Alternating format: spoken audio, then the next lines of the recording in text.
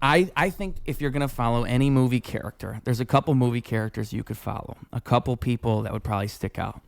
The Big Lebowski's a good one. Shrek's probably a good one. Wow. I mean, Shrek doesn't go wrong. Shrek has good values. Especially the first two movies, particularly. Exactly. Like, if you don't even need to watch the third and fourth one. You could just watch those yeah, two. the first two are the most canon. Yeah. How do you feel about Shrek 5? You think it's going to be... I think we're getting our Shrek back. I feel like if you look at the comment sections, people are bullying DreamWorks into getting the original design back. Like Sonic? Yeah, like Sonic style. Yeah, I hope so. I mean, I think it's funny because with the whole thing, you'll see people saying like, "Oh, it's a new type of animation now. It's 2025." But then there was that Incredibles movie that came out a couple years ago, which was the same animation style as the original Incredibles. She's still thick, thank God. And she's still thick, and it all looked great. If Miss Incredible was not thick, yeah, God helped what would have happened. They Tomb Raidered her. Yeah, if they or Lola Bunny. Yeah. Remember they took Lola Bunny's thickness away and they all went crazy online. Oh, I remember that. Yeah. I mean, it was like memes of like Joe Biden being like, "Get rid of the bunny's tits." Yeah. If Elastigirl was not the same, it would have been a whole different movie. That is a great point. There would have been hell to pay. There would have been hell to pay. Yeah. Been knocking on doors. Mm-hmm. J6 Part 2. But here we are with Shrek, and we have Shrek looking a lot different than the original Shrek. Yeah, very. Yeah. And Donkey too. They gave Donkey the fucking Gianni haircut. They were trying to gaslight people. I remember I saw people saying like, "No, it doesn't look different. Like it looks the same. You just think it looks different." And or they're like, "It's for a new generation." Yeah. You can't do that to Shrek. I don't think you see the green text thing where they predict what the story is because he's got a daughter, so he's going to be an overprotective dad. I think I did see that. I'm leaving the swamp. How dare you? And then she's like, "I'm sorry I left." And he's like, "No, I'm sorry. You need to fly free." And that's the whole movie. We're still going to see it. But Shrek family dynamic, that's what we're going to get. I thought Shrek had a bunch of kids. Dude, I got to show you this, though. While we're talking about it, Donkey's fucking hair looks so bogus in it. Donkey Shrek 5. I thought Shrek had like 5 or 10 little ogres. Like, wasn't that the whole thing with the holiday specials and the last things they did? Yeah, and they had the whole thing with the donkey wing dragon baby things. Yeah. Look at his fucking hair. Yeah, those. Look at how they massacred my boy, dude. There's Donkey's original hair. Looking pretty suave, looking pretty good. Suave, a little gelled up. And then they give him, fucking Google, come on, you fuck. They give him this monstrosity in this new one. Look at my yee ass fucking haircut. How you finna do Donkey like that? I said they gave him the Gianni. There's this guy named Gianni. He used to be a dentist who had hair just like this, who thought he was making some kind of new style, and then some meme groups we used to be in bullied this guy because his hair looks crazy. Like it looks, this guy, Gianni dentist. Let's see this guy. Gianni dentist hair meme. This fucking guy. This dude. Oh, wow. This is what they made Donkey look like in Shrek 5. If y'all don't get the fucking Gianni haircut off of our donkey. Look at that thing. It is the same. It's like super like thin hair. It makes your hair looks like you're like, it just looks so bad. It's hard to understand why you would do that. It's like you fell asleep at the sleepover first. Yeah, and you woke up while they were fucking with you. It's like infinite bedhead, like if you just can never fix your hair after you fall asleep and it's just always fucked up. Like it looks like that, but on purpose. Standing up, electrocuted. Yeah, like you're like on a movie getting electrocuted and your hair is like stuck in position. Yeah. Beamed up. Yeah. And again, it looks thin. Like for some reason it looks thin. And you're so on point because that's how Donkey's hair does look. It looks like his hair, maybe they were trying to make him look older, and so they were like, "Oh, let's thin his hair out a little bit. Let's like." But he was a noble steed, and now he just looks like a cluck. But they're thinking, "Oh, Donkey's only lived 20 years, so maybe Donkey's gonna die in Shrek." I wonder if they're gonna. I don't think. You think they're gonna do a passage of time thing? I guess maybe because there's a daughter and everything. I don't fucking know. I have to imagine Shrek's getting older. Shrek's going to be dealing with older man problems now, because not only does he have a daughter, but he's like becoming an old ogre. And the people who would have grown up with Shrek are now into either their 30s or their 20s, which means, we're in a generation now where men are having problems with their wee-wees at 20 years old. So we're going to have a fucking Blue Chew ad in the middle of it. Only it's going to be Green Chew. Green Chew. Green Chew. Yeah. It's like how they make the green Oreos and the... You know what I'm saying? Maybe it'll be like modern problems. Like maybe Shrek's daughter will have like an OnlyFans, and that'll be something Shrek's got to deal with. Ogre fans. Ogre fans. She got an ogre fans. She's filming content in the swamp. Yeah. Not in the swamp. Yeah. Anywhere but the swamp. It's like black to where she's on the couch. She's getting a train around her by the merry men. Yeah. Oh, merry men! Shrek wakes up to a whole different situation this time around. Shrek walks in on it. Brutal. Yo, dude. Honestly, Shrek 5, if they had that type of direction, they might be really interesting, you know. I do think they will do something like appealing to that. It's the passage of time thing. That would make a lot of sense if they do it that way. From then, they're gonna have to acknowledge Smash Mouth's singer passing. That was a big one. Yeah. I mean, they're touring now with a new guy. God bless. They got to keep the dream alive. Yeah, man. Shout out Smash Mouth. Somebody once told me, man. Somebody. That's my favorite song to sing for karaoke ever. Did we want to talk about that the last time about how I think so. You guys go to karaoke and you sing that song to all the different instrumentals, that too, right? but also like homie crashing. Oh, I mean, you know, God bless his story and everything. Oh, Homie he's crashing out. The homie who passed away from Smash Mouth. He had like his last show. He's just like blacked out on stage. Like, yeah. You seen that? Yeah, I think you showed me. Yeah. Sig Heils. He's like, I'll fucking kill everyone here. And he's just like pissed drunk. And then he died shortly thereafter. Hey man. Damn, he was probably going through it. He was vibing. Yeah. No, yeah, it seemed like he was going through it. But, you know, God bless him. Gave us some good music. Other songs, too. Walking on the Sun. He's got a very iconic voice. Yeah. Like, I mean, it's certain vocalists like that. They're like, you can try to imitate them, but they have such a distinct voice. It's like Nicolas Cage being Nicolas Cage himself. Like, you can do a Nicolas Cage impression, but you can't be Nicolas Cage. Sum 41, like all the artists on the Tony Hawk soundtrack. It's like you hear something like that, it's like fucking mozzarella sticks are warmed up in the next room. Yeah. Fucking it's Friday. Dude, I was riding my electric skateboard home the other day, and I realized I can play the playlist. Like, if there's a playlist on Spotify of the songs from each specific game. Pro Skaters? Yes. I was like, this is perfect. So they put Bam and then the new redux of the third one. Is third or fourth? The one where it's like Team Tony versus Team Bam.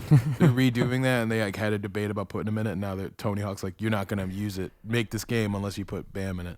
Cool. Shout out Bam. I got to meet him like a year ago. Bam Margera is an interesting character. Legend. He's still skating. He's still like, there's still clips that'll pop up of him skating. It's just like, you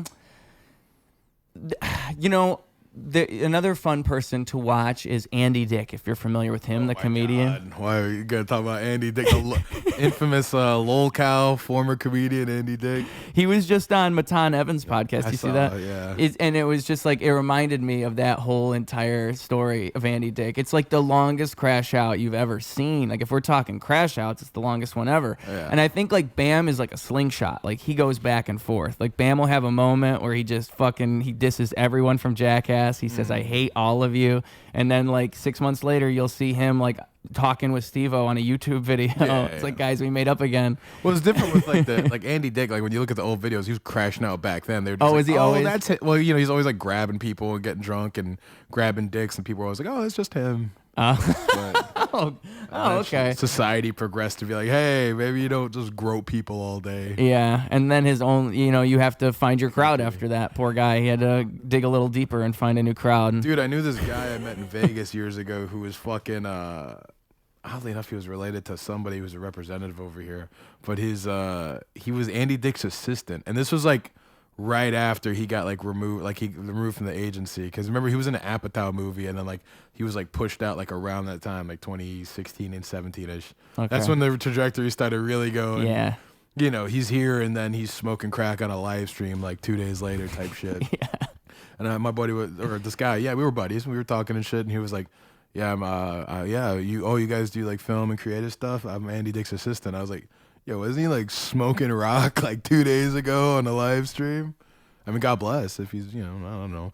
I mean, it got darker since then. I mean, you know the Chronicles, right? Yeah. Thing with the whole him being in the van and all that shit, and all those people and that. I whole elk. remember the bullet points. I'd have to watch like another recap thing on it, but I know him getting arrested like 40 times. Yeah, and I've seen him, like, I know he used to stream or at least post videos from, like, a bedroom with these people as well. Like, just it was just, like, a weird-ass situation. Like, it's like, I remember watching it, and it was the type of situation that I would think would happen if you hung out with those guys. Like, you're in this, like, murky-ass room, you know, you're probably got, like, drugs hiding away, you know, you guys are all, like...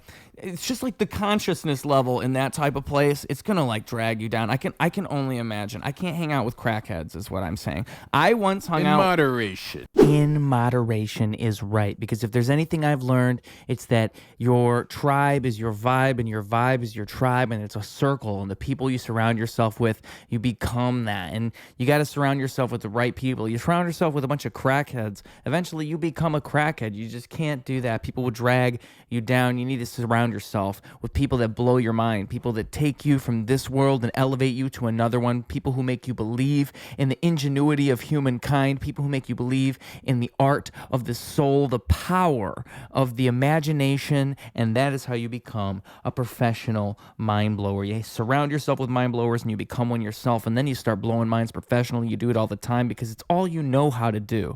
And you might as well become a professional. You are a professional mind blower. The question is how. What do you do? And what do you do that other people can't do, that if you did it, they'd be like, whoa.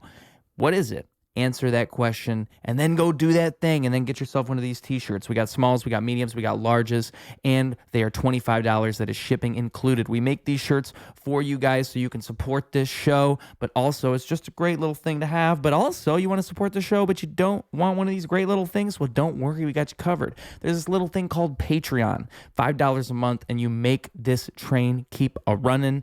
We need some fuel, and you could be that fuel. You like what we're doing, support it, let us know through Patreon. I've got exclusive podcast content on there. I've got music that's only coming out there, nowhere else, and also my music comes out there early, so you can hear it before you hear it anywhere else. These are all perks for the great thing that is supporting this show and helping us get bigger and better and awesomer. We want to have the biggest, bestest guests of all time, and the more you guys support this, the more time and cash I can dedicate to it, and the better I can make it in front of you for your eyes. I really love doing this. I really love bringing people in. Like I said, everybody's a professional mind blower, and I like bringing people in and showing how we can all be so proficient in our own categories, and we can all do something and excel at it, and how we can all talk about different things and have different topics that we know so much about. It's an awesome thing just to get to know somebody and to let somebody shine.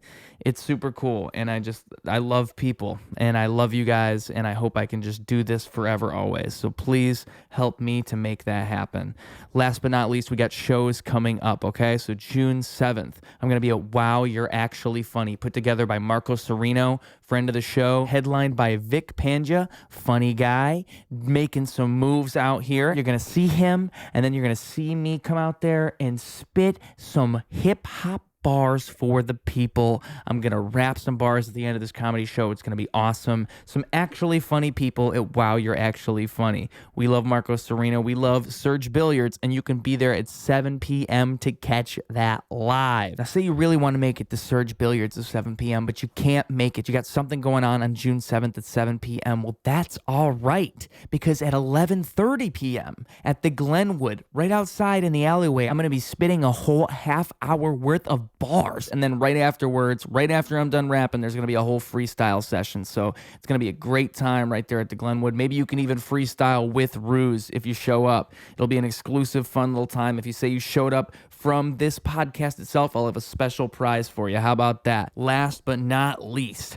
on June 19th, Ruse makes his grand return to Roast Battle. That is right, Ruse is coming for everybody. We love Roast Battle. We love them for giving me the opportunity to do this and giving all these comedians the opportunity to do Roast Battle. It's a great spot for comedians to shine, and it's a cool thing. It's a cool way for people to be creative and think outside the box, and we love that here at Ruse Radio, whether it's music, whether it's comedy, whether it's anything. Let's get people in a situation where they have to use their creativity. That's where the best, most magical stuff happens. So we love Roast Battle, and I can't wait to have you guys there to witness me making history, destroying people's hopes and dreams live on stage at Zany's at 9 p.m. Thank you guys for tuning into this episode. Let's hear more about Ruse's Crackhead Chronicles. I remember there was a coworker who said, like, you want to hang out. Oh, no, she told me that her girlfriend did crack. That's what it was. I think she told me her girlfriend did crack. And then she said, like, do you want to hang out with my friend? He just got out of prison. So there's these two factors, right? And I'm like, sure, this sounds like a good time. I'm just going along with it, right? So I go with her and I hang out with her friend who just got out of prison. And I remember... Did you know what the charge was? No, I should have asked. That's usually the main thing. Yeah, I forgot that. She killed her whole family, you know. Oh, nothing, no big deal. He was just accused of murder. He didn't do it. He didn't do it or anything. He's just in prison. Free my boy. Anyway, we go over there, and I remember, like, I got drunk, and then I smoked a blunt. I did both of those things, and I get crossfaded really easy. Like, I've learned I cannot do those two things. If I do, I have to be real careful. You know, probably should, like, go by certain rules, have a lot of water, eat a lot of food throughout the day, like random shit. Like, even eating food when you're drinking is a good idea. But, like, literally, if I overdo it, I'll just I'm out of there. I'm telling you. So I remember, like, that happens at one point. I'm just kind of out of there. And I remember, too, like, there was these two girls there and the guy, and he was, like, they were, like, trying to, like see if I was attracted to these girls, you know. They were saying, like, oh, would you want to, like, no. Like, I think they were trying to get me to do something. And I'm like, no, seriously, no, I'm good. Like, I was just so high, and I was not attracted to these girls. So I was just telling them, like, no, I'm all good.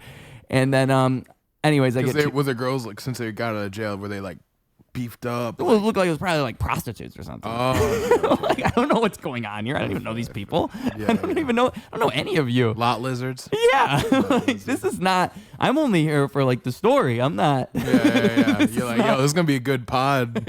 Pod material. I saw the future. Yeah.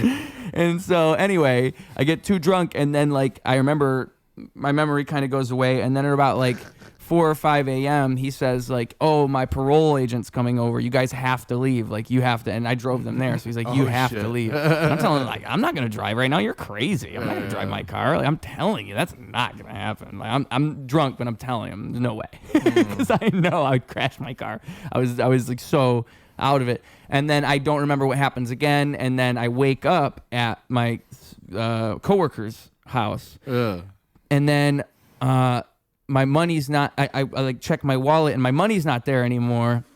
And so I'm like, oh my God, like they stole my money. They Cardi B'd ya. Yeah, I got so drunk, they stole my money, and then they took me home. I probably, like, I think did I pee my pants? I can't remember. For some reason, my pants. Hey, who pissed my pants? I woke up in different clothes too. That was another part of it, you know. Damn. I was wearing different pants, which were like Coca-Cola, like nighttime pants, you know, those comfy pants, and then like a t-shirt that wasn't mine. Oh, and so then I had to go back over there to get my stuff. So I had to take I didn't have my coworker to guide me. I had my coworker's. Excuse me, I got a burp. Oh, you're good. Oh, that's a carbonation. That's the Shrek in you. Yeah. I had my coworker's girlfriend, the aforementioned Crackhead, had to give me directions to the guy's house because my coworker couldn't. She didn't know his address, so I needed the Crackhead to do it. And so I'm like, okay, fine, you know. And so I remember I take the Crackhead there, and we get there, and he tells me he threw my pants across the street. So, like, my pants were, like, in a bush across the street. They're still there, though, at least? Yeah. Nice. And he's, like, trying to say, like, sorry, you know, like, he wasn't trying to be a dick or anything. It was just his parole officer was coming over. I'm just thinking, okay, so bro. I had to see you naked. I had to see you naked and tell you to go get in a car accident. I'm telling you, there was no way I could have driven that car. I thought you were going to say when he said the parole officer, like, yo, someone's got to fucking fill this cup of piss or I'm going to jail. So maybe he extracted some of your pee-pee. Maybe that was the plan all along. Got you to pee your pants and just put your hand in some fucking warm water so you peed. Yeah. And just like wrung out some of the pants in a cup. The more I think about it, like it could have been like maybe I did just get drugged. It's possible. Like they could have just drugged me for all I know. Did you get Slip something. Butthole hurt after? That no, but I don't remember that part. Hey. So maybe I just blocked it out. Maybe that's how that works. You know, you repress your memories. Maybe I got buttholed and I don't even know it. But the other thing I wanted to say was, so when the crackhead tells me pull in this gas station, right? I pull in the gas station and I can't remember why, but there's like money there, like there's money, and so like she like says something like, "Can I have that money?" And I say no, and then like she just snatches the money and then runs out of the car. And I'm like, oh my God, like what is happening right now? And I remember the whole time I was driving, I was like looking in the rearview mirror, just watching her kind of like side eye everything. And like, you know, this is before I moved to Chicago and I'd seen crackheads. Let's figure, this sounds like Michigan crackheads. Yeah. Chicago crackheads, I mean, they're still crackheads. They're different. I mean, you're going to see them again. Right. I feel like Michigan, they could just go into bushes and never be seen again. Versus over here, a crackhead does you grimy. You'll see them on the train the next day. Yeah. And have to figure that out amongst yourself. Yes, absolutely. Absolutely. So that's why I sit at the front of the train from here on out. Yeah. But anyway, so yeah. And then afterwards, she had me pull into a street and then she had me park behind a truck and she got out and obviously bought drugs and then got back. Like she led me to a drug deal, which was funny too. Like she led me to a drug deal on the way to get my clothes This implicated back. you in like 5 different things. Yeah. And this is my first ever crackhead experience. I learned how they work. At this point in the story, Or like now I'm when 27. I'm about to be 27, and the story happened. Must have been like 22, 23. Oh damn! But once you move to somewhere like here, like I said, you see them all the time. Like you said, you see them all the time. Yeah. But they're a different breed. They're a whole different kind of crackhead around here. And like, because even if they scam you here, you know, maybe they sing or something. I don't know. No, that's what I was gonna say. They sing, they monologue. Yeah. Monologue. They do all kinds of shit. They do the whole script of Glengarry Glen Ross with just them and the voices in their head. Just like a week ago, I was like sitting on the train and a guy was like, kept like grabbing the thing and kind of swinging from it, like doing that, and then he would kind of go over and then he would go back. He kept like doing this with his hair, you know, and I'm just thinking like, oh, whatever, at least he's not like doing more than that. Like he's actually kind of minding his business. People or something like that. Yeah. Or sometimes they'll just straight up talk shit. Like, you know, sometimes they'll just look around and talk shit to everybody. Oh yeah, dude. To me, that's what I don't even want to sit here no more, bro. Like, I don't want you to roast me now. Like, goddamn. I had my mom and my brother there once, and the lady started roasting all of us. She was like, "Oh, fuck you and fuck you," and I'm just like, "Damn, like, bro, that's my mom, bro." Yeah, but you're like, I want to speak up and defend my mom, but I also don't want to get stabbed in the neck on Live Leak right now. Exactly. I know how crackheads operate. This isn't even a reality to them right now. They're in an alternate dimension, like talking to goblins. Yeah, they don't know what's going on. The red line's right there, man. Anyway, the guy, I remember I was minding my own business, and then he whips out the crack pipe, and I'm like, oh, now I gotta fucking move. I can't sit next to him while he smokes crack. You ever smelt it? Yes, and that's what scares me. If I smell it, like, isn't that like secondhand smoke at that point? Aren't I like 1% doing crack? Right? Yeah, that or meth. You ever smell meth? No. Laundry materials and shit. Yeah. I think crack's more like plastic, right? Crack kind of smells like plastic. I remember back in the day, they probably still do, but you know the fucking metal spoon or the straw from 7-Eleven? Yeah. Come on, they know what that was being used for. Crack pipe. They knew their clientele. 7-Eleven was selling fucking crack pipes the last like 30 years. I like that hustle, honestly. You know? Yeah, they're like, let's throw a bone to the guy who holds the door open for everybody. That's like how WWE will give you like chairs, commemorate chairs. It's like they can use this, and they're also a customer, and they'll want this. Well, I have been seeing. I think you got to pay for some, depending where you sit on the ground. Yeah, you might have to pay depending on the event and X, Y, Z. Which also WrestleMania. Did you watch it? I didn't see all of it. I watched the 2 main events, and then I need to go back and watch through the other. It was a good one. It was a good Mania. You think so? Yeah. On a scale of 1 to 10. Give it a 7, 7.4, 7.5. I'd give it like, so if I watch the whole thing, I might change my mind. But just based on the card, I'd give it like, and what I've seen already, because I saw the 2 main events. So it was the triple threat, and then obviously it was Cody Rhodes and John Cena. So those 2 matches I've seen for sure. Triple threat from the first night with Rollins and them? Yeah, those two main That events. was fire. Yeah. That was fire. Wise Man going crazy. Yeah. Yeah. I mean, I would say two had the best top to bottom card. First, obviously, the main event from the first one was a little better. But yeah, man, great time. I think because last year, you saw last year's, right? With how it ended with like the whole Avengers kind of shit where it's just constant interruptions. That was amazing, and it was kind of universally liked. So this one had to be But that's what I was. Empire Strikes Back, divisive. Hey, fuck y'all, fuck y'all kids. Bad guys win. Cry about it. We're not selling toys. Snoop Dogg's not coming out 5 times. Bad guy John Cena is gonna leave a bad taste in your mouth. I love that. I was like, and also his entrance didn't really have theatrics. He was just like, play my song. I'm running out. Last time I'm doing it here, like, cut dry, just like fuck you. I thought that was pretty great. Yeah. Dirty Dom too. Dirty Dom won the Intercontinental. Got a big pop. He won it in a clean way. I think that was sick. Dominic. Oh, you won it clean? Yeah, Dominic Mysterio won off a frog splash. Dominic Mysterio is probably one of those people that he's going to there's a few people where I feel like you can see a longevity in their career. Like if they just keep doing what they're doing now. Underrated in-ring performer for sure. Yeah. What is it? Braun Breaker? Is that his name? Yeah. He's, to me, he's like the next Brock Lesnar. Hey, we've got a dog check. Dog check. I'm gonna keep going until you dog check with me, dude. Yeah, he's sick. Sorry about that, sir. That was fire. Never been dog checked before. He came out and he fucking hit Roman Reigns last night on Raw. Too. Right, and now he's officially a Paul Heyman guy's the whole thing, which is he's like an crazy. Associate kind of thing. It's the Raw after WrestleMania is always the best. Always the best. Yeah, they did a lot of shit. You got all the drunk shit. people who've been there getting drunk for like 4 days. Yeah. Man, it's crazy time. I mean, I really like the idea of having big, solid heels again, because I feel like that's like when The Rock did it, and then John Cena does it, and now we got Seth Rollins as a heel again, and I think fucking Becky Lynch just turned heel now. Yeah, the New Day had a cool heel turn last year. It was okay. I think it's kind of been drawn out, but it was fun. You have to do something different. You got to do something. Biggie and all that. Especially being them, they've been around so long already. Yeah.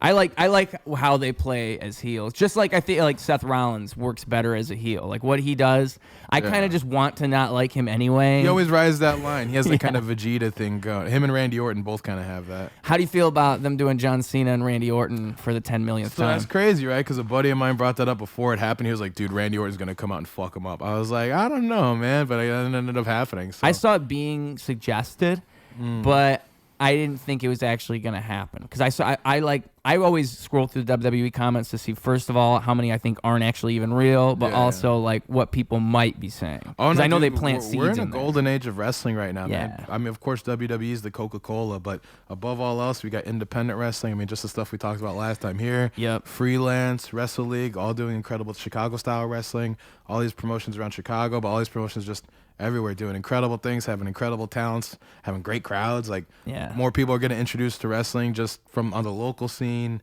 I mean, of course, AEW is great. You know, people coming to have fun at that. But yeah, man, you can't fuck with the Coca-Cola of it, with the Super Bowl of wrestling. You just can't. WrestleMania, doggy. I wish you could. I wish there was a way that someone could come around and fucking show WWE how it's done. Because, I mean, not saying they're the worst or not saying they're bad, but it's like that's why everybody yearns for like another Monday Night War. That's why everybody wants another. That was the hope with TNA. That was the hope with AEW. But over time, it just kind of becomes. It's like the Heisenberg scene in fucking Breaking Bad when he says "Say my name." Yeah, it's like that. I would argue like just like back then where you see the influence seep over. This Mania was heavily AEW influenced. You can't deny that. That's true. The fact that it was so cut and dry and it was so mark heavy. You know, when it's WrestleMania, you already have the marks there. You know, they're cheering the bad guys. You know, they're cheering when you don't want to cheer and booing the people who are there to sell toys. I think it'd be such a good move if they do a WrestleMania overseas, because those overseas shows have crazy crowds. They had fucking Saudi Prince there on night one. Not even hiding it no more. They're like, and introducing the Saudi Prince. He's just there like, yo, what's up? I did 9/11.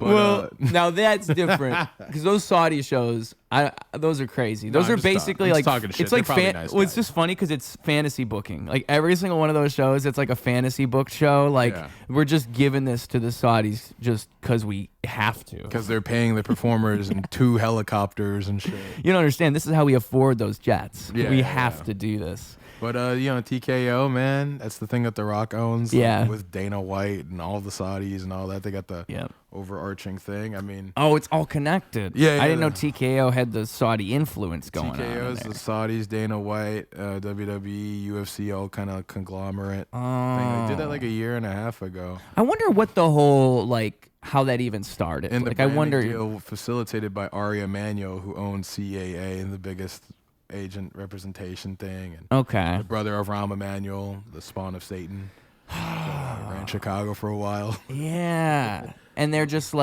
saying, hey, we'll fund these things. And it's kind of like a deal you can't refuse if you're like Dana White or you're someone like your Vince McMahon. I mean, Vince McMahon will probably take all kinds of deals.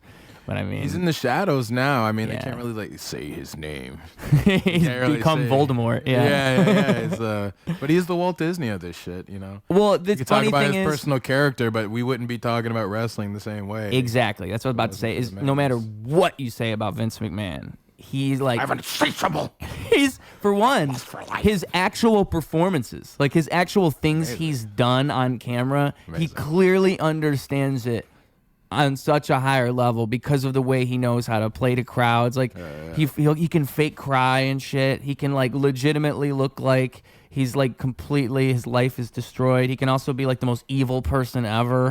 He's one of the best heels of all time, arguably. Him versus Stone Cold's one of the best feuds of all time. The best feud. Yeah, it's what brought a lot of people into wrestling in the 90s. Anybody can relate to it, man. Yep. Fuck my boss kind of thing. And that's got to be a brainchild of Vince in a way too. He understands that's people. That's one thing that's so cool about if you can be a good heel is if you understand that making people hate you is exactly what you're trying to do, and then play into all the things they hate about you. To do that just right, someone like him, you really want to fucking hate him. It's kind of what the whole thing is with John Cena turning heel. It's constantly waiting to see how he's gonna make people hate him again, because people like him automatically no matter what, because he's John Cena. Yeah, last night he was when he was doing the bad guy thing, the crowd was loving it. And they're Yeah. we're sorry. They're apologizing to him and shit. Yeah. It's great, man. It's like what you said with art imitating life, with all that kind of stuff. It's Yeah. just like real life, man. The bad guys, you cheer the good guy, you boo the bad guy. Regardless, they're both still gonna be there tomorrow. The guy who doesn't get a call back is the guy who gets no reaction at all. The guy who walks in and they're like, he's trying to be bad, but I gotta fucking pee. You know what I mean? When that happens, that's when you know it's donezo. Did you ever see it was, I think, John Cena, and John Cena has a few of those promos where he destroys people. I mean, there's the Roman Reigns one that The a lot of people rapping know. ones? No, I mean when he You see when he got kind of racist with Eddie Guerrero? Yo, I heard about your green card. It's so fucking crazy. You ever seen that one? Not that one. He calls him a wetback and shit. It's nuts. He's like, I'm gonna leave you in the Gulf with a wetback. I'm like, yo. So that shit was wild. I mean, John Cena 2000 to 2005 Yeah. was a whole different John Cena. Word life, thugonomics. Basic thugonomics. I had that fucking album. I don't care. John Cena's album is fire. I agree. I think John Cena's a good rapper. And he made them songs with Murs. He valid. He fuck with rhyme sayers. He fuck with underground hip hop. I think he's really good. He just doesn't he's one of those people that would be good at all kinds of things. He's just such a round person. His soul, his spirit is so prevalent in what he does and everything that he does. Fire. That's why it comes through. That's why Peacemaker. he's that's why he's he's kind of like The Rock. Why people love The Rock. It's not necessarily just what he was doing as a wrestler. It's his whole character. I mean, The Rock has done some rap songs, but that was not quite the same as John Cena's rap songs. What are you saying? He sings. Did the fucking Moana shit. That wasn't bad. What can I say except yeah. you're welcome? Yeah. But fucking John Cena is I feel if he's on the right beats is what I was gonna say. If he just did because John, it's like Will Smith. Will Smith could be a good rapper, my but he does corny rap. And if he just did 808s and shit, he'd sound cool. It's John Cena. If you just did newer sounding rap, you'd sound so cool. Did you listen to Will Smith's new album? No. Oh, dude. Oh man, doggy. You gotta check it out. Dude. Yeah. It's 12 tracks. He references the Chris Rock thing 8 times. Oh no. It's pretty. Oh no. And he's just talks about they tried to cancel me too. It's no one tried to cancel you. They tried to cancel him, man. Some people wagged a finger hey, you shouldn't assault people at a public event like that. That was pretty much the bull. Did you ever see his apology? No. Where he apologized like 10 months later, and the whole time he's apologizing, it's like his water bottle company's in frame. He's, like, trying to sell people shit. Will Smith fucking sucks, dude. I grew up loving him. He still got great movies from the past and everything. And then when he started crashing out, was it 2016 or 17? Because that dumbass concussion movie. Yeah. Yo, I did an accent for 3 hours and they didn't give me an award. It's like, it doesn't work like that. Yeah. I don't remember that. I don't think I That was the ever whole saw thing. that. That was around the time when they did the whole Oscars so white thing. They were like, yo, Oscars are too white. And then that's where the whole riff with Chris Rock happened, because that's how it started, because Chris Rock was hosting and they were like, Chris Rock's wrong for still hosting. He should step down. He talked about that in the stand-up, and he's like, fuck you mean trying to fuck with my money for? And they were like, how dare Chris Rock still host? And that's where like the little riff started, technically. But I thought, wouldn't they want a black person to host? Hey, I don't know. I know they did their little, what's the channel that fucking Spike Lee owns? They did like a offshoot thing there where they give Will Smith his award and pretend like it was a great movie, even though nobody fucking watched it. I mean, what another thing with that Will Smith slap thing was that he got Will Sloth, yeah. Smosh. Dude, whatever the fuck, Will Smosh. When he did that slap, right afterwards they give him the award, which is what made it so much weirder. Like, everybody's just kind of like that. If you didn't already like not do anything, like the fact that you're all just gonna like play it cool while this guy's like obviously like if I were to go up and punch somebody in a bar, you're not gonna all act like that was completely normal. Like, it's just anybody watching that could see that and be like, that's a weird way to react to such a thing. And then yelling after doing it. Yeah. I think it's just like, overall, it's probably simple mob mentality. We around it like 10 times. We're like, Yeah. did that really happen? And then we saw that fucking Associated Press thing from Japan that everyone saw, where they had the uncensored thing of him yelling. Yeah. Because the 10-second delay, they hit that button on the live thing. And where he's yelling about his wife and shit like that. And even though he didn't do anything to the 19-year-old that was plugging his wife. I don't know, man. And that actually makes it seem like it makes more sense if you know the reality of the Will Smith situation. You're like, oh, well, why would he even want to fake that? It doesn't make him look good. And so it's like, to me, it's a mob mentality thing, though. If you had like a bunch of people all together, like, you'd like to think it's like, oh, Hollywood, these people are all crazy. But really what it's more like is if you had like a room full of people that are like supposed to be professionals, and then one person does something unprofessional. If no one in the room says, hey, that was unprofessional, everyone kind of feels like you'd feel awkward if you're the one guy who has to say it. And so then nobody says it, and then it's been too long, and now nobody feels like they should say it. I feel like that's more like what happened, but it's still weird. I do see the double standard and people being like, yo, they banned Will Smith for crashing out, but they fucking gave Roman Polanski an award. Yeah. You know, I see that dichotomy too, but I don't know, man. Yeah. Fuck that whole... I just don't like award shows to begin. If you're not going to have people vote, I don't even understand the point of an award show. What is the metric? Yeah, exactly. What are we doing? Is it just, you're just having people who are like anointed to pick these things? We don't even vote on that. And then every year there's a controversy of like half of the staff being like, we didn't even watch the movie. Right. It's like you see that shit like that every year. I don't know. I barely watched half the movies. Did I even watch any of the Oscars this year? I saw some of the fallout. I don't know. It's all fucking horse shit. Ricky Gervais should be hosting it. I like Conan, though. Shout out Conan. Oh, I love Conan. I saw some of his bits. That was funny. Conan's cool. Shout out Conan. Conan's probably one of like the only, like the last remaining giants of late night TV. Yeah, because I mean, I don't think anybody has that. Or Jimmy Kimmel's gonna go up and fucking cry all day. That's what I'm saying. Or like Jimmy Fallon is gonna do the same thing he does all the time. I'm glad you're here. Oh my god. Oh my god. Oh my god. I'm a fucking alcoholic. Oh my god. Dude, like, to me, it's. I just don't even understand. Like, to a point, like, I want to like that kind of person, but like I couldn't. Like, how do you put that on? I couldn't even do it. Like, if I was to like respond to people like that, like if you were talking to me and I was like, that's crazy. To everything. Like, dude, I could not fucking. You want to do a fake Jimmy Fallon interview right now? Pretend I'm coming in like this Tonight Show right now. All right. So right now, we've got an amazing rapper, one of the best rappers I've ever heard. I listened to his latest album, Gone Fishing. My daughter listens to it every single morning. Every morning I wake up, she's listening to this guy. It's Tim Perez. Give it up for Tim Perez, everybody.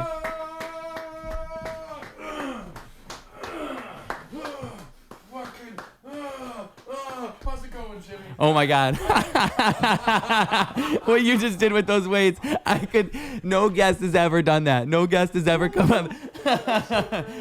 I love you. I want to say the people love you. I love you. I hope you know that. I love me too. You know, the music you make. I mean, how do you do it?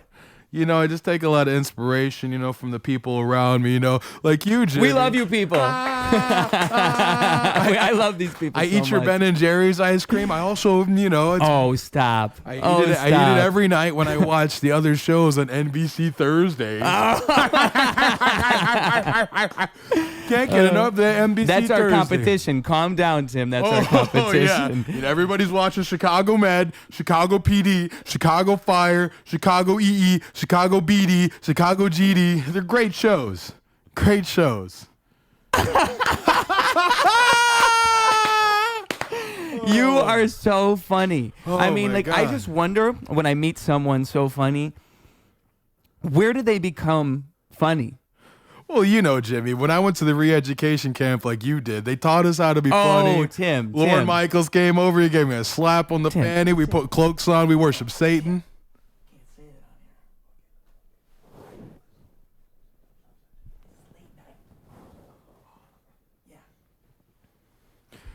So anyway, You know. I love you. Oh, I love you too, man. I actually love you. Oh, man, me And honestly, too. I heard that you love Jesus. Are we? Okay.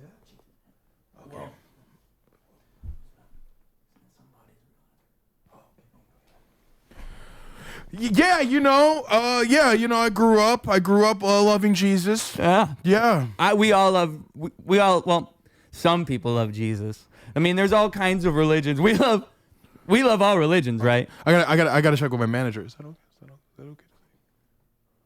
Oh, okay.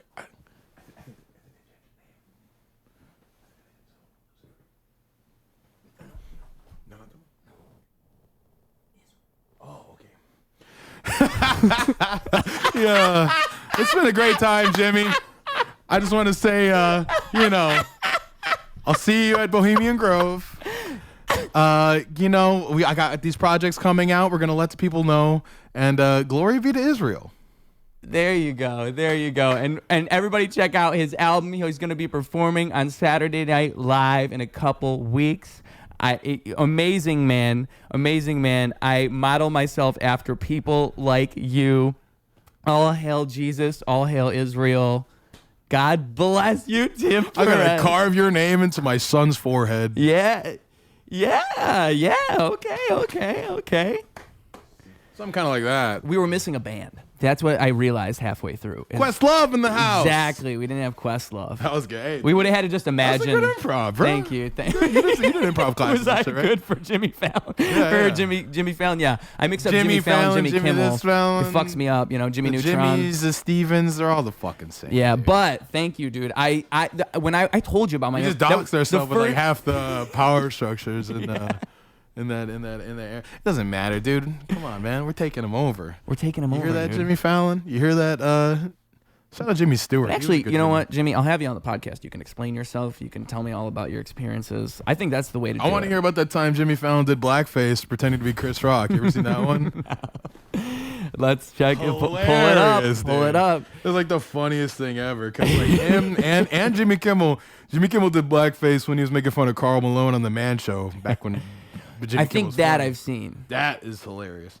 But this one of Jimmy Fallon blackface. He actually, oddly enough, he does a really good Chris Rock impression. Where is he? Man, oh man, read this book. Who wants to be a millionaire? Guess what? Not a lot of black folks on the show, right? Wow. Not a lot of black folks on the show. You know why? Because black folks don't like to answer questions. Well, they want to be millionaires, but you got to ask that kind of question like, in 1981, how many grams of crack did Rick James smoke when he recorded Super Freak? Did you ever see Ted Danson's blackface? Yeah. And Whoopi Goldberg like wrote jokes for him. So That was, one's like, pretty his bad. out. He was like, was he married to Whoopi at the time? Yeah. So he like got his out. Sure. Yeah, Shout out Teddy Dance. That one is actually that boss. one's a little shocking, but then I compare it to the Ted Danson one, and I'm like, well, that's not as bad. As bad as that one. Yeah. Hey, did you ever see the president of Canada? No, crazy. Yeah, right, He did it right. like 8 times. That's the crazy part. No, he didn't just do it once. He did it. There's a photo albums of him in blackface. Yeah. Well, you That's know, crazy. the only reason I even think that's crazy is because it's one of those like standards for thee but not for me things. I know he's throw the the stone. exact type of person that would talk shit about someone else. For humankind. Yeah. So that's why I'd be a hater. Yeah. I mean, like, because every single one of those examples they were at the time. Now you wouldn't do it because you know the public perception, but at the time it was for comedic effect. They weren't really trying to make anybody mad. They weren't. But it's, I mean, like, it's like, I can only think of a few recent examples, like Tropic Thunder. You had Always Sunny do blackface. There was a couple other ones. 30 Rock had a thing. Oh, too. did they? Yeah. Yeah. Used that episode. There was an episode of Community where he was painted as an elf, a black elf, he said, but it was blackface. And, like, that was the joke. And they're like, oh, my God, like, you can't have that. You look like you're doing blackface. And he's like, no, I'm a black elf. We're playing D&D. Different times, man. And that wasn't even that long ago. No, that's what I'm saying. Community is what, like 2010 or something? Yeah. Different But I feel like I don't even know. I don't know if you would do it again now. I feel like shows like Always Sunny, maybe. Always Sunny was doing it for a while. They might still do it. And then I saw the whole thing with Mac's homie Ryan Reynolds. Of Of course, it's all a bunch of tabloid gobbledygook, but my sisters and the women in my family put me onto that whole Ryan Reynolds controversy, that whole thing. I don't know if I saw it. I don't know. I saw I JD can't Vance was like there was a paraphrase the whole picture of him like looking cool next to 2 other girls when he's 15 and everybody's talking shit and it's like he looks just like he's near the urinal? Yeah, dude. That's a funny one. It's just a joke picture. It's like just a not fat even- guy next to a bunch of girls pretending to pee in a man's urinal. It's funny. Yeah, like, Pretty chill. and they were trying to talk shit. They put that picture out saying like, "Wow, look at this guy. What an asshole." I mean, he's had awkward teen years. I mean, if there's a thing to I wish there were more pictures of me looking like that. in the girls' bathroom, I'd be posting that shit. or that dude. was in the men's bathroom technically. But I with guess. women. But with women, girls in the boys' bathroom. There's something about that, you know. Well, JD Vance met the Pope, and then the Pope died like 12 hours later. Pretty fucking dope. I saw that you posted that thing where he became the Grim Reaper for a second. There's some good memes about that. I mean, hey, the Pope's dead. By the time this will be aired, he'll be fucking way in the ground. I'm telling you, it can't be. It cannot be something that's a coincidence. I've seen things like this before. I've read a lot of documents. This is crazy. And actually, I think he killed him. I think that's what happened. I think Americans need to know. It's like a combo Trump and RFK. My problem is I start going to Trump all the time. You know, it starts. RFK. I feel like it's not too hard. See, RFK, I had one day. I had him for one day. Chocolate! It has to sound like you're trying to talk, but there's a scratch in your throat. It's like Tasmanian Devil, dude. You sound like you're doing like sound effects for The Walking Dead. That's fucking. That's just the red line, dude. It is. That's the red Dude, line. I learned I cannot make 2 too p.m. many red line jokes because red line is like pure comedy a lot of the times for real. You see a lot of crazy shit there. Oh, even when you're fearing for your life, it's all good fun, right? I mean, that's kind of that's what you have to console yourself with at the very least. Like You this is know. at least if this is how I go, this is a good way to You do have it. that little reel play in your head. You're like, yo, either I stand up and do something, either I'm Daniel Penny or I get the fuck out of here. Yeah, You know what I mean? Usually it's the latter. yeah.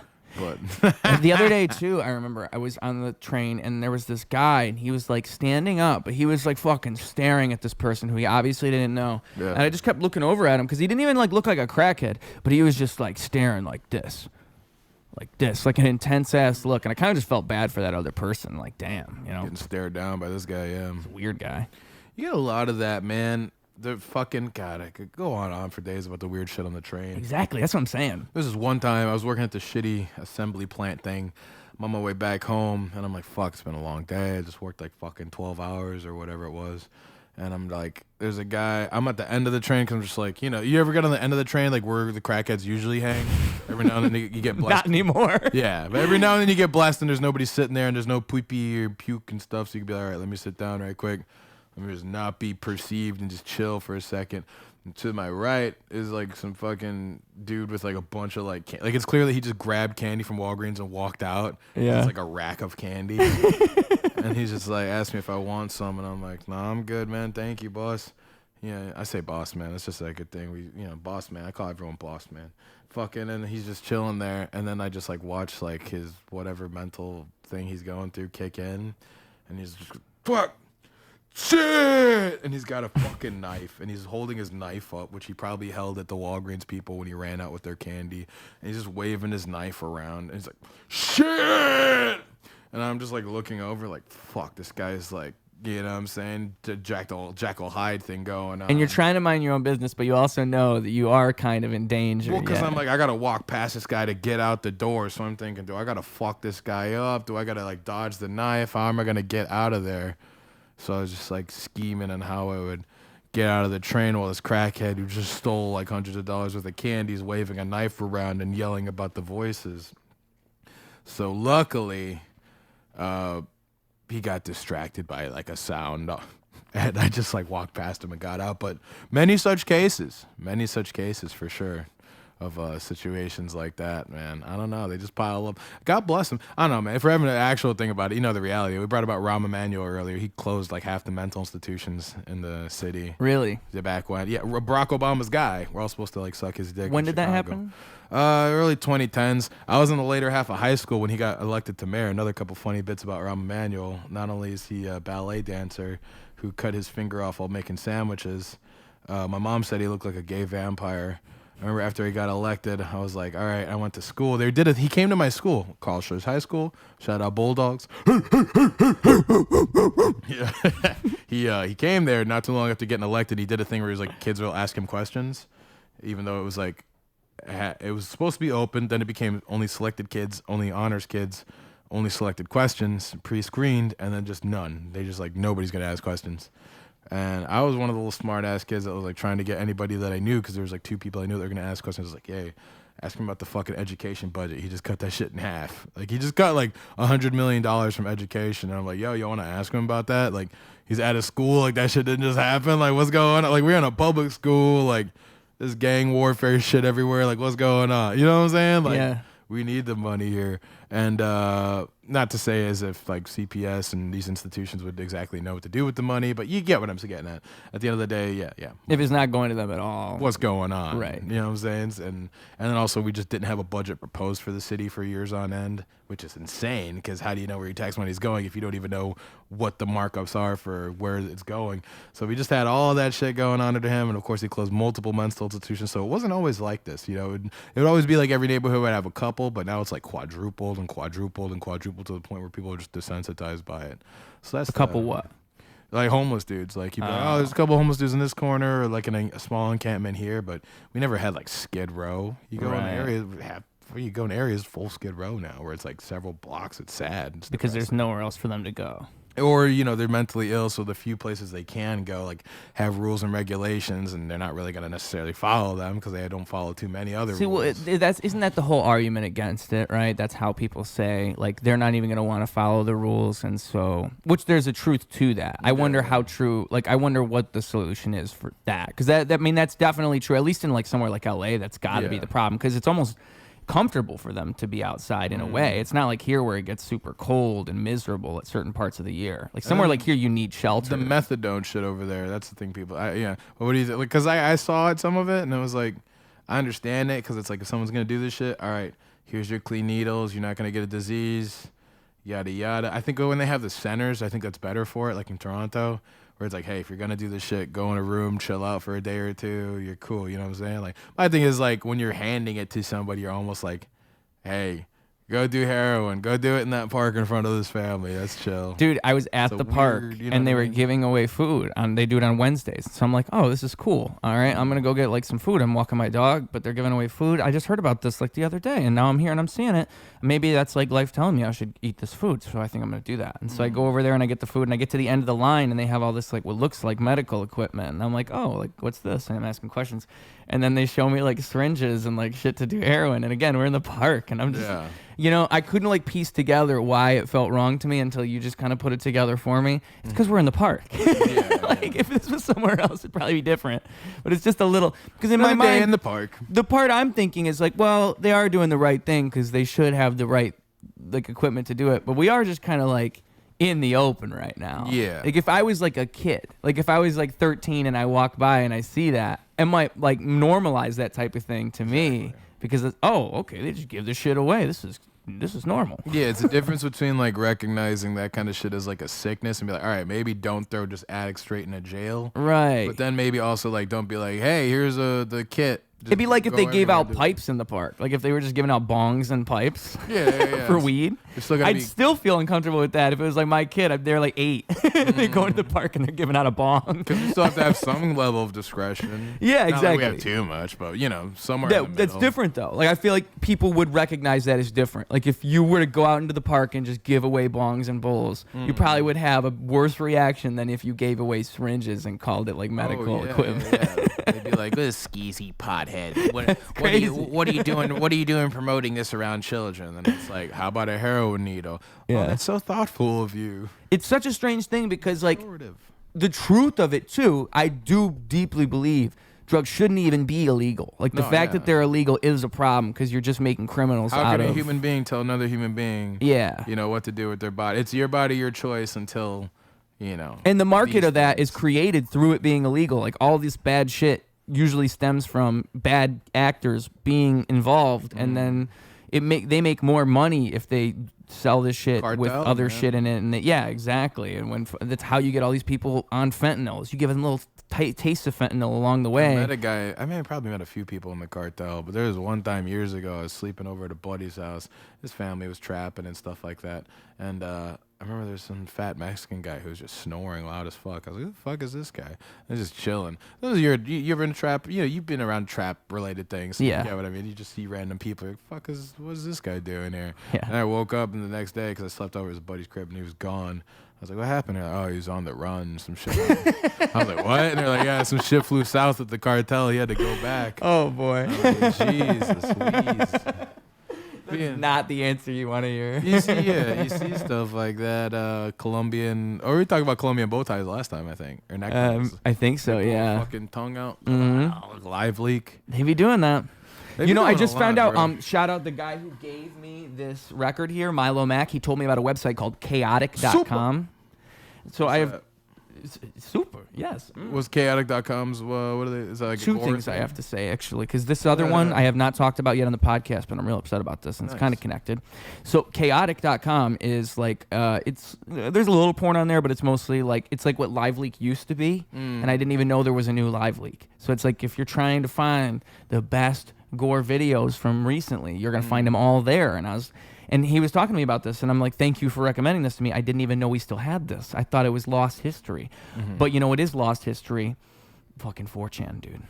Oh, you're talking about the whole leak thing the other day? It's gone. I think 4chan's gone. It might be completely dud, yeah, because the Breaks my heart. other chans went against it. I mean, like, it's been a progressive thing. Have you seen it fall apart? And everyone's like, "Oh, the feds." It's been federal for a good minute, at least about a decade. What I was thinking was like, what if the whole thing was a psyop and they just pulled the plug? Like, what if it was like we got all the information we needed, we're done now, we figured it out, and like, because like the first thing I thought was, well, what if they're getting rid of 4chan to like again they're slowly getting rid of the internet, and this is just another one of those things? Because I felt that way for a while, but then I thought, what if the whole thing was fake? Yeah. I mean, I would argue like half of the crazy bottom barrel, like the wildest Chan motherfuckers have probably already moved to the other ones anyway, which like Probably. did the like 8chan and 9gag and all that other shit. That's what I was talking to my friend about. I'm like, oh my god, if they don't have 4chan, they'll go to the regular things. They'll go to Instagram. They'll go to Facebook, dude. This is bad. Instagram has been given more leeway to Reels, surprisingly, than I think Facebook does, even though they're the same write-up. I don't know, maybe it's because Mark Zuck is wearing a chain now and trying to look cool. Well, also, So he's like, you could say certain things sometimes. I saw on the news, I think like the Instagram is the one that they're thinking about. Like there was a lawsuit against Meta because like they're saying that they're monopolizing social media by owning Instagram. Don't they own Snapchat too? I don't think so. I don't fucking But either way, dude, I mean, I thought that was obvious when they fucking bought Instagram in the first place. I'm surprised they're even doing a lawsuit. I do not have hope in that. But it'd be crazy if they do say you can't own Instagram anymore. Can't own multiple things. Yeah, because I mean that is a step in the right direction if you do that. You can't have fucking Facebook own everything. I mean, when they started owning Instagram, it did change. I like it better now, but it did change. I mean, Instagram shows me better things than TikTok. TikTok gives me more brain rot than Instagram. I can say that 100%. certainly. TikTok actually hurts my brain to look at for too long. I mean, my feed is just audacious brain rot, dude. It's like music memes. I'm happy for you though. Yeah.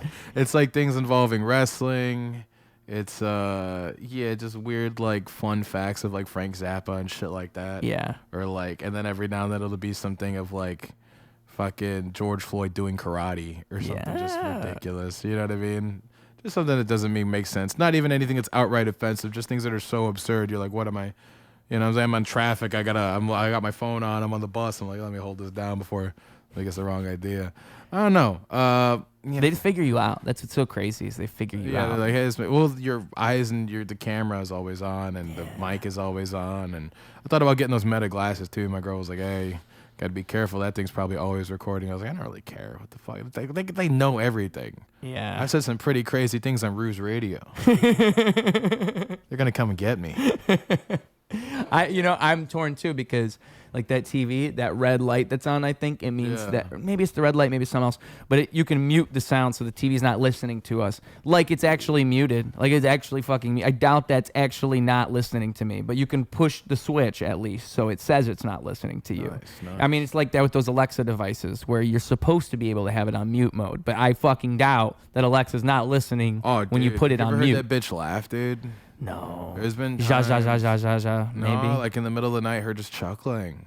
No. There's a couple times in my sister crib that happened, and there's like videos you could look up where like she'll just go ha ha ha ha ha, and sometimes you'd be like ha ha ha, that's funny, and it's like, bitch, what the fuck, Dude, that's real. Some fucking 2001 Space Odyssey type shit. Dude. I can't remember right now who said it to me, but someone was. I think it was Jim Balderson. It was him. Yeah, he told me his theory that he thinks AI was like it's coming back from the future and it's been planting its seeds all along, and what we're seeing is actually AI just planting its own seeds, and it's like it was all inevitable, like it was already going to take over because it's from the future in the past right now, like it was already here all along, metaphysically making itself happen through like the fourth and fifth dimension. Like some Sound of Thunder type shit. Yeah. I was talking to my dad about Sound of Thunder the other day about like the whole thing of like if you time travel, if it could be real, we would never know because this is the only time frame we've been in type shit. Right. So it's like if somebody did time travel and they stepped on a fucking flower, it altered all of world history, but we wouldn't even know because this is the only dimension and continuum that we've been accustomed to. You'd have to imagine, like that's the whole thing about timelines. Like, do timelines just branch off? How would that even work if someone came back from the future Somebody to the stepped past? on a flower and then Donald Trump became president. Matthew Broderick killed those two people in 1987. What other big of a world event happened that probably didn't even actually happen but was happened retroactively through time travel? 9/11, dude. 9/11, definitely. I think 9/11 was 9/11. 9/11. 9/11 was definitely a time rift thing. I feel like that is one of those few things you can really pinpoint. Probably World War II, maybe, but 9/11 for sure. Like the simulation just kind of switched over. Like the whole thing just kind of switched over at 9/11. The blueprint came Pearl Harbor, I guess. Blueprint you could came say. out the day of 9/11. Yeah. Jay-Z's blueprint. Really? Yeah. That's wild. September 11th. And also Graduation by Kanye, but that was 07 it came out. No, that was the whole thing with him and 50 Cent when they were coming out the same day. And effectively killing gangster rap. It's a good thing. I mean, it's not really gone because it came back just through drill and other forms, but, good life. I think gangster rap will never die, but it's like a limited market. Hey, mama, gangster rap will never die. Ooh, yeah. Is that a thing, or are you just singing? That's a riff of Neil Young. There's more to the bitches. Dude, I don't. Bitch, I got my 9. Hey, mama. Ra, ra, ra. Ra, ra, ra. You know- That's where Kurt Cobain got the Better to Burn Out Than Fade Away thing that he wrote in his suicide note. It was from that. Right. And also that's the song where Neil Young's talking shit about Johnny Rotten. Johnny Rotten, who's all MAGA now, and is calling the new reformed Sex Pistols with the new singer. He's calling them woke and shit. I know I'm like saying 30 different things at once, but you got it. Sex Pistols, original boy band, another thing too. Okay. Sex Pistols, yeah. Obviously, I grew up a lot. Original? The OG? Yeah. You would say that? I was a young punk rock kid. I was into that. I was more into like the 80s hardcore kind of punk, you know, like fucking Black Flag and the Germs and shit like that. But 70s, yeah. Shout out Tony Hawk again. Yo, come on, shout out Tony Hawk. Yeah, Yeah. Police Truck by Dead Kennedys and the First Pro Skaters, definitely one of the big ones for me. But what's it called, dude? Fucking Sex Pistols. Malcolm McLaurin, a guy who was a designer, had a store named Sex in England, and then it was just like, yo, these guys look cool. It's all pins and clothes and shit like that, and it was all used as a vehicle to sell clothes. They're only, I mean, of course, more things happened because of that. They had some great songs, did a lot of things. You know, we're still talking about them 60 years later and everything like that. But we know the reality is that punk rock was made here in America. It was made here in America. The Ramones played punk rock well before that, about 7 years before that. And if you want to get even weirder with it, talk about proto-punk. I was a big garage rock guy. In the 60s, proto-punk is technically what punk rock would end up becoming. MC5 in Detroit, over in Detroit, Michigan, the MC5 kick out the jams, motherfucker, who still haven't been inducted in the Rock and Roll Hall of Fame, which is bullshit and blasphemy. And you look at those numbers of who does get inducted, it's a joke. MC5 should be in the Rock and Roll Hall of Fame for helping invent punk rock. It'd be a prelude to the Stooges, who would invent it. And if you want to give him even weirder with it, I put it in some other videos and stuff before, but have you ever heard of Los Psychos? Los Psychos is another proto-pop, kind of like garage rock, like act that was from Peru. There's a lot of good Peru and South American bands that were happening in the early 60s around like the college rock days. You know, a lot of bands playing like Louie covers and shit like that, like Kingsman kind of related stuff. But it was a little more aggressive, a little faster, and that would be like what the sound would end up being like 12 years later. So it's just fascinating when you just see how could all these things be happening with a similar sensibility in different parts of the world around the same time and end up being like, you know, proto-punk or proto-prog? Proto-punk, technically. Punk. So like what would eventually become punk, you know, 3 chords and a guy yelling their head off, and them just kind of like the aesthetics and the sounds and everything like that really being in Peru like 12 years before it ever hit England or all these other places. CBGB's, I walked past it in New York. It doesn't exist. You know, there's a historic club where the Ramones and Blondie and Talking Heads and all these places really came up. It doesn't exist anymore. It's a gift shop. But it's cool they got a little thing we could walk past at least. But yeah, man, it's little things like that. Riot Fest lineup's coming out tomorrow. I know I'm on one just saying a lot of different like facts. They have a lot of punk, though, at Riot Fest? Is that what it is? It was founded on that. You ever been? No. Gotta I don't know too many punk bands. Gotta come with when me, I looked bro. I think I looked at the bill last year and I was like, oh, I just don't know too many of these bands. I'll be glad. It's not just punk though. It started initially as that, but then it's like branched out. I mean, there's been so many great hip hop there too. Oh, really? I've seen Wu-Tang there like 4 times. I mean, like Warped Tour even had a lot of hip hop. So Yeah. Yeah. Apparently, allegedly, they're coming back. And they dropped the dates and the lineups and everything at this point. Yeah, I was surprised because the lineup's not bad. I was worried it was going to be bad, but it's all right. You know. Yeah. And I heard your vocals. You like. You know what I'm saying? I heard you doing the Slipknot cover. I was like, hell yeah. Oh yeah, He was dude. out here with it. That the System of a Down video I have is still the most viewed video I've ever. Like I had someone steal it from me and it got like 2.5 million views because they put a caption on it saying like when you're alone in your room. And did you or at least something. comment like, hey, credit me type shit? Yeah. Well, I didn't even say that. I just said, hey, it's me in the video, blah blah blah blah. they And pinned that it because at I least? knew that was a way they would find. Do they pin it at least? I don't even think Sometimes so. people be fuckers about that Yeah. shit. And then I saw a certain, like I think Instagram's trying to crack down on that and like saving and resharing other people's shit. Oh, I don't know. Because I know when you download a thing, it'll have the IG kind of like thing of your tag, just kind of like how TikTok does. Like TikTok does. Where it's like saves the thing. There's websites I think at least that you can Watermark. go to download it from without the watermark. I think mean, there's so. always a way around it. That's how I've always done shit with YouTube, as I've like downloaded a lot of stuff off of YouTube, just random shit I had to download for other things, to you know. insert, like when you insert Jimmy Fallon Blackface video at the bottom of the frame here. Exactly, yeah, the That's full just clip. crazy. Yeah, man. I go grab Mel Gibson or something. Right there. Mad Mel. We love Mad Mel. We do got to talk about these shows, though. We do got to talk about Gotta the talk shows. about Yeah. these We've been talking a lot of this, that, and the third, but there's been a lot of progress here. We've been doing a lot of things. A lot of man. prog punk going on. Yeah, the last time I was here was January. Yeah, Before. the last pod, ended with us saying, "Hey, let's do some shows," and we did the shows. I know. That's why I was pretty thinking good. it'd be a good time for you to come back because like there's been a natural progression of things that have Time happened in capsules. between. Yeah, and it's cool, man. It's cool to be able to keep up with yourself in such a way. I'll pop in here every couple months. We'll do little status updates and Yes. shit like that. You are one of Ruse Radio's official regulars. We have Hey. one. It is Tim Perez. Bless. Yeah. Glad to be, man. Shout I out mean, to Bruce Mains. You make appearances, sir. That's my one of the highest compliments I could give somebody is when you arrive, you make an appearance. You know, people remember you. Oh, sick. Hey, hell yeah. Appreciate the people. Fuck that bitch talking about my shoes. I got my boots on. That's right. And those are some nice ass boots, if I Thank do you. say They're so big as myself. fuck. I stomp on some bitches, bro. Yeah, I need some nice big boots. 17 and a half wide. Bro. Holy shit, dude. Concave. You got stealing those things? Nah, just normal boot. But I my shoe size went with my age for a while. So I had 15, 16, and then stopped around like 17-ish. Yeah. But beat a motherfucker ass. But these shows, though. These shows, though. These shows, man. Guerilla Taco Party. Guerilla Taco Party. GTP, Guerilla Taco Party, Tim Perez and Friends. It's got many names, it's got many synonyms. But yeah, man, we had that first show, the St. Patty's Day Massacre. Of course, very well documented. We had the whole gang there. You were there rocking the shit.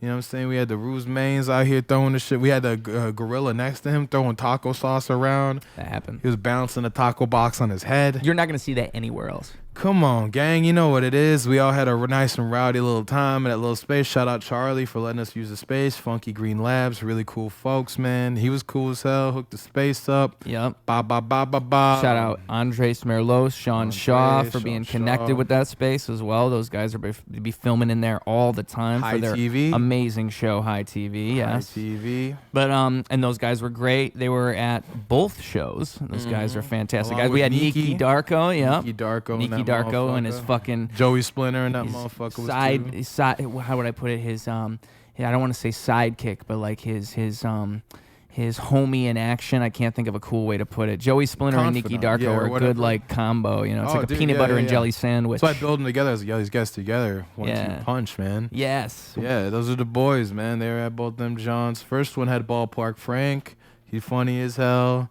Yeah, man. We The had a greatest lot bar back of all time, I hear. Come on, gang. You know what it is. Monvi here. We got Monvi here. We had Monvi there. my brother and that Yeah. shit, man. He's insane with it.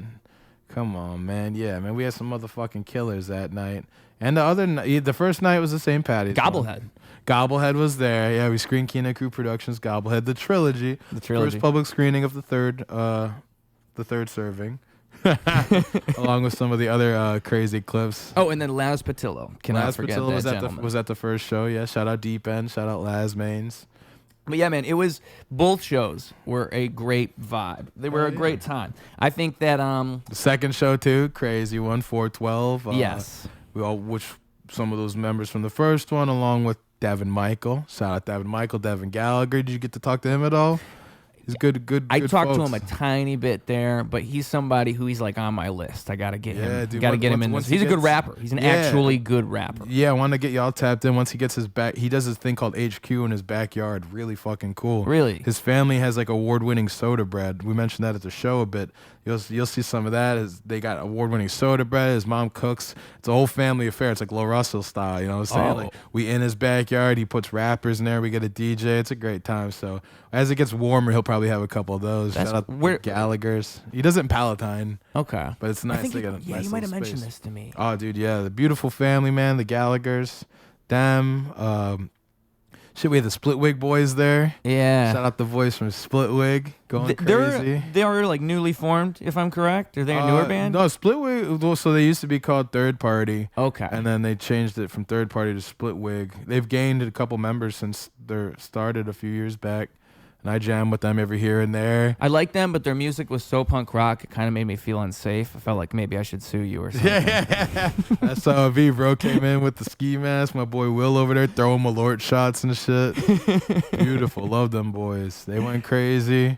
Yeah, man, that was a fucking wild time. Of course, we had this some of the. And you close it out with your sleep paralysis demons. My sleep paralysis demons. That was great. We had another song too, but we were so over time. I was just like, we gotta at least get one in. The jam was sick. We got some jamming in. Yeah. Got very abstract with it. I was very happy. I was able to get my pedal board working.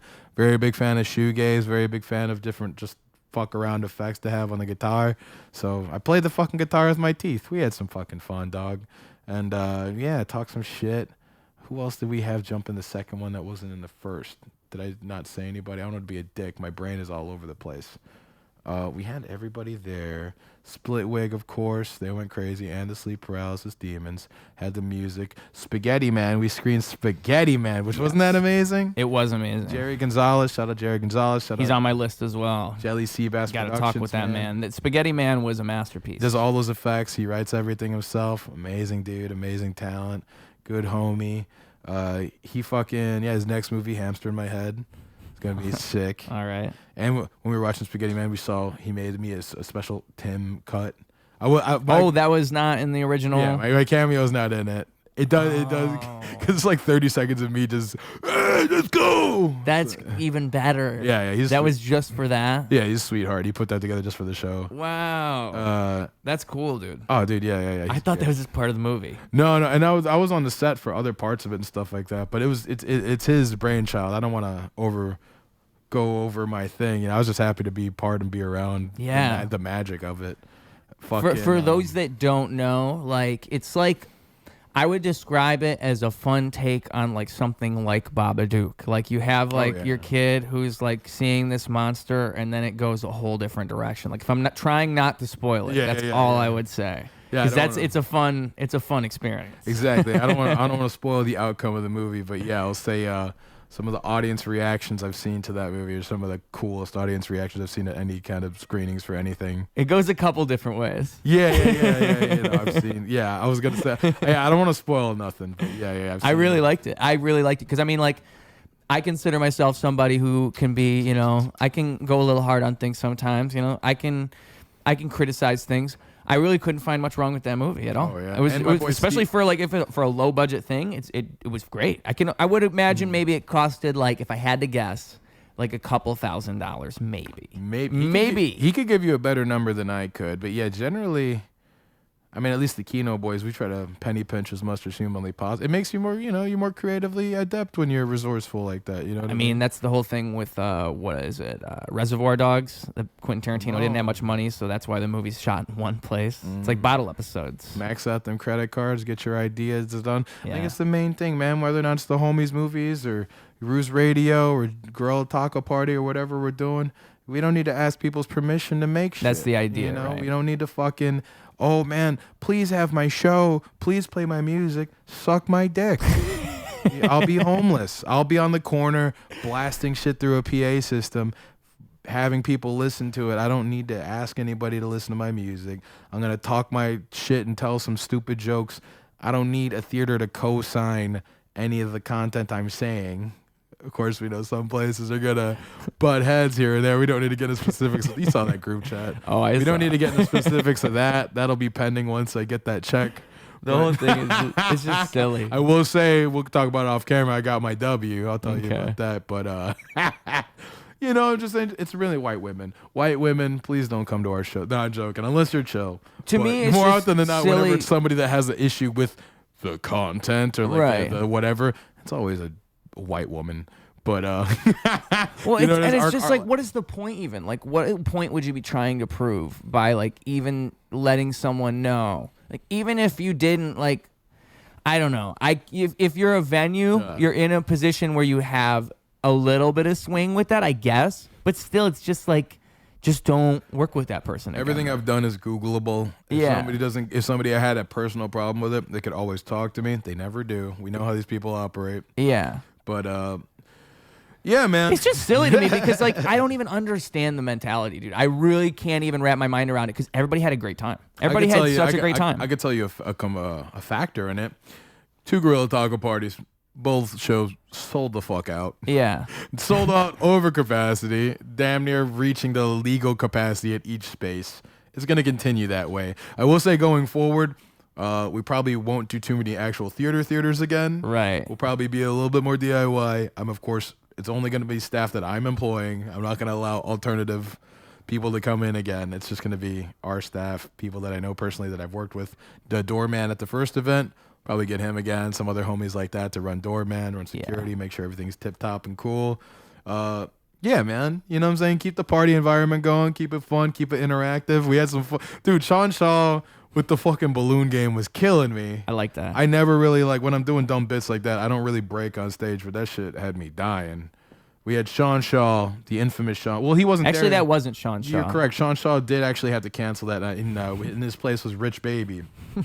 Rich Baby came out, risen left and right, fucking oozing of pheromones, testosterone. I was feeling some type I of was way. feeling something, man. He had me feeling the type of, I was ready to fuck him right there. I was ready to just take the pole up. That's what I was thinking when I was watching you. I was wondering when it was going to happen. Dude. But yeah, no, him, Will's, was it Will's mom and his girl came up and he rizzed both of them. Neither of them popped their balloon. They both went home on a tropical vacation. Well, the other girl said she had a husband or something. Like, didn't even make sense. No, they wanted the rich baby. That's what it's all about. Is just having fun, dude. Fun is contagious, man. We're gonna do more shows like this. We're gonna have more fun. I can't say too many things locationally, but we're gonna have we're on a little bye week or bye month or two right now because now it's April going into May. April's always crazy for me. I have like 5 family birthdays in a row, so it's like my brother-in-law's right before mine, then it's mine, then it's my mom's, and you know what I'm saying? So I'm showing up here. So we're gonna have the next GTP somewhere in the summer. I can't say too much about it. I will say I am planning a rave. I want to have a rave soon enough. Yeah, we're gonna get a Guerilla Taco Party is gonna present a rave. Yeah. It's gonna be fucking insane. I've been trying to get a snow rave off the ground for a while, so if we're able to do that, definitely gonna probably pick at that. You know, I'm just get some fake snow in the mist, have some Yetis rocking around and shit. Like in the summertime. Yeah. It's ideally, I'd like to do like a midway, like Christmas and July kind of thing. Yeah. So I'm gonna get that. I saw I could say this because Nikki was talking about it last time. He's planning on doing his whole thing at Wicker Park, Sub T area. Yep. So when he I'm gets that realizing going. now, because I had like Marco Sereno on here. He just did his first couple shows. Nice. And I've been with these shows with you. I'm realizing I'm probably making all this shit up in my head. It's probably nowhere near as hard as I think it is. And if I just start setting up shows, that's the route to doing actual things. Producing shows? Yeah, exactly. Like what you're doing If right you now with wanna Guerilla do it, Taco yeah. Party. Yeah. I mean, but the thing is, I put seeds in my brain and I sit on them for like 6 months at a time. And that's what I'm saying. I need to stop doing that and just produce a show. There's also like different ways to like, I mean, you see, I don't know, you could tell I'm kind of manic. So it's like, just like when producing the music or doing anything else, I'm doing like 30, like the job of like 20 or 30 people. I do it myself because I'm like, I can't trust. Not saying I can't trust people, but you know what I mean. Like, no, dude, I don't want to give anybody the chance to fuck something up. That's why I've always did my own shit, always, forever. You know what I'm saying? Like, I mean, like, setting always. all this up versus like having some fucking intern there. They're like, oh, the card's fucked up. Like, fuck it, I'm gonna kill you. Yeah. You know what I mean? Like, you don't even want to have those conversations. And if it's my fault, it's my fault. I can only get mad at myself. Exactly. Yeah. It's like I'm gonna fucking Hail Mary myself and cry to sleep anyway. Yeah. So you No know, loss. You know what I'm saying? No, but for real, I mean, like, everything I've ever done, I think that's why I even became a rapper in the first place, is for that very reason. I can do this all by myself. There's nothing else I have to worry Shut the about. fucking stage down at these shows, man. Because I harness in on that 100%, dude. I'm manic in the sense that if I'm focusing on something, I'm focusing on it 100%. Like, that's why when I see people perform and they don't like give it everything in the way that I would, it's actually kind of like frustrating to me. I'm like, I think it's an injustice to entertainment and performance. I think there's something magical you can do when you're on turning stage. different people onto different stuff. Like, dude, my parents were at the last show. And you know, I have some we get out there, we get a little weird. Yeah. But that's what I like. Is like, you know, it's like my dad's not a guy that listens to hip hop, but he could see like you doing your stuff. Yeah. The folks and be like, hey, there's some talented folks. And it's like that's what it's about, man. Like, It's something that comes through. you It get what I'm comes saying? through all that. Communicated like different things. People that wouldn't normally listen to this kind of hip hop or wouldn't normally laugh at that joke or. So we had Mom be telling scary stories. That was fucking amazing, dude. He's running up to people telling the rest of his story, and he's like making eye contact with people in the crowd. I was like, dude, this is amazing. This is what I live for. Is we got Mambi here. Yeah. And yeah, man, fucking keeping these going. I guess I'm trying to think of other things of development in regards to. Well, I'll say like I too guess in I'll regards say. to you saying about my performance. I think you are fantastic in the same way, dude. Oh, I think that you find a way to make an event out of your performance. You know, you tie things together, you make it feel like there's a beginning, middle, and end. Like you do all the proper things in my mind that you need to do to put together an experience for people. Changing outfits and Yeah. shit. And you Elton put John. thought into it though. It's like obvious you're putting thought into it, how everything's gonna flow even, you know. And that shit it matters so much more than people realize. Because like 90% of people don't do that. They just kind of have some songs they throw on a hard drive and then they jump right into it. So like the rhythm and the ebb and flow of everything. Like I always respect it when people really do that. Like they have a closer song and shit like that. It's cool. Your to closer give was a shit. droning 15-minute jam session. dude. What the song is on streaming is from Gone Fishing. And I will yeah. say, oddly enough, I didn't know you could play because it sounded different when we play it live, clearly. But I didn't know you could hear a live song and play Shazam it. Because while I'm there playing it, like shout out Kev B, Adrian, and a couple others that were in the front were pulling up on their phone. Hey, this is the song you're playing, and like holding their phone in my face. And I was like, oh, that's cool. I didn't know you could do that. I didn't know you could do that either. Yeah, because I was like, this sounds completely different right now. Yeah. But I guess they were Shazamming the live song, which is a fucking tweak. That was cool. That was cool. Scares me. Yeah. They're going too fast. But that was cool, man. But yeah, man, I appreciate the nice comments, man. You know what I mean? It's like, it's cool to give a shit. I hate in music and all these things. Like, yeah, even if you're a guy that goes in day out and this is what you do, like, I hate the feeling of people feeling like we're just some guys just hanging out. Just this is nothing. This is like Tuesday to me. I hate that in music. I hate And there's that, a lot of that. especially in comedy. I hate that in comedy where it's just like, yeah, you know, we're just hanging out. And it's just like, bro, fuck out of here. It devalues what we're here for, and it devalues especially people that are coming into the space for the first time. Right. I want to make sure everybody feels welcome whenever they come to our shit. And that's why, you know, you see me walk up, I hugged everybody, I shake their hand. How'd you hear about the show? Oh, you heard about from this person? Ba, ba, ba. That's what's up. This community, we're building community is what the fuck we talking about. Yeah. Here, you know what I'm saying? And like, I mean, And that's the right way to do it, is to actually give a shit. yeah, actually, Because I mean, give you a shit. can't pretend to give a shit and then build a genuine community. People know when you're faking it. Yeah. Man. And they say fake it till you make it. And I think someone once told me your vibe is your tribe. And I thought Hey. that's a great way to put it, you know? You know, and like we ain't shit without the people around us, man, and we ain't shit without the people that come to these shows. So, I mean, I ain't gonna lie, not to like suck my own dick, but yeah, you know, like barking and getting people to come to the thing, it's not foreign to me. But at the same time, like I don't take none of this shit for granted, bro. We did 2 shows that I whipped together, like lickety split. We whipped them bitches together, packed out. We're talking like let's put both crowds together. It's about 150 something people. Right. It's about 150 bucks. And that's the first 2. Yeah, that paid to come see our art. Hey, come rock with us. Come have fun. Take some pictures. Lollygag, go crazy. And it's only going to get bigger and bigger. And we don't take none of that shit for granted, bro. We going to walk out. We going to say hi to everybody. Dap them up. Hang out with us. You want to play our music? We appreciate that. Like, we're never going to devalue anybody that comes to our shit. You know, yeah, we say some crazy shit on stage. You know, we get a little out there. You know what I'm saying? There might not be... You're gonna hear some off-color remarks. That's where you're supposed to hear it. Yeah. The setting of comedy. You know, we all go to work on Monday. We all have to, you know, buck up and tighten our booty holes to get a check. This is the place where you don't gotta tighten your booty hole. Everyone gets made fun of.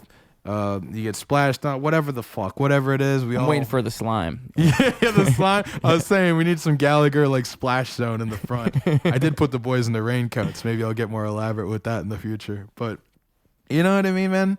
It's all love. It's a labor of love.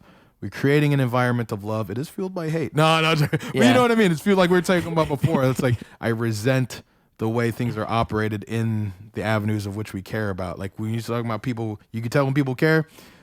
Fuck a lot of people that make music.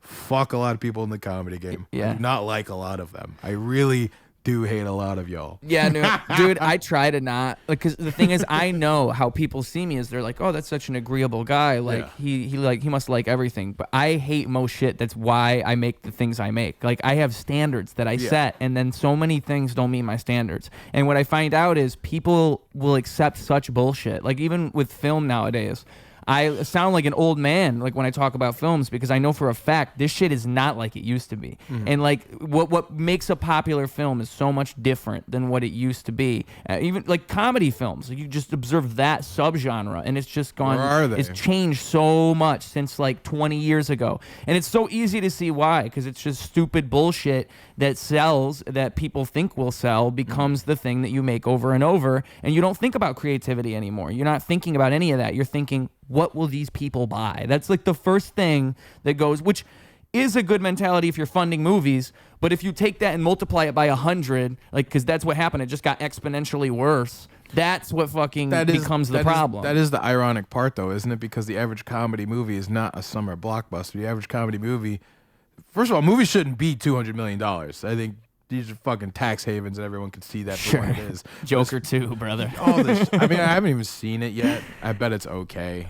I'm sure they somehow made money on that. Yeah, but you know what I mean. Like generally, comedies, like even the more pricier ones, generally you shouldn't have to 20 million or less. You shouldn't need that much money to make a couple people, make some people laugh. Right. And you know, you look at the parameters of like the stuff we grew up with, man, like fucking the Apatow movies or Kevin Smith or like the stuff from the 90s or whatever it is, whatever kind of crazy boys club, or they're all scripts. You know, they're almost centralized in beats of plays, right? Like we were talking about Reservoir Dogs earlier. Reservoir Dogs, they've done productions of it like a play. It plays like a play. Yeah. You know, it's only a couple settings, conversation heavy, beat by beat by beat by beat.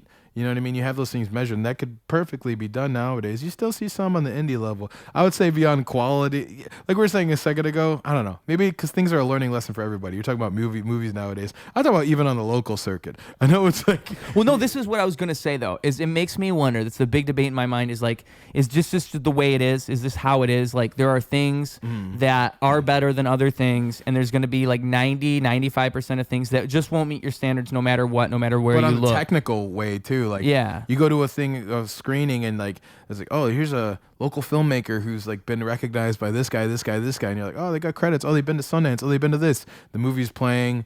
The shots look like shit. The acting is shit. You hear the audio where someone's trying to talk. It's like, and that's the audio. It's the roar of a fucking train. Like they didn't mix it. You can't even hear what the fuck they're saying. But somehow this guy, you know, so and so was able to suck. I'm looking at the sound. I know. I Big didn't bull. It was like,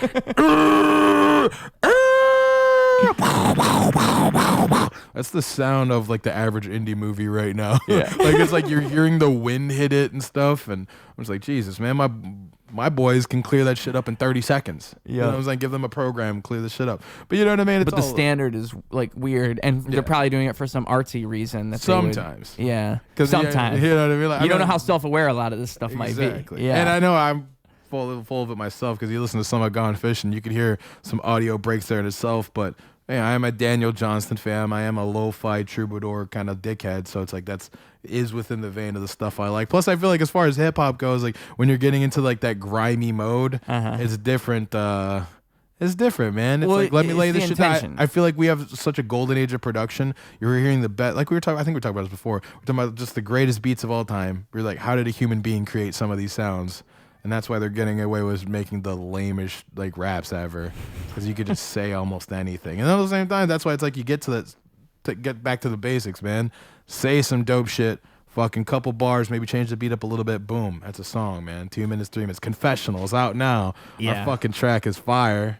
Dude, I think That's a fucking fire track. It is. We worked on it the last time I was here. It was right. We recorded it last time, and it was unknown when it was going to happen. Now it is there for the world. As we speak on it, it exists. It is there. As you hear us say these words, you can open up your phone or go to whatever streaming service you listen to music on and then pop it up and listen to this jam, this fucking masterpiece, brother. But I will say about like songwriting is like, I always look at it like you're kind of like creating this like miniature world if you do it right. You're creating this like miniature like little piece of reality if you can do it just right. And it's, you know, like it's not even necessarily only about what you're saying, but like the entire idea that you somehow like a convey. Tattoo. Stamp in time, right? Yeah, there was this there's this book that I'm reading called Best Words, Best Order. It's about poetry, and it's talking about like how when you're making a poem, like when you're writing poetry, what you're really doing is you're trying to recreate whatever that creative spark was within you, within the other person. Like that's whatever image that you see, you think you're seeing, you're trying to get to that to be popping up in their mind, which is a cool way to explain it in my mind, because I've always thought like David Lynch and the way he makes movies, it's never direct. It's always like trying to ignite creativity within you to try to even understand what he's doing. Like you have to think about all the choices he makes because there's so obviously choices. So like there's just like, I feel like hip hop has to be that. And so I see so much shit that does not do that. We were just watching that David Lynch monkey thing. Have you seen that one before? I think so. So crazy. So like it was like when he was in talks with Netflix, they're allegedly supposed to work on a new some kind of developmental thing, whether or not it's a sequel to Twin Peaks or some kind of thing within his realm. That first thing they did was that monkey thing. I was watching it with my brother the other day. Fucking hilarious. For any of those, if anybody wants to give it a whirl, look up David Lynch on Netflix, and you'll see it was a Netflix original. It's a 50-minute movie where he's interviewing a monkey, interrogating a monkey. I did see that. Yeah. That's fire, dude. And the monkey's mouth is just moving like how Conan would have the mouths move. Where it's like a picture, but with the fucking mouth moving. Oh, it was great. It was within that would have been around the same time. Do you like Flying Lotus? I haven't seen it. No, I've heard a lot of good. The producer. Oh, I don't think I've heard him, but I can't great. pinpoint what I've heard. He did a few songs of some of the Mac projects. I know you like watching. Yeah, he did a few Mac songs. But yeah, Flying Lotus, amazing producer. Got to see him finally a year ago. 1985, amazing album. He had the Fly Low channel in GTA 5. If you remember that, with all the experimental kind of binaural kind of beats and shit. Amazing producer. He directs. Directed a lot of great videos. He does some movies now. He has some really weird out there shit. He has a new one coming out soon, I believe too. He had one come out a couple years ago, but one of his videos he came out around that time actually had David Lynch in it, and it's like David Lynch's face projected onto a teddy bear, and it's just him reading some crazy poetry about people like burning in fire. It's fucking insane, dude. I put it on for people while they're tripping, and just watch them like lose their mind and thinking that everyone's gonna die and go to hell right there. Like it's like a hellscape, like into the fire, and it's like just David Lynch's face on the teddy bear. He's like, I love him. It's funny how he's made such terrifying things, but like you hear him talk, and he's one of the most peaceful, like calm people. I sampled him at the end of Gone Fishing. Well, he's the inspiration, right, of the title. Partly, I had it before then, but then I heard him speaking in that vein about creating and catching your idea like a fish, and I was like, oh, that matches perfectly with shit I'm talking about. And it's the same thing I just said. It's catching the idea and kind of recreating the idea. Get that first fish you fall in love with, and then you're really rolling. Because we get that we put that album out, also been a year. Put it out on my birthday last year.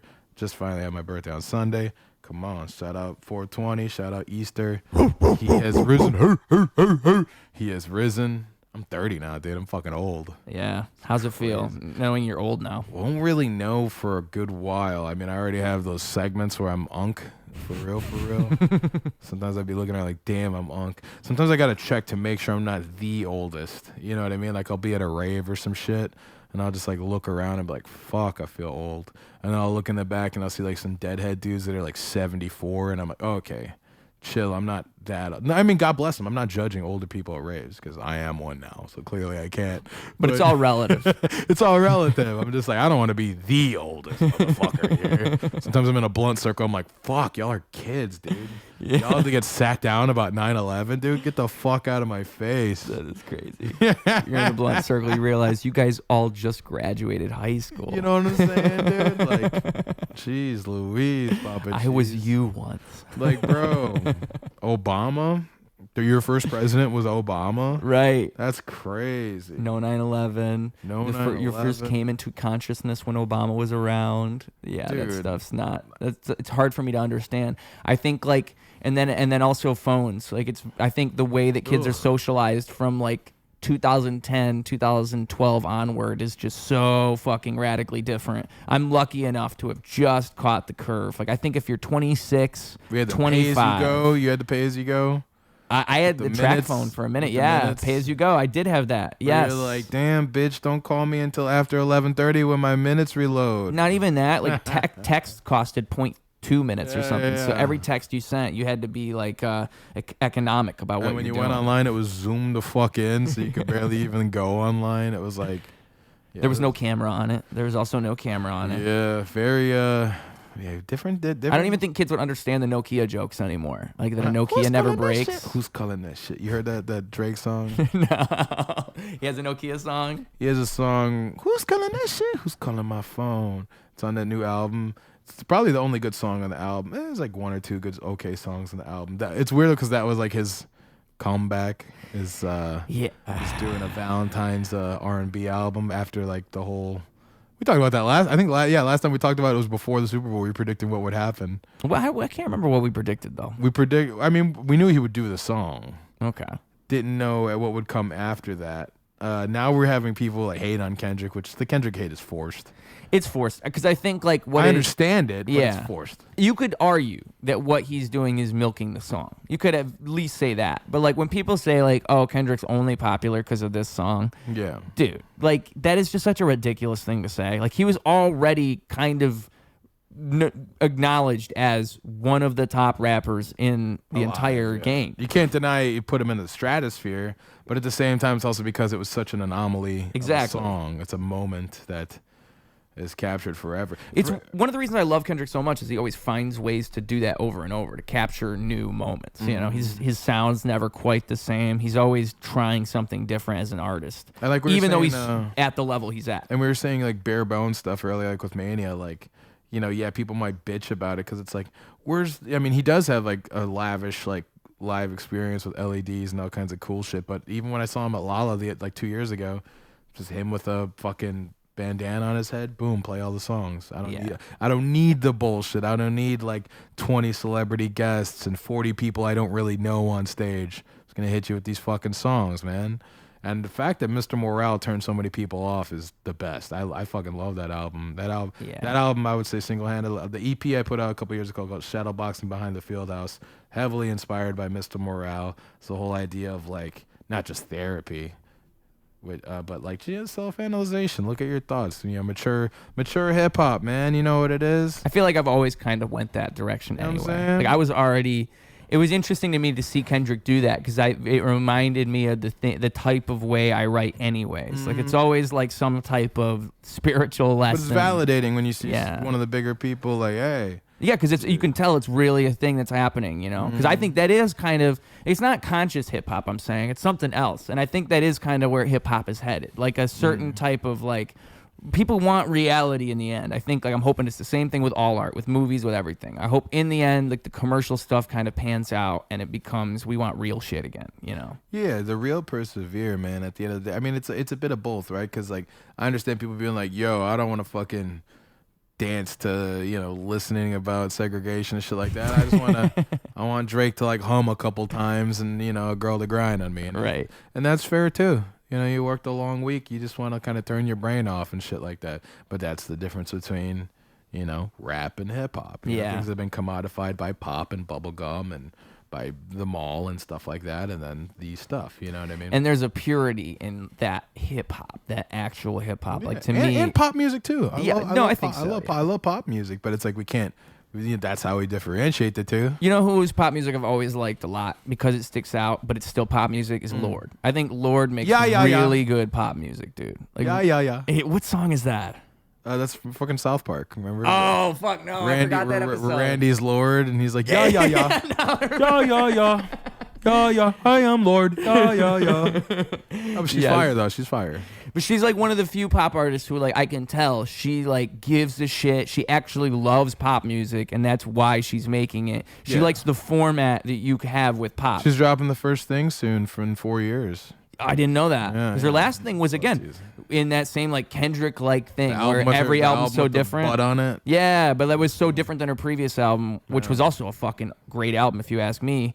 The grotesque. I guess her last two albums, it was different than the last two. Because the first two, it was like, her first one's called Pure Heroin. Her second one's called Super... It's like some color thing. Something to do with color. I'm not going to remember. Violet or some shit. Melodrama. I can't remember. But anyway, yeah, Fire. great album. She's just really great. She's always great. And like people like that give me hope for pop music, that it can have that same hip-hop-esque quality of songwriting and fucking putting schemes into everything and planning it all out. Because I think that's what pop lacks. Like and like you said though, there's a place for everything. I'm not even saying this stuff is necessarily bad. I just wish the stuff I like was more commercially popular, you know? That's why when Kendrick does that, it's kind of cool. It's half and half, right? Because I kind of like I think being underground. Yeah, well, we have a weird middle ground, right? You have a shit like Freddie Gibbs, which is like popped off and everybody knows who he is. They might know a song or two, but he's not like filling an arena. He might fill like a whole hall and stuff, and people who know what it is are hip to it, but it's not like you don't got to worry about a TikTok dance to Crime Pays, you know what I'm saying? Like the kids, the 13-year-olds aren't really hip to Madlib, but that's good. Like let us lame old folks have some shit. Yeah, I'm fucking 30. You know, you're in your late 20s. You know what it is? Like, I'm fucking lame. Let me smoke weed and just do this. Dude, you're right. Without some dickhead hypebeast kid trying to mosh, looking like a dickhead. Like, let's be real. I've been moshing most of my life. These kids do not know mosh etiquette, and that fucking is annoying as shit. People need to teach their kids. Fathers should take their sons to mosh. They need to stop being fucking squares and be like, look, you look like a dickhead, but if you're going to look like a dickhead, let me show you how to not get your ass beat. Because these kids are they're throwing their elbows up. You're never supposed to put your elbow up in a mosh pit. You look like an idiot. You know what I'm saying? Because then you're hitting people, and sometimes there's been times where I got to check a kid, or, you know, I don't want to be that guy, but I will because somebody has to. I've seen kids do like helicopters with the elbows in mosh pits, like just spinning in circles like this. Yeah. I've done ones before where I picked up a shorter buddy and like swung him around. So his legs hit people. That's like heavy metal or death metal shit where people are fucking doing karate moves. Do they still do the walls, the wall of death? Do they still do those? Here and there, yeah. It depends what you go to. I haven't been to too many metal. I was a metal kid, but I don't do it as much as I used to. Every now and then I peek my head in. I tell you about the Riot Fest shit, right? Did I talk about that last time? Maybe. My buddy. I think so. Shout out my boy Nick. He does. He's always as my boy for Riot. We're always wilding out there. He helps organize the Ironic Pits every year. So like a few years ago it was Devo. Then it was fucking Jerry Lee Lewis, the man who killed 3 of his wives, one of them being his underage cousin. And it's a pit? Yeah, we just kind of, he'll hold up a sign saying blank blank like mosh pit committee, and then we'll just kind of tell people we're doing it all weekend, and he'll do a lot of it, and then we'll just get a bunch of fucking weirdos to mosh to some shit that shouldn't have a mosh pit at all. OJ. And the other year, OJ style. Before Village People went MAGA, because now I guess they're Trump's theme song. This was before that, 2019. We made a wall of death for the Village People. It's all on YouTube if you want to source it or have it right here under it while we're talking or something. You could look up Village People Wall of Death on YouTube and it will come up and it will show. Oddly enough, Slayer played that year. It was their last show, quote unquote, because they came back. But I would argue that the Village People pit went harder than Slayer. As crazy as that sounds, it was like 1 p.m. or 2 p.m. Everyone's drunk. They've been drunk for 3 days because it's like Sunday and it's a 3-day festival. And then everyone you see the walls separate right as YMCA comes up. Everyone charges at each other.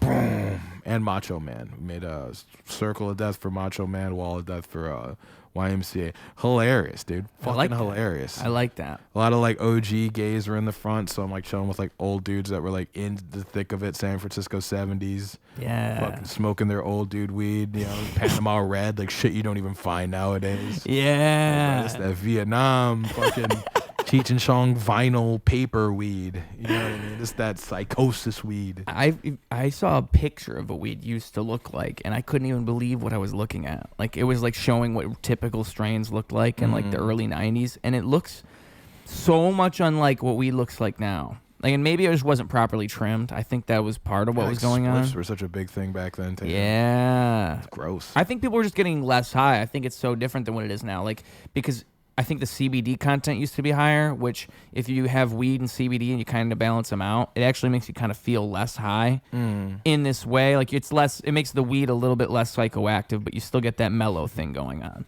And so I think what was happening back then was a lot more of that, where people are smoking like something that's 15% THC, 15% CBD. And then all these fucking GMOs get introduced throughout the years, and now you have this mutant weed that's actually like 25%. Dude, I'm the evil weed.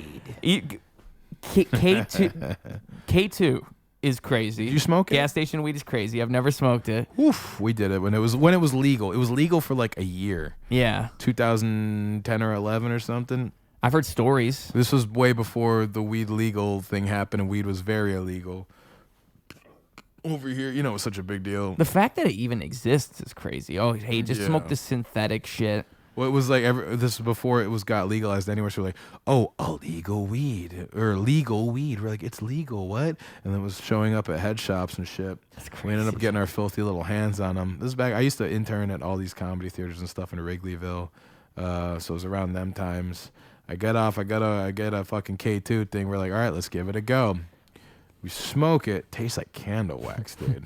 It really just gave me a headache. It was kind of like you ever smoke salvia? No, thank God. Or people that smoke salvia or DMT? Yeah. It's not DMT, but like I would say K2 is in the family of salvia for sure. It just tasted like shitty candle wax, and it gave me a fucking headache for like an hour. And then I remember seeing the news reports like not long after of kids like smoking that and fighting cops and shit.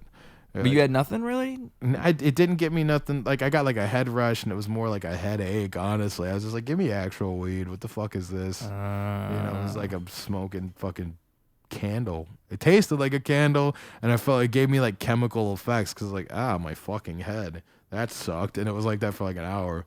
Didn't really make me tweak. I seen the videos. I'm pretty sure you've seen the Vice reports of like how it was like it still is like a big street thing in London. I didn't know it was still going on. It's like junkies are just smoking it because it's still technically legal in a bunch of places. They just smoke K2 and just fucking cluck out on that fake weed. Wow. But one time I found out you can get high off nutmeg, and I tried to make like 6 nutmeg sandwiches, and I couldn't even finish half of one. Just eating it. I remember people making the stew of nutmeg. That would have been a much better idea. Like stirring it up and. I remember smoking it. I remember in our desperate, I did try to smoke 14-year-old days, we smoked nutmeg and smoked like 10 things of nutmeg. Oh, I kind of feel something. Like, Jesus. Or swag or whatever they would call it. It was like the low rent weed where you have to smoke like 4 times the amount. I remember one time I was buying weed from my friend, and he sold me oregano, and I think I still smoked it, dude. After I knew like half of it was oregano. Yeah, you're right. You're right. I had a funny little friend group growing up. I have a thing up there that says I was voted the freshman the junior prince of my school. So that means I must have been popular. I guess people must have liked me. That's wholesome. Thank you. Yeah, I keep it. Yeah, I got to keep it. I mean, I feel like that thing is fucking like a symbol of the fact that people must believe in me somehow. Did you carry something out senior year? Did you get voted on some shit? I tried because it was funny because the junior year I didn't even try. They just voted for me. And so like the second year I'm like, all right, I'm going to campaign. It'd be funny. And that didn't pan out. So when I tried, it didn't even work. But that's fire. What I was gonna say though is I had like 3 friends. I always had like 3 friends. Like that was always my life. So it was just weird to me that even that's how that works. Like I guess because I rapped and I did that on like the school news program and I did shit like that, it just automatically makes people. And when you're not paying attention, that's when you're cool, right? I guess. I guess that's the lesson. I guess I'm cool now. Yeah, because I've always felt uncool. I always felt like, dude, I have 3 friends. I'm not like popular. Like I don't. But it's weird. I think that's how it always works. I think when you're popular, you don't feel popular. Like you know. When you don't care about it. Yeah.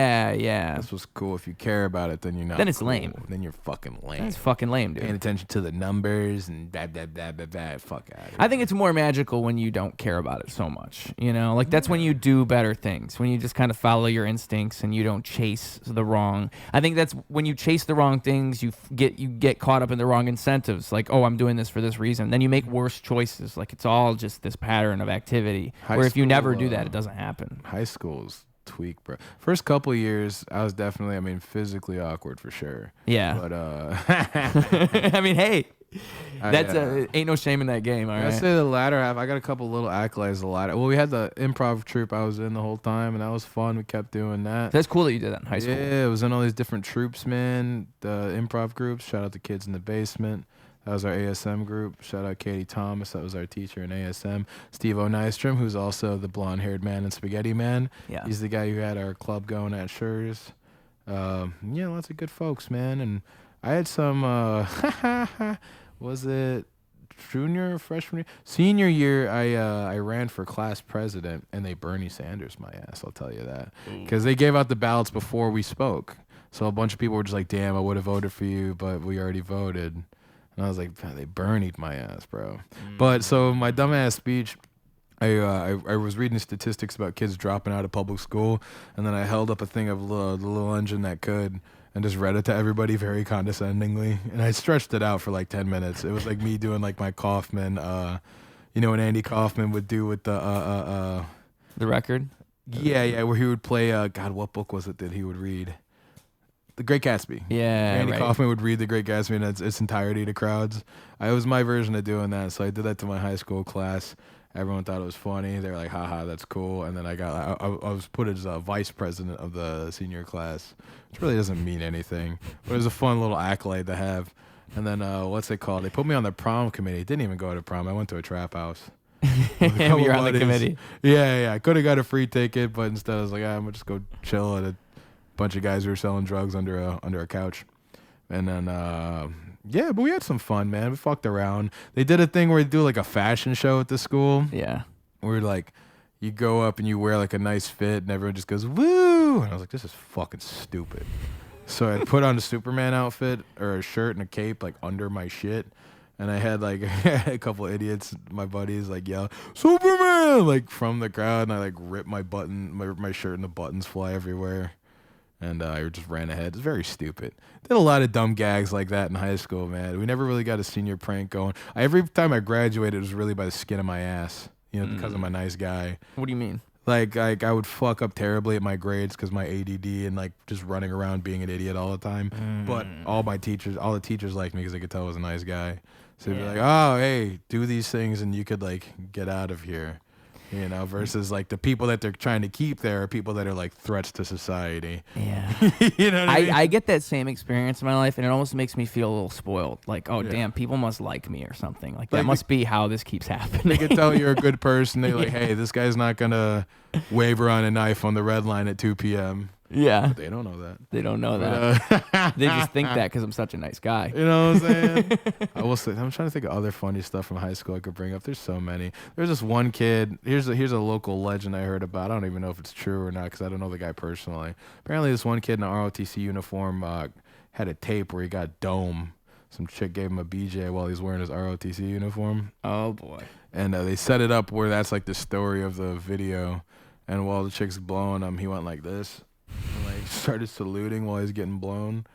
And then apparently there was a whole riffraff about that being whatever the chick's father finding out and all this stuff in the school drama, blah blah blah blah blah. Can't be good. Can't be good for anybody. Gotta imagine the players in this story are 16 years old. Yeah, or maybe on the tail end of that, maybe they're just barely illegal, but still, yeah, it's a rough situation for everybody. Yeah. And then apparently If it was college, that's like such a different story. College is normal. It'd probably be on TV if it was college. Yeah, that'd be on a website that night. 9:30. College kids. But again, RIP 4chan. RIP Fortune, RIP Girls Gone Wild.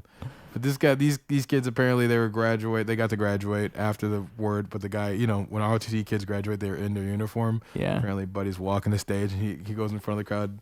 He hits the fucking emote and everyone loses their shit because they're like, yo, he did that when he was getting blown. Oh, that's crazy, bro. Lots of weird public school You might shit. have seen this somewhere before. Yeah. In comedy, that's what we call a callback.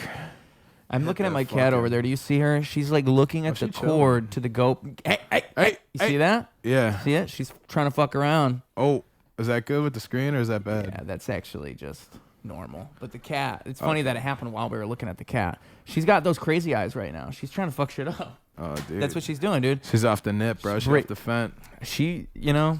You off the fent right now? She's off the fent. You got to up the fent. You can pop that door for her. Her fence out there, so. Cat fent. Cat fent is catnip. It's so funny watching cats freak out about catnip. Those things are so funny to me because it really is like a cat being a drug addict. Seeing a cat go like they're fucking fiending the moment they smell it, dude. Like they can't even contain themselves. It's also like Defense. It's fucking nurture over nature, or no, nature over nurture 100%. Like it's built into their fucking body is to smell that and go crazy. You can't nurture it out of them. It's always there. They're always gonna do it. Cat fent, dude. It's like K2.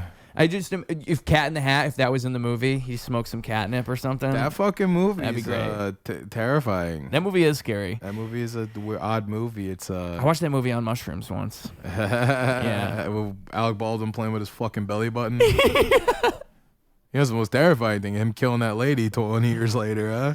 Alec Baldwin shooting that woman is a national travesty. It's so, it's. Accidents happen, but it's his reaction to it that makes everyone like side-eye him because he's like, it wasn't me. Like, all right, dude, come on. There was the whole interrogation that came out, right? Like that was the whole thing. Me. Yeah, that was what kind of because if I don't know how I would react if I accidentally shot somebody. It's kind of hard to judge what you would do. Like if you were an actor, you're on a set, someone hands you a gun, you think it's not loaded. I don't think it's his fault. But yeah, it is kind of weird to have like a weird reaction. Well, she died almost instantly because of the shot, but even so, it took a while for paramedics to get there. Yeah. And the reality is having paramedics or having police on your set is a very essential thing. So it's like negligence on his part because he was the producer and probably the biggest name attached to it. It's like, bro, I've been on college film sets that had a cop on it. Right. You know, I've been on like things that were made by like 20-year-olds that were able to get a street enclosure and have a police car like next to it. So the fact that y'all couldn't get that meant some other corners were being cut somewhere. It's kind of sussy baka. I don't know. I want to see the movie. I want to see what this girl died for. Rust, give us the original cut. I want to see that shot.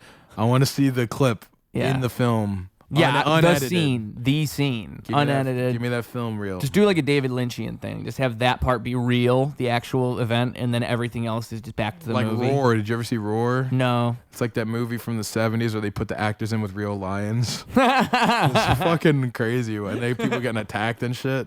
That's a good It's idea. like part blurs, same thing where it blurs that reality of who gets attacked and who doesn't. I think Alejandro Jodorowsky, he's like a legendary director, but there's a couple of his movies where he's killed animals like on the movie for the movie. Like I think there's an elephant that dies in one of his movies. Well, like they're like the Cannibal Holocaust kind of thing where they're filming a tribe. Right, they eat the does turtle. it. Yeah. Yeah. You seen Cannibal? Yes. Oh, love that movie. I have seen Cannibal Holocaust. Beautiful movie. That movie is like on those lists where it's like movies you should never watch, you know.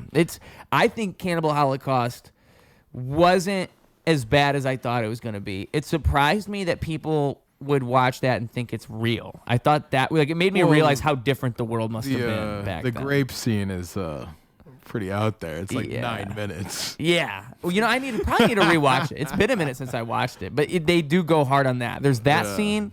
There's the turtle. And then snapping turtle, slime coming off his back. Yeah, that and it's a real turtle. That's what's sad about it. It's just it's killing you're eating a turtle, bro. The story around it, I think, needs to be a movie. They need to make like an Argo style movie about that movie. You ever seen Argo? I think so. Like the Ben Affleck thing. He won an Oscar and but shit. they go to the other place. Yeah, and to film the thing. I was like, they need to do that because the story with Cannibal Holocaust is all the actors had to testify in court, right, to prove that they're not dead. Like, we were filming a movie. I know it was kind of like out there, but I'm alive. But after the movie came out. Yeah, in real life. because they're like actually eating humans in it and shit. So like people were bugged out. Green Inferno. Did you ever see that? It's a good, nice little tribute to it. The Eli Roth one. There's definitely some Holocaust nods in it. What is it? Cannibal Holocaust. Like, what is the movie? Green Inferno. But what's it about? Similar kind of thing where it's like explorers going to thing with savages that just like ripping people apart and doing sacrifices and shit. I think Sky Ferreira's in it. Shout out Sky Ferreira.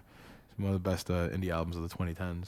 We need more savage movies, like movies where people encounter savages. That's a great. Problematic. Calling them savages. Hey, when they ripped your head in half and turned your brain into soup.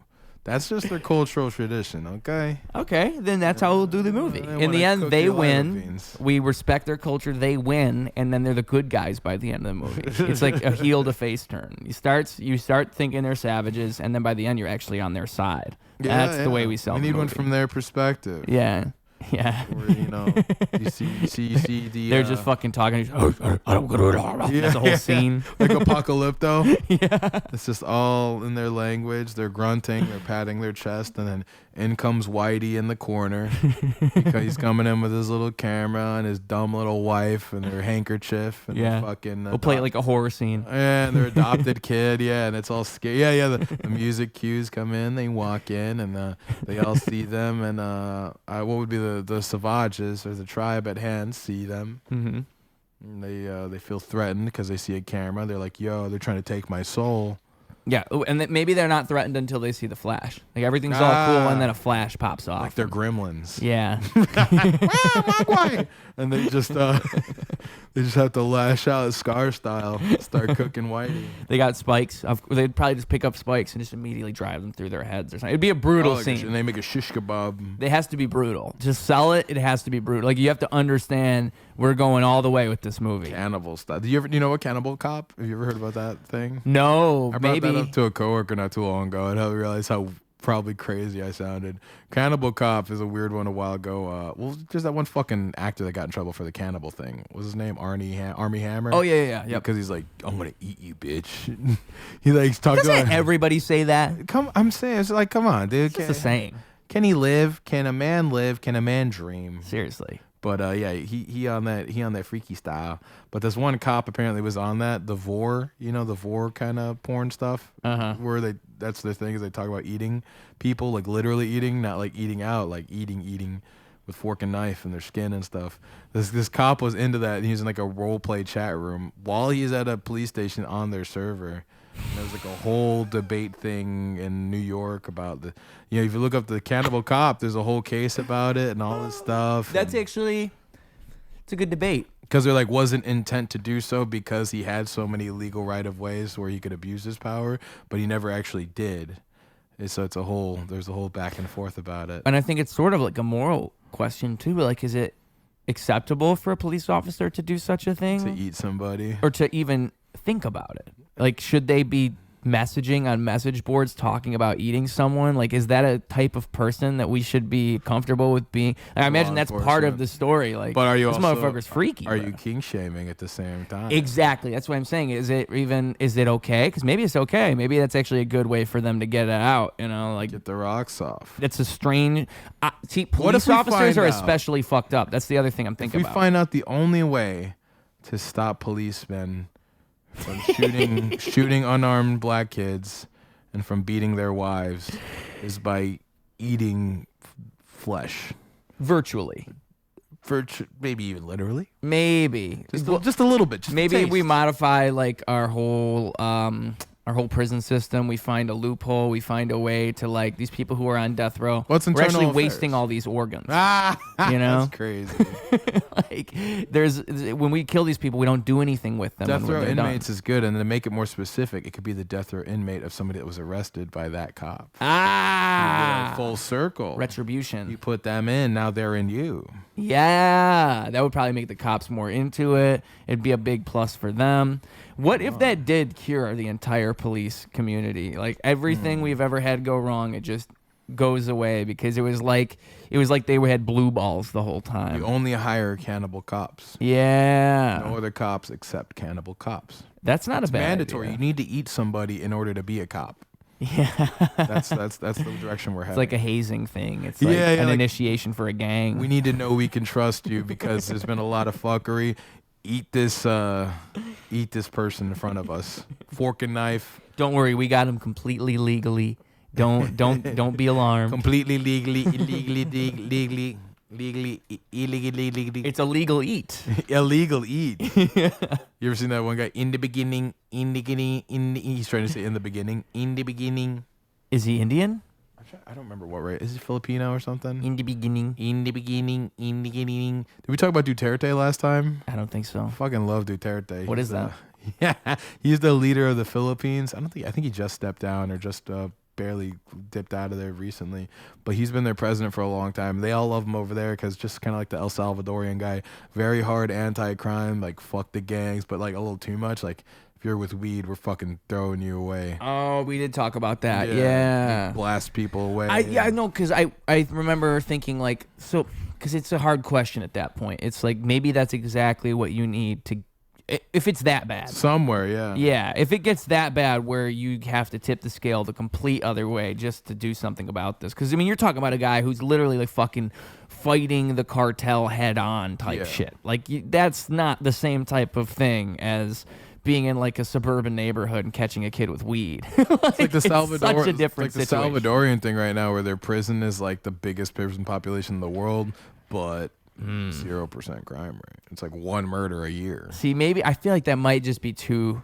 much. Like, yeah, of course, because no one You're like, can it's do boring. anything. We need a couple murders. What the fuck's going on? That's two peace. What is the metric of which we enjoy peace? I think that's sus if there's no murder. I think that's probably a bad society. If there's zero murder, that's probably a sign that they're cutting down too hard on everybody. Yeah. Just because, like, what other freedoms go away if there's, like, no murders? a little bit of doesn't even murder. people, like, have the natural urge to kill people. Like, As a if it's- treat, just a little murder.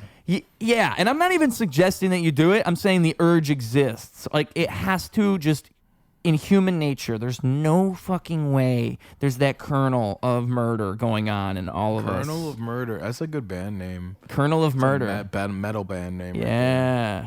I like or that. Colonel Murder. Colonel Murder. Colonel Murder, Colonel of Murder. Spell it like Colonel Sanders. Yeah. Colonel Murder sounds like, it could be a wrestling gimmick, too. You guys hear it first. Colonel Murder. That might be my wrestling gimmick if Colonel I ever do it. Murder? What? I don't know, man. I don't want to be too gimmicky. My dream, one of my career dreams, I've had three to be on Hot Ones, like with Sean Evans, which I feel like that's not too far away. That one's It possible. could be possible, especially now with the game show kind of thing. And Could he's in streamline it. Chicago. The guy's in. Is he? He's from Chicago. Yeah. Word. I think he's from the suburbs, but like Chicagoland. right whatever. there. Like he's literally. I'm pretty sure I heard he's in. I heard Evanston. I swear I heard that. Sean somewhere. Evans, boy, we getting them wings, boy. Get them ready. Dude, that guy is like one of the best interviewers of all time. I saw him. Oh, he's great. Yeah. Nardwar. If I got Nardwar, I made it. And then also the third one, I'm gonna add this one officially now. I gotta find my way into the WWE somehow, dude. I gotta find my way. Like maybe I'll be a manager. I want to have like a something I do on WWE television. If I just do that once, I'm like, fuck yeah, dude. Like At that's least, a career yeah. goal. I mean, you can start little by little with some of the indie circuit. That's would what you, I would you think I ever should want to do. learn how to wrestle? See, I that's why I say manager. Or did I say that? I'd be on the same shit where I was like, I don't want to fuck up my body for life, but I feel like I want to do like one good match, like one. I'll take some bumps. Yeah, but Yeah. like I want to be a bad guy manager, Paul Heyman, Bobby Heenan kind of character. Rest in peace, Bobby Heenan. Got to meet him one time, way back when. Him and Gorilla Monsoon. No shit. Dude. Yeah, legends. Got to meet them at Wizard World Comic Con. Do you know Wizard World? I think so. Yeah. Wizard Magazine used to be like the big Yep. graphic novel magazine. They had what is now called Chicago Comic Con, which I don't even think that exists anymore. Now it's just mainly everything's based around C2E2. You do C2E2 Flashback Weekend and all that. It used to be Wizard World.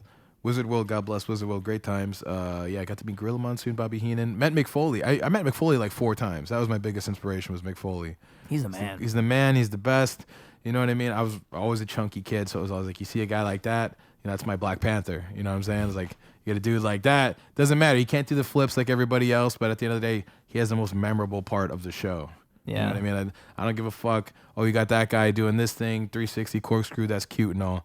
What are you talking about at the end of the day? No, you're talking about him falling off the cell. And he did it in so You're talking many about different the ways death too, with his matches. different gimmicks and all that. Like he managed to change it up throughout the years, and people loved him. Japanese death matches with him and Terry Funk. Rest in peace, Terry Funk. His hardcore matches, yeah, probably paved the way for a lot of hardcore wrestling today. Amazing, bro. Like so much of it probably does stem out from the shit he was doing on camera. I missed, I've read a little bit of his book. Have you read his book? Oh, I got him to sign some of them. I got Hardcore Diaries. Foley is good. Have a Nice Day, the original biography, which when I first met him as a kid, he opened up to show me. I asked him a question. I was like 7 or 8. I didn't know what to say. I was like, yeah, you know, you're starstruck. You're a kid. I was like, did you fight Undertaker? Clearly, I know he did. That's why I'm there to talk to him. And he just opens the book. He's very nice. Showed me the picture and just talked about it with me for like 5 minutes. That's cool. And then I met him several times after. He signed my ECW DVDs, Rise and Fall of ECW DVD. Had the VHSs as well. Barely Legal, the first pay-per-view. Bless. Yeah, man. Mick Foley, legend, and he does stand up now.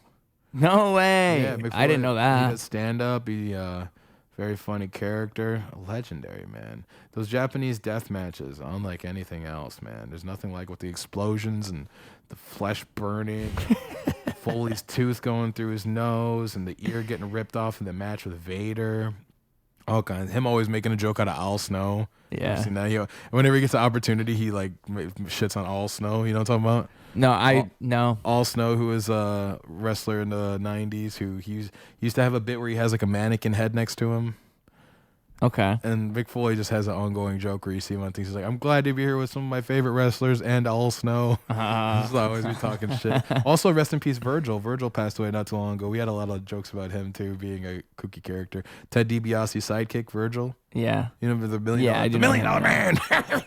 Yeah, the original Ted DiBiase. Yeah, Ted DiBiase. He had Virgil with him, and Virgil was always at these Comic-Cons. So we would see him at all of them all the time, and people had interesting stories about him. I'm pretty sure if you look through the Reddits, you'll find some funny little anecdotes about Virgil. God bless him. There's some big wrestling convention coming up. I can't remember what state it's in. It's not here, but it was like they were advertising as like the biggest convention for wrestling. Might have been they did WWE World before Mania, which is like it's coming up, I think. If there's another one, I'm not sure.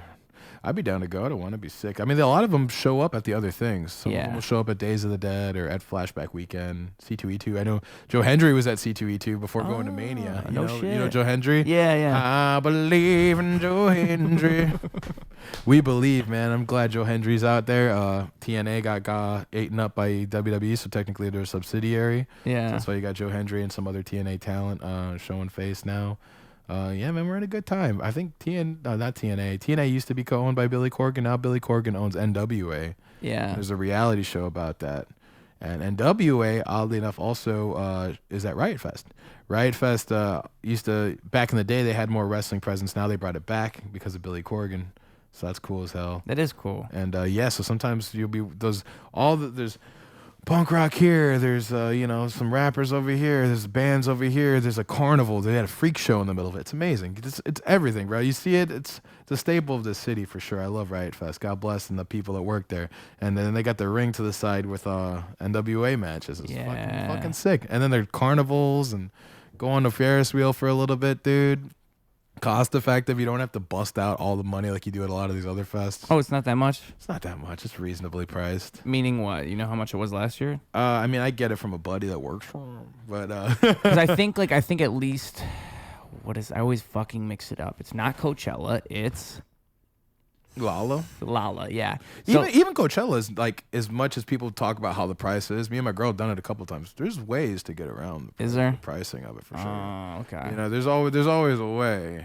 You know what I mean? He's saying jump the fence. Jump the fence. No, jumping that fence would probably be kind of crazy. Well, like camping out things are different too, especially now that I'm older. Camping out things are ideal because it's like, let me take a nap, come back. Yeah. You know what I'm saying? It's still going. That's a cool thing. Like, we're going to Bonnaroo in a couple months. I need to go to more music festivals. You're welcome to come down with me anytime, bro. Let me know when you're going as soon as you know, and then I will plan ahead. All those ones for sure. Bonnaroo's for sure. Bonnaroo, going to Lala. That's me and old girl's anniversary every weekend, every year that comes around. So, shit, I'm hoping to get a hotel around then so I could just walk across the street. That'd be sick. But regardless, it's right fucking there. Great times. Good lineups this year. Nothing, you know what I'm saying? We got Tyler at fucking both of them. See Tyler, at Rue and Lala. The one thing that's annoying about some of these festivals is like a lot of them have the same bookings, so sometimes you'll see certain acts there, but then you get the fun thing if you go to multiple fests. Hey, I had so many scheduled conflicts at that one, now I can catch so and so at this one. And if you go, I'm constantly at shows, so it's like might as well save rather than go to all these individual shows. Let me knock out like 10 things in a day. You know what I mean? Yeah. Yeah, I mean, I was talking with my sister's fiance, and he goes to like he was telling me the list of all the concerts they went to in the last year, and it was crazy. So like, I think there is a bit, you can do too much. I guess if you can do it, by all means do it. But yeah, going to like fucking one concert a week is wild. That's wild. Like, if you could pull that off, I've been there. Cool, but damn, like I don't even I can't even imagine the funding. Like, how do you fund that? Yeah, I mean, if you work around it or if you volunteer, there's always a will and a way. Hop a fence. There's so many cool organizations now where you could fucking reach out and find a way to Lala has a good amount of them. I've done the thing now with through Reverb where I was one of the people that helped fill up water bottles or showed drunk people, hey, hold it this way, and show them how to fill their water bottle, and then I just walk into the show for free. Oh. That's how I saw Metallica a couple years ago. They played for fucking 3 hours. It was amazing. Yeah. You know, It reminds me. I know there's all this Metallica slander. I grew up with them. Amazing. Don't give a shit. Heard the hits. Great. Saw him last year at Soldier. My boy got tickets. We saw him both days. Pantera opened one day. Finally saw Pantera. Are you kidding me? Yeah, is it like just as good as you would have imagined? As good as it could possibly be. Nice. In the live. I mean, like, these dudes are our grandparents' age and shit. And they're out there rocking for 3 hours. It's insane. Yeah. Like, yeah, you could talk about some of the personal politics. I think all the Napster shit was lame as fuck. But to even be able to do that at such an age, yeah. I mean, it's And, like Rolling Stones is another fucking crazy Come example. on. No matter how you feel, the fact that they're doing like multi-hour sets is. You go do that right now. Like, it's not an easy thing to do. 82-year-olds got more energy than the average 22-year-old. Yeah. What does that tell you? These guys, you see these young guys, they fucking click the backing track and they smoke on stage. Idiots pay to go watch a guy just get fucked up. Yeah, dude. It's crazy. Like, yeah, it's okay, be fucked up, but be good too. Yeah. You know, Hendrix was sweating acid into his forehead, but he was changing the world. Yeah. No, Shit. that's a great point because I think people get lost in the sauce and they just get fucked up and they think they're doing something and it's actually kind of annoying to watch. Oh, so like, it's unbearable. so annoying When they're off you key, can tell off they beat. think that something else is happening.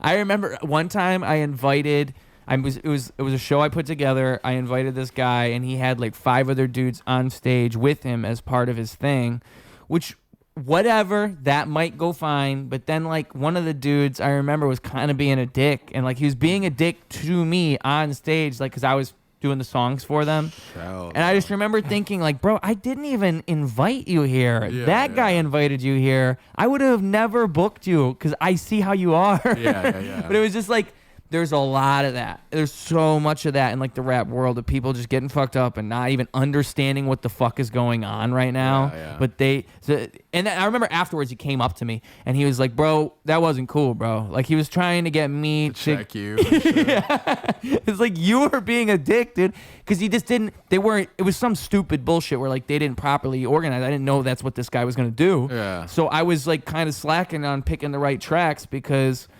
you didn't tell me beforehand this is even what was going to happen. Yeah. Like if they had come up to me and just told me this is the lineup of the songs, even that would have prevented it. It was just a stupid fucking thing where it was awkward on stage because I didn't know which instrumental to play, and then I played the wrong one, and then he's looking at me like I'm some kind of dumbass, and it's like, bro, I'm the mastermind behind this whole thing, you Also, dumbass. If you're ready to go and you're talented, there is no wrong one. Sure.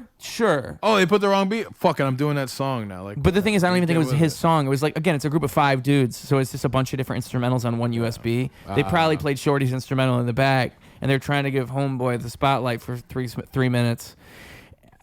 In my mind, whatever. Like, if you're gonna put your friends on, that's cool. But it introduced this awkward dynamic. I remember it was so awkward. I felt like, I don't even know what I'm supposed to do here. Like, am I supposed to tell that guy I didn't like that?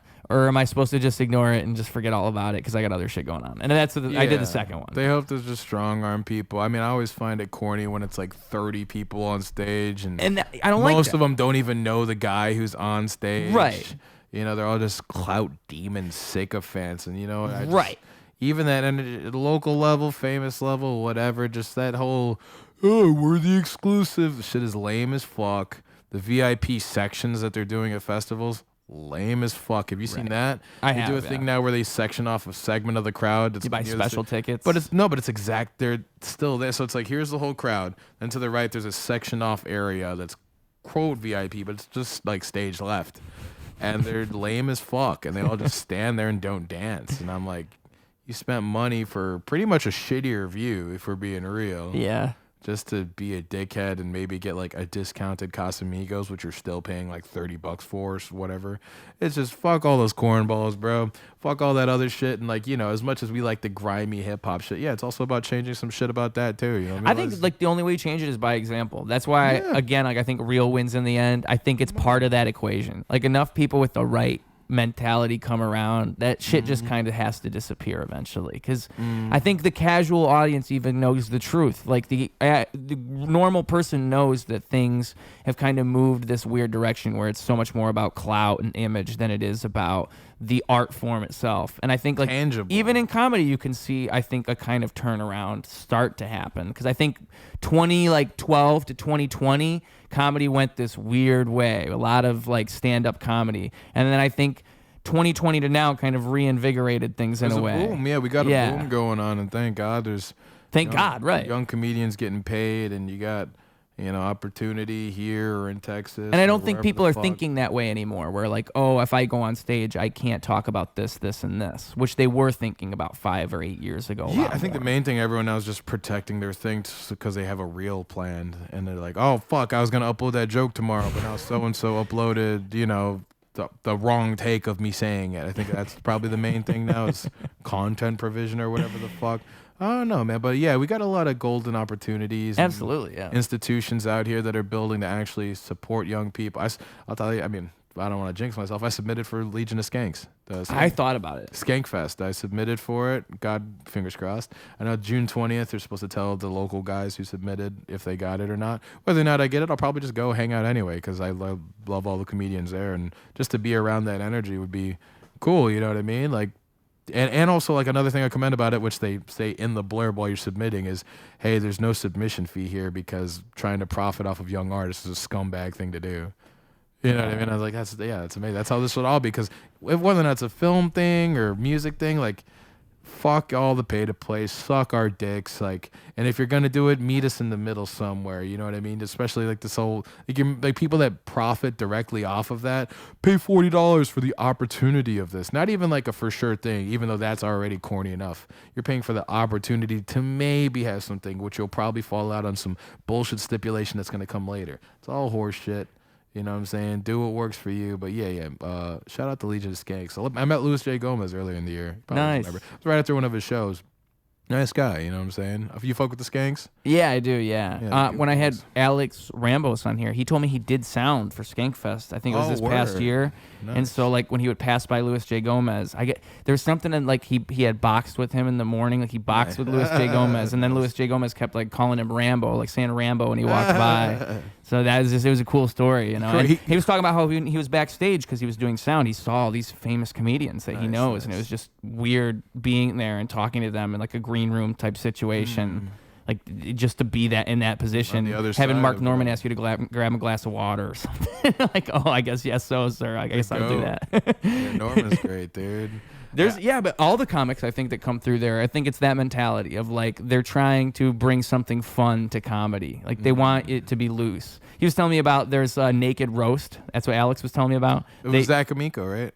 Maybe. I don't know who was in it. I know he does a lot of that kind of stuff where he gets naked. It's fun though. Just the concept of a naked roast is fun. That's the type of shit that you have. He corrected, but when I got a picture with Luis Gomez, he did the skank hands thing. I was fucked up. I came like after work and like I was already drunk and everything, and you know the hands he does like the skank hands, or is like a specific way of like placing his hands. I don't know. No, I don't know that. I'm just like doing this and shit, like I'm the boss baby, and he's like doing the whole thing. But yeah, bless him, man. It's good to have stuff like that. You know, we grew up early 2000s, you know, Howard Stern back when he was funny. Yeah, he changed. Yeah, he's fucking lame as hell. But it was like that, Marilyn Manson, like Eminem, post 9/11. Like it was just like a different world of censor. That's why I don't feel like I could really get offended by much. Not to say like, yeah, if somebody knows me personally, they could figure out something that would bother me. But I'm not going to be like, ring, ring, ring, ring, ring, ring. I'm never gonna ring at the bell. Or there's even people I hate and detest, and art that I hate and detest. I'll have my opinion about it. I'll maybe come on Ruse Radio and talk about how it sucks,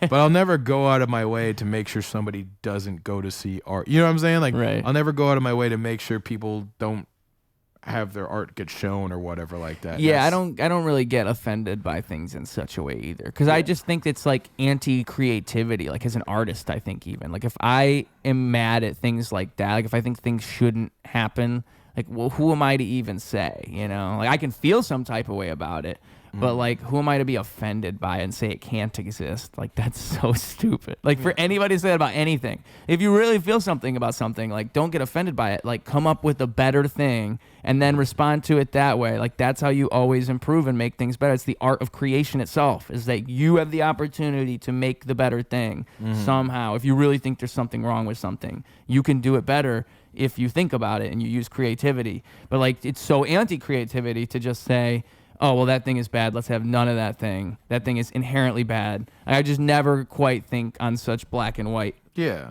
In such a black and white way. To me, it would ruin me if I ever did that. Like, you know, like, I catch myself when I do it, and I'm like, no, stop. Like stop. Stephen Colbert, like him and guys like him, should they have a car bomb put on their person? Like, should they be blown to smithereens like the opening of Casino? Yeah, probably. Is the comedy that him or Seth Meyers makes so abysmally terrible that, you know, when Seth Meyers' stand-up special, he can't even fill a room of 100 people, even though he's been on television for 20 years, and he needs to add laugh tracks in because he's not fucking funny at all, and they put so much money into like gaslighting his people, and he uses bots on his accounts in order to make it look like he's actually doing something, even though nobody watches the shit. It's just background noise for old people and people when they're at the gym and the channel doesn't get changed. Is that all true? Yeah, but that doesn't mean if somebody likes it, I'm gonna be like, you're wrong, or stop watching it. I'm gonna be like, no, you have dog shit taste, and you know, God bless yourself. You know, hope you repent for your sin of liking bad things. Yeah. You know, It's okay to like bad things. Everybody does. I have tons of guilty pleasures and shit I like. It doesn't, you know what I'm saying? I don't think less of people when they like bad things. I mean, I do think I'm not going to trust their opinion on, like, I'm not going to ask them I should check out. If I find out someone has bad taste, I'm not going to ask them for advice. But it's not like I think less of them. It's just I don't trust their recommendations even anymore. Like nonsense like rap or pop music or different stuff like that. I love tons of garbage, man. Me like, too, yeah. You know, you gotta because it's about that left brain, right brain. You know what I mean? We don't always want to listen to lyrical miracle. It's good to hear a story. It's good to have hip hop. Sometimes you just need to hear Future go, Oh, dude. Oh, no, bitch. Fucking Lil Uzi's in the hospital right now. Prayers for Uzi. Oh, Uzi's a goat. I don't give a fuck what nobody says. Lil Uzi's amazing. Yeah. Are you going to Summer Smash this? If you go, let me know. I'm probably Summer going to Smash. Lyrical Lemonade Summer Smash. Cole Bennett. I don't know too much about that one. Oh, It's a festival, I'm sure. Yeah, right? yeah. Cole Bennett, the mastermind behind Lyrical Lemonade, who makes. Maybe I saw this. You've They definitely announced the lineup, right? Yeah, you've definitely seen his music videos before. He's done some of the most iconic music videos past 10 years. Yeah, He's yeah. a Chicagoland legend. He's from here? From the Chicago area, yeah, but now he's based in Chicago. Oh. I went last year. They brought Chief Keef back. That was a big deal. Yeah. Amazing. Saw Chief Sosa. Bang, bang. Saw Cardi last year. Cardi's been there like 4 times. I love Cardi. I don't give a fuck. Music is an amazing album. Music Deluxe, great. I could talk about Playboy Cardi all day, dude. Playboy Cardi's. I thought you were talking about Cardi B. No, Cardi B. I mean, she's funny, but she's not really a rapper. I was like, he really likes Cardi B. No, we're talking about fucking award shows earlier. The fact that they gave the one album that she made, she's been famous like 10 years now, one album. The one album that she made when she was industry planted, and they gave her the win over Mac Miller was just while his family was there. I was like, that's just the biggest insult. What was dude. Mac Miller's album that year? His last one, Swimming. Oh, that was... It was nominated and it lost. I mean, there was a couple good nominations that year. But he got that super Astro- bass.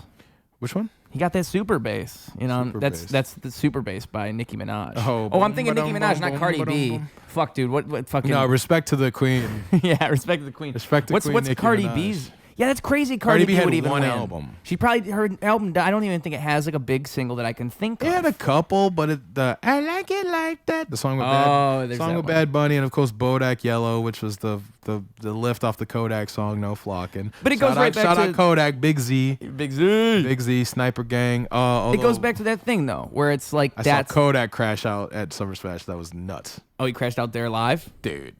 Well, yeah. If you've ever seen videos of him perform, I love Kodak though. I'm not gonna speak too negatively on him, but yeah, it was a crazy live performance. If you ever look any of it up, some kid was allegedly gangbanging at him, so he was like, "What's up?" And then he like asked people in the crowd to like beat this kid up, and it was like a whole back and forth. I was like, "What the fuck's going on?" Yeah. And the day before, he turned his camera off on live and then was like snorting something Andy Dick style. So I was like, clearly he's in another world. But still, all love to Big Z, Big Sniper Gang, Kodak. Cause I got it by myself. He's made some hits, dude. I remember when he went to jail like 10 years ago, or fucking 2013. 12 years ago when he was back in the jail back in the day. Like, and then Trump got him out. Trump Dog got him out. You gotta love me. Big Z. The biggest Z, actually. I've seen Z's. I've slept Z's, if you know what I mean. That's a joke for the liberals in the audience. That's a joke. They might not have heard of that before. The biggest Z of all time. Young Ma. I'm gonna fuck Young Ma. I don't care if she's a lesbian. Everybody knows. If she's a lesbian, that's actually better. That's good. Dude, Yeah, I've learned there's a musicality to that impression. Like, Yeah. There's an ebb and a flow. You gotta go up and down and round and round. You take them round down, as SpongeBob would say. Did you see him speak in Spanish the other day? No. This Fox News person. It's me, en español.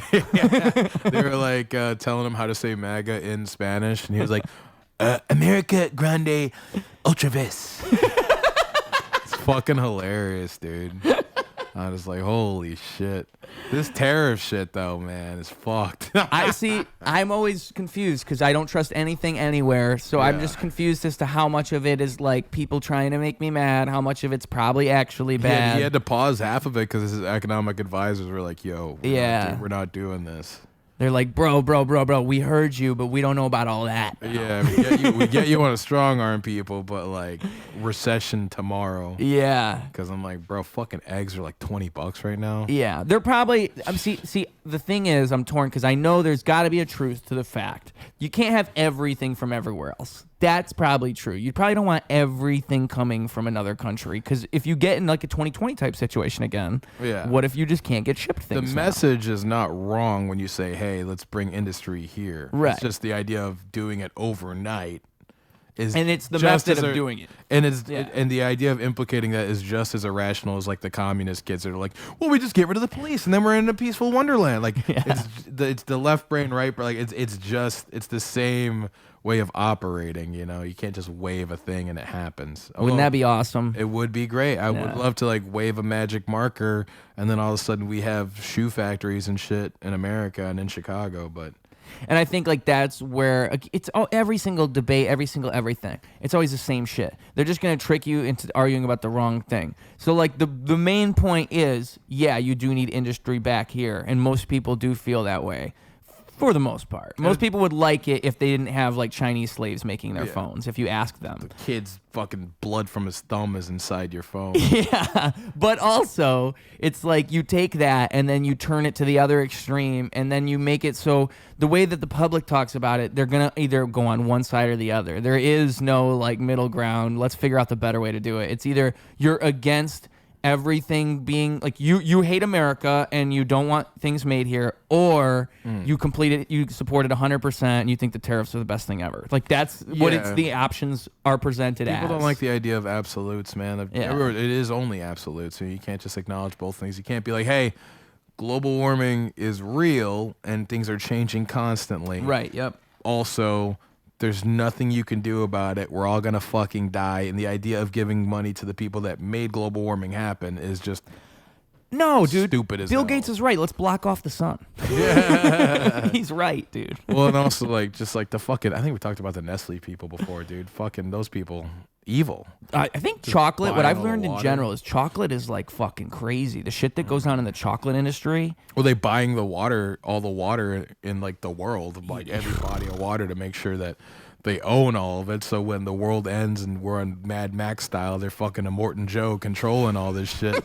And they can just put little droplets wherever they feel like. I mean, look at California. You're going to tell me the most prosperous state and the most prosperous country in the world just didn't have water reserves for whatever reason ready to go in situations like that shit that happened in January, the beginning of this year? Yeah. That was crazy. That's how this year started. Did we talk about that? I think it might have been right after we talked last time.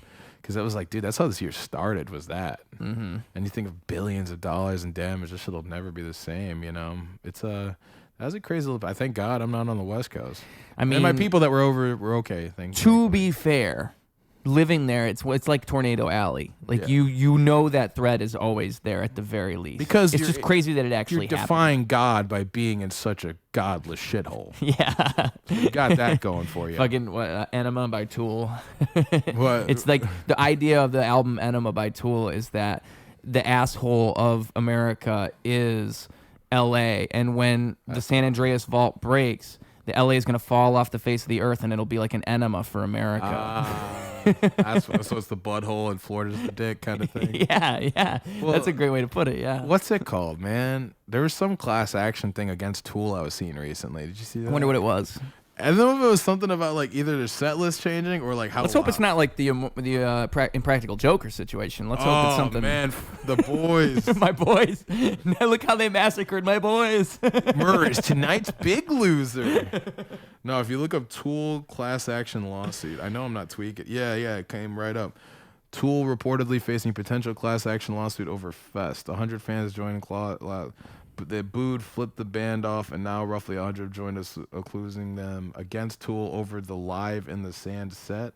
Why the fuck is it for? For a set? I don't Largely understand. repeat the first and second night set list was largely a repeat of the first. Oh, because they promised 2 unique sets and they played the same set twice. Okay, so Whatever. it's probably a headline exaggerating it, and it's probably more like people are just upset with Tool. That's my guess. I mean, that's a worthy thing of being upset about. But if it's your favorite artist, like shut the fuck up, dude, fucking remember Kanye and Jay-Z did Ninjas in Paris like 20 times. Say it. Say, I got the crown. I'm gonna say it. Did you guys hear that microsecond pause I had a second ago? That was actually a bleep. He said it for real. I was here. He testified.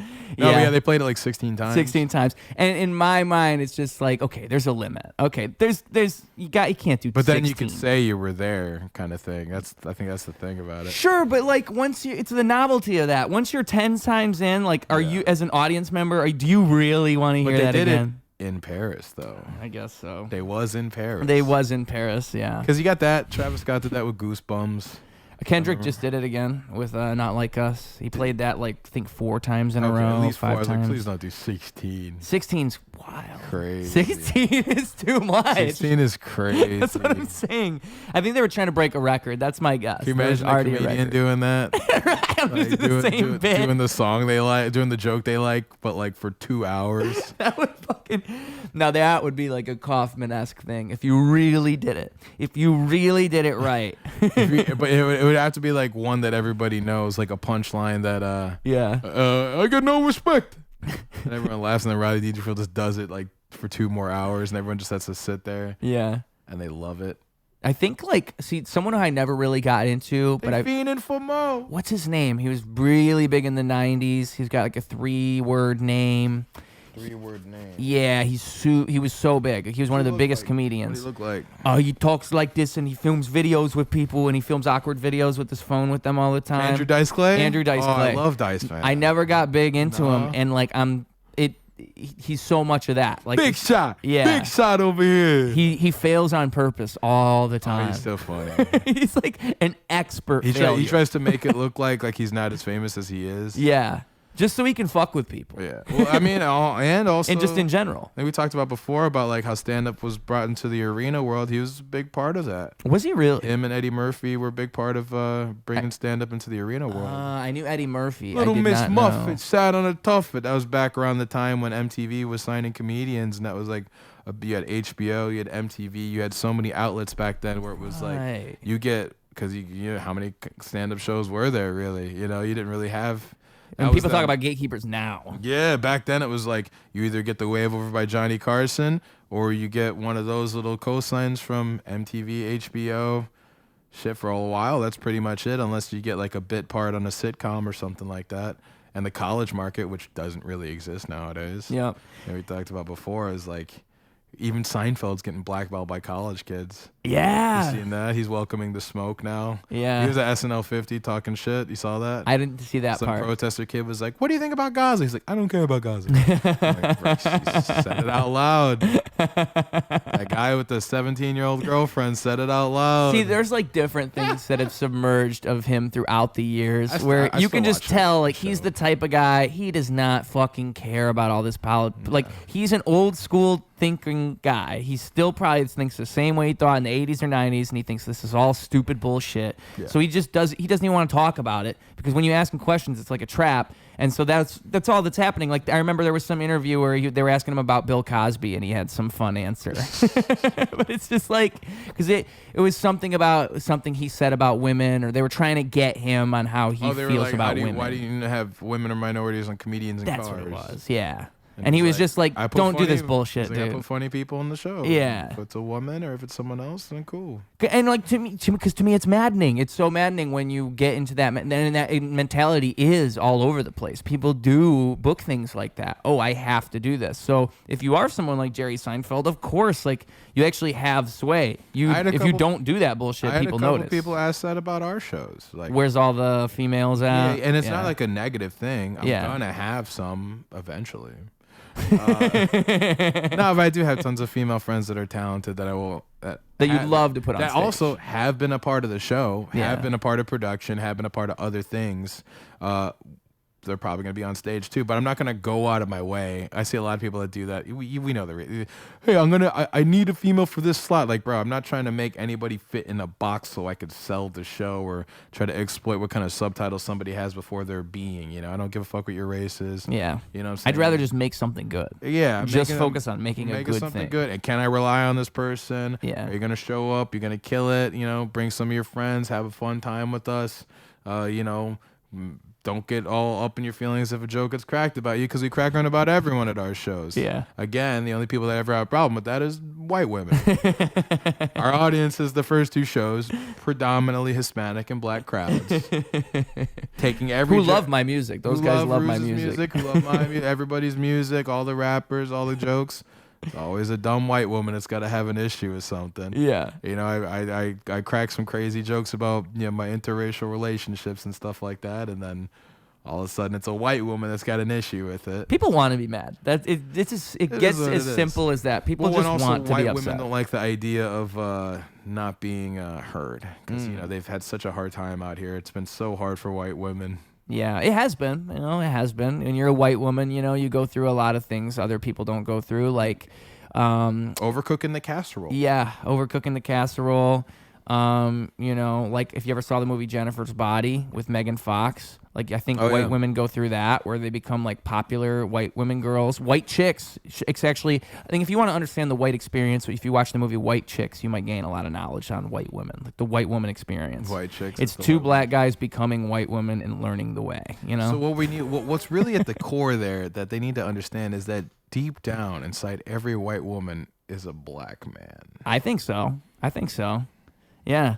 Every woman is blacked a little bit. There's a little bit of blacked inside of them. And if every white woman can just embrace that a little bit. Yeah, every white woman. Yeah. Just, you know, say what you got to say. Say the word when you rap. Say what you need to say. Say what you need to say. Say that you are black. Dude.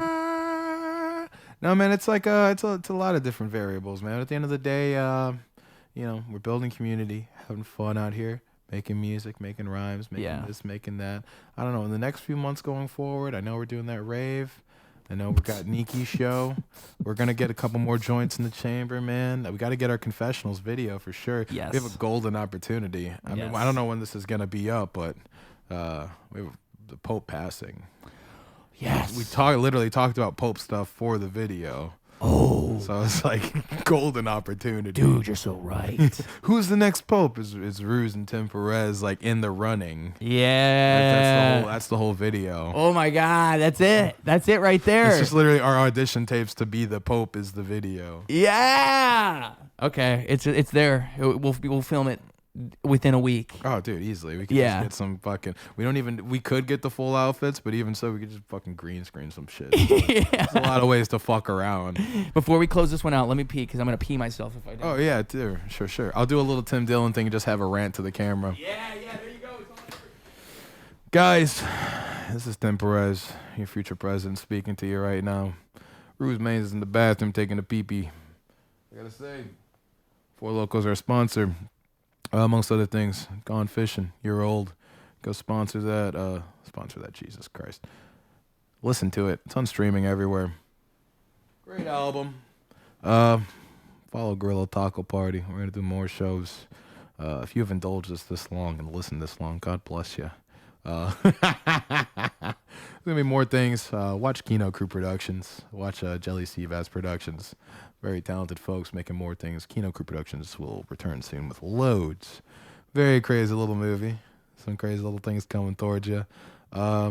Yeah, I guess I'm gonna just shout out some artists I fuck with that you should fuck with. Shout out the Racist the Great.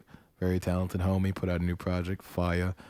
Shout out the mains Jay Hattie. Just put out the album Chapter. Very fire. I was just listening to it on the way over here. Shout out Chaosphere. Listen to that band. Very talented folks in that band. Listen to Wani. Listen to Old Coke. I'm just shouting out homies, bands, and projects right quick. Shout out fucking, God, who else? Sneaky Darko, of course. Listen to his music. Listen to everybody's music. Thinking of who else that I didn't shout out already that I should shout out. Shout out Mike Moraz, very talented individual. We got a couple joints together we working on. I got a couple songs I produced on his last project. Very good. Peep that when you get a chance. I said the Racist. Yeah, man, a lot of the hairpin homies, man. Shout out the Dogs. Shout out the Homie Museum. Guy's project CTA was on streaming recently. Listen to that, man. Very talented MC out here. Man, I'm trying to think who else I could fuck around with and just plug randomly. We got Monvi here.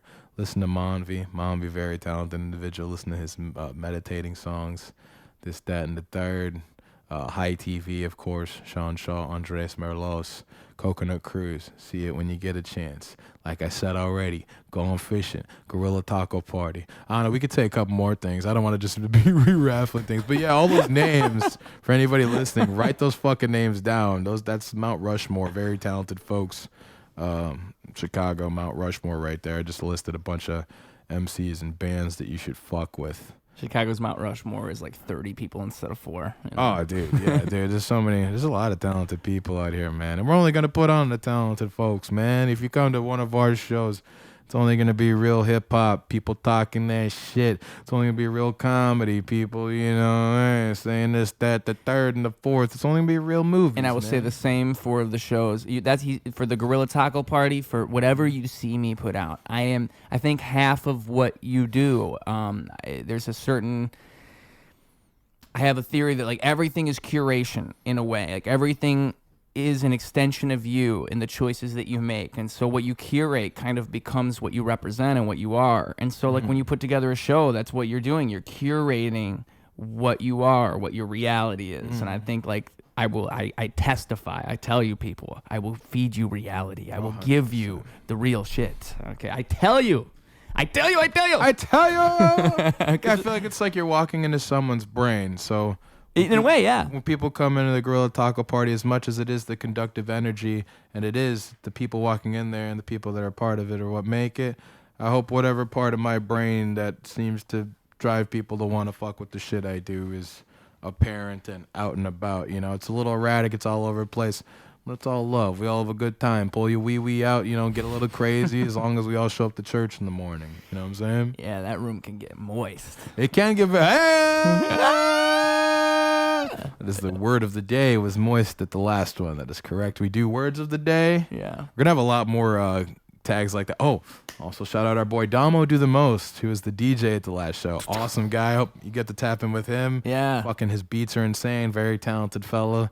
Got to have him do the sound effects and whatnot at the last one. We're going to do a lot more of that. Going forward, there's going to be a lot more sensory overload. You come and you expect one thing, you're going to see another thing. Also, God, might as well, while I'm at it, shout out the wrestling friends, them boys who hosted the watch party for WrestleMania. Man, that Easter Bunny was an asshole, though. That Easter Bunny, man. He had it coming. Yeah, he did. He had it coming, didn't he? Yeah, the Easter Bunny got driven through the table. Maybe you've seen that video. We're going to have to, I can't say it on camera, but we are going to be upping the ante with the violence. There will be a little bit more violence in the next few shows. Constructed violence, like coordinated, not from the audience members. Y'all sit tight and just watch it. But the performers, somebody may get hurt, but they are trained professionals, or at least have learned from them. But yeah. Shout out the homie Nate from the Wrestling Friends for letting me do that. That was cool, man. That was crazy, right? It was nice to meet him too. Yeah, he was a cool dude. That was crazy. I really it was a great touch. It was a great touch for the show. I'll tell you. I knew that it was going to happen because I've seen enough wrestling. As soon as I went on stage and I saw that thing over in the corner, I was like, there's only one reason that would be there. The whole night. The whole night it's sitting there. And then him dropping the eggs on top of it like they're tax or something. Funny as hell. There's another bit, I'll tell you right after this is off, about another special guest that was going to be there that night that will be at one of the future ones. We have a few little tricks up the sleeve in regards to our special guests that will be coordinating in conjunction with Guerilla Taco Party. But yeah, there will be more wrestling activities, more comedy activities. Also, shout out the boys in Deep South Dropouts. I don't know if I gave them a shout out. Those guys are funny as fuck.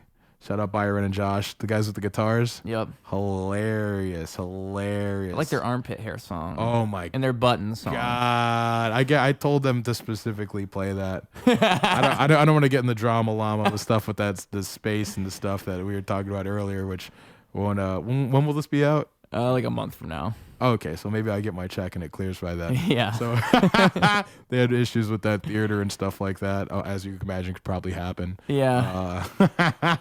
And I was like, hey, come play, because I did shows with them back in the day with the boys in Tribe Called Johnny Quest. I knew they were funny. They went on the name BJ Party when they did shows, and I was like, come over, come to our space, come play your shows, kill it. We got a good crowd, and play your armpit hair song, because I heard they got mad about that before. Of course, white women getting mad. Who would have thunk it? But it's funny because they announced it, and when they announced it, they said they gave a little preface, yeah. Yeah, and they just didn't mention it was there, but they said that someone got upset after we did the song, so we wrote this song to redeem ourselves. And they're like, if anybody gets offended, Tim wrote it. I was like, oh shit. But yeah, they did a beautiful song about armpit hair. It was fucking hilarious. Yeah. Along with their other songs, man. Very talented boys. Yeah. And they got a podcast too. Do they really? Yeah. What's it called? I forgot, but the homie Josh runs it. I could look it up, but yeah. I swear I've seen it. Because I remember I was trying to remember what the fuck it was called because I had seen the Instagram for it and I was like, that guy looks like that guy. Mm-hmm. And then I forgot the name of the podcast because I was going to do my research later. It was like one of those things you remember for like a minute and then you forget. Because I'll figure out what the name of it is. Then you'll at least you will and you'll let me know. Yeah. And it's something like there was clips of it because it was him and a girl, right? Yeah, it's his wife, I believe. Yeah. She was really sweet. She was at the show too. I could pull up the name of it right now. I saw something where they were just making like jokes about it's like somewhat political, if I'm correct. Give it a quick shout out. Where's the fucking page for it, doggy? We were talking about politics on the clip I saw. Yeah. Oh, Working Crass. There Pod. it is. With Josh and Lauren. Shout out Working Crass Pod with Josh and Lauren. You know what I'm saying? Support fellow pod homies out here. You know what I'm saying? We all slumming it. We're all just talking. We're all just a bunch of hacks hoping that you smash the like button, hit the subscribe, buy the fucking t-shirts, man. Buy his t-shirt. Professional Mind Blower. Professional Mind Blower. I'm not wearing it, but it exists. Professional Mind Blower because we all are professional mind blowers. Whether you know it or not, folks, you are a professional mind blower. You just got to figure out how. It's why I love doing this show and talking to people. I think it's the beauty of talking is people will blow your mind with the things that they say. I think that's why it's nice to just talk sometimes. You know, people get shit all confused and complicated. They try to overdo shit. And like, to me, what's great about a podcast in general is it's literally, you're just capturing what it is to just hang out with somebody in this weird way. And you don't really do that with other formats quite the same. I think that's why podcasts have blown up in the way that they have. I think a lot of people, just like rap and just like comedy, have bad podcasts, and that kind of gives it a bad name because there's a bunch of shit where it's like, you don't have to be doing this. Like, because even sometimes, like even before today, I was thinking, oh, I'm always so jumbled. Maybe I should gather my thoughts. But it's like, what is the point? We're not going to stay on topic anyway. Like if we are being ourselves, being our natural selves, we're not going to be on like, bink, bink, bink. It's going left, right, all over the fucking I place. once had somebody show up and they were like, they wanted me to make bullet points for like what we were going to talk about. Hell no. And I told him like, even if we did that, I don't think it's going to go that way. Yeah. We could do links maybe one time where we like, because instead of when I'm pulling up like the videos on the phone, we could do like, oh, let's look at the fucking thing. But half the fun is like remembering that something exists. Yeah. Like, dude, Jimmy Fallon really did that. Yeah, you know, I've thought that like it would be cool to have somebody look shit up for me, but it's also fun to like I feel like it reminds me how much shit I do remember when I'm not looking shit up. I'm like, damn, I actually knew things. I actually knew stuff with my brain. Forget you know things. Yeah, you do forget, you know, and that's the other thing about talking. I truly believe like talking is how you sort out your ideas and it's how you sort out your thoughts. It's why isolation is like one of the most crazy things you could ever do to yourself because you have to talk to an I've extent. been wanting some more isolation, but I'm always in front of people. You need a balance of it, Especially for sure. now turning 30, I kind of like need that little fucking physical Yeah. social detox and shit of just like, I don't fucking know, just kind of like dip out just for like a weekend, a couple days, probably just go somewhere into solitude. I'm glad I don't have kids for that very reason, that I can get solitude. That if you I, could do that. Yeah, because I mean, if you have a child, it's such a different. For you to say such a thing, you have to consider. Oh, there is this human being I have to deal with Unless before you're I rich, can. then you could be like, let me fucking pay this Jamaican lady to put her tit in his mouth while I go to over here. Yeah, You know what I'm saying? that's the goal. That's the goal. To get that rich? Yeah, Are you gonna have kids? You think? that's the fourth one. There's hot ones. There's that. Having kids. All right, rich No, enough. no, getting rich enough to have my kid go suck a Nigerian tit while I go to Nigerian Africa. tit, hey. You gotta be. What's it called? Do you plan on having kids one day? Yeah, I think I have to. I think it makes the most sense if I do it. It's just like when I think about it, like it's like what I just said. Like I wouldn't have the time I have now. It actually blows my mind people even do anything while having kids. So like 100%.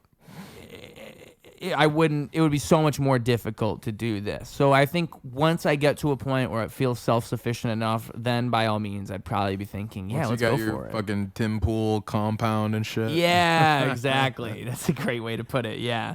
Once I've got my bunker like Kid Rock that's shaped like a UFO. Start going bald. You get a ski cap. You start getting money from Russia. And when that happens, I tell my mama I made it type shit. You know what I'm saying? Mama. Yeah. Yeah, it's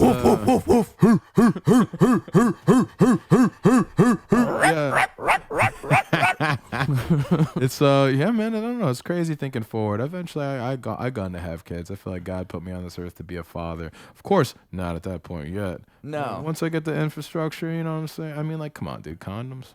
Come on. Yeah. You use them? I don't like to. You use them though, yeah.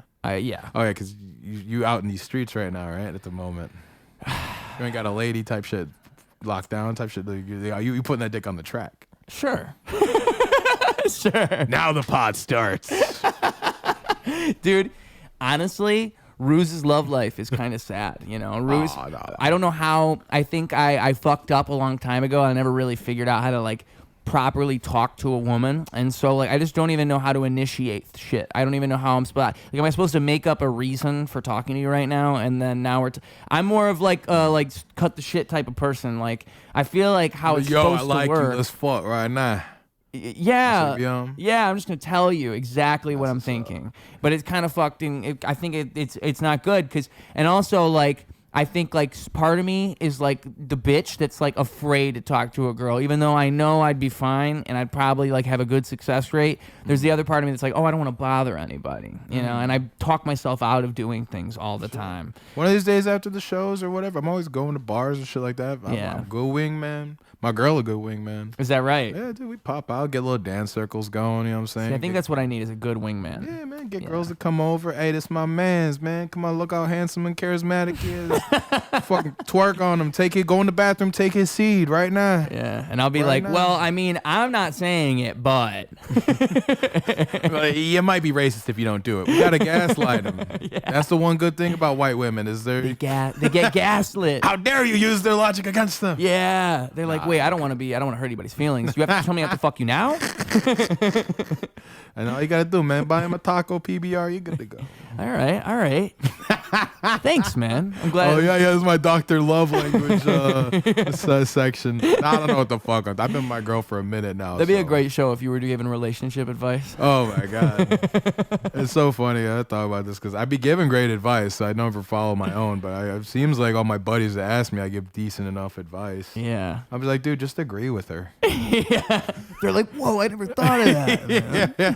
Just like the idea of being in conflict with a woman is just so crazy. Because It never works. You got different brains. You know what Yeah. I'm saying? It's not a negative thing. It's a good thing. You just find whatever way you can agree and you smile along. You get what you want. They get what they want. Everybody's happy. You do it to whatever capacity you can. You know what I mean? I don't know. The idea of a guy being like, man, she needs to align with me in every which way. It's probably the bad way to think about it. Never going to happen. Yeah. You know what I mean? Like, I mean, even politically, right? Yeah. you want a girl that's more liberal. You need a libtard girl. Your girl needs to be And the libtard. libtard girls want the other thing. Like, they want the other thing. They don't date the libtard guys a lot of the time. They want a guy they can fix. Exactly. Yeah. Like you look at the flip end of that. All these guys are like, oh man, I need some girl that like shares my values. You know, I need a trad wife. I need a this. I need a that. I was like, bro, those are even worse. The pick-me's, bro. The pick-me's are even worse. They're saying us all this outrageous shit just to get your attention. And I think, like, it's the same thing. It's the same type of mentality as, like, needing so many girls and so many guys for a show. It's like you're looking for something so specific. You're not even looking for the right qualities in a person. You're looking for them You're to judging fit people your based. box. Yeah, exactly. And that's how you cross people off because they You're don't trying do to this. fit in their box. Hey-o. Yeah, you're not gonna fit in their box if you'll never let them fit in yours. Exact you know? mundo, man. It's that, and like we were just saying, man, trad wife shit is cringe. Because at the end of the day, at the end of the day, if a girl's walking up to you and is like, "Hey, we need to defeat communism. Let's grab our guns. Christ is king," and is saying all these positive, awesome things to you, she's probably a Fed. Most likely a Fed. She fucking glows.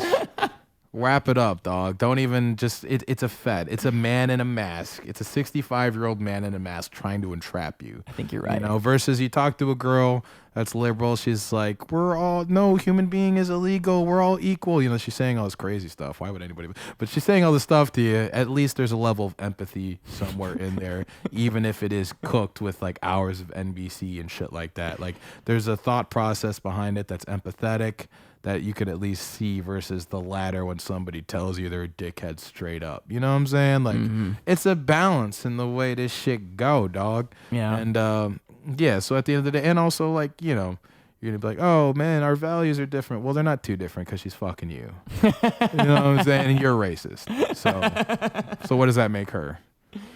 You know what I'm saying? Silly secondhand racism. I'm just saying. Yeah. You know what I'm saying? Every girl that's like outwardly with her politics, look at their partner. It's like a guy with like blue line tattoos and shit like that almost every time. I hate to be wrong, but I mean, come on. It gives me like a Freudian perspective on things. You know, it makes me think like the subconscious must be so much more of an element than people realize. You know, people act like relationships are that. It's someone who needs to be like me. But the truth of it is it's usually so much different than that. It's someone who's an extension of you. Like, it's someone who's like a version of you that you can like play out in your mind. You know, like the way you pick a partner is so...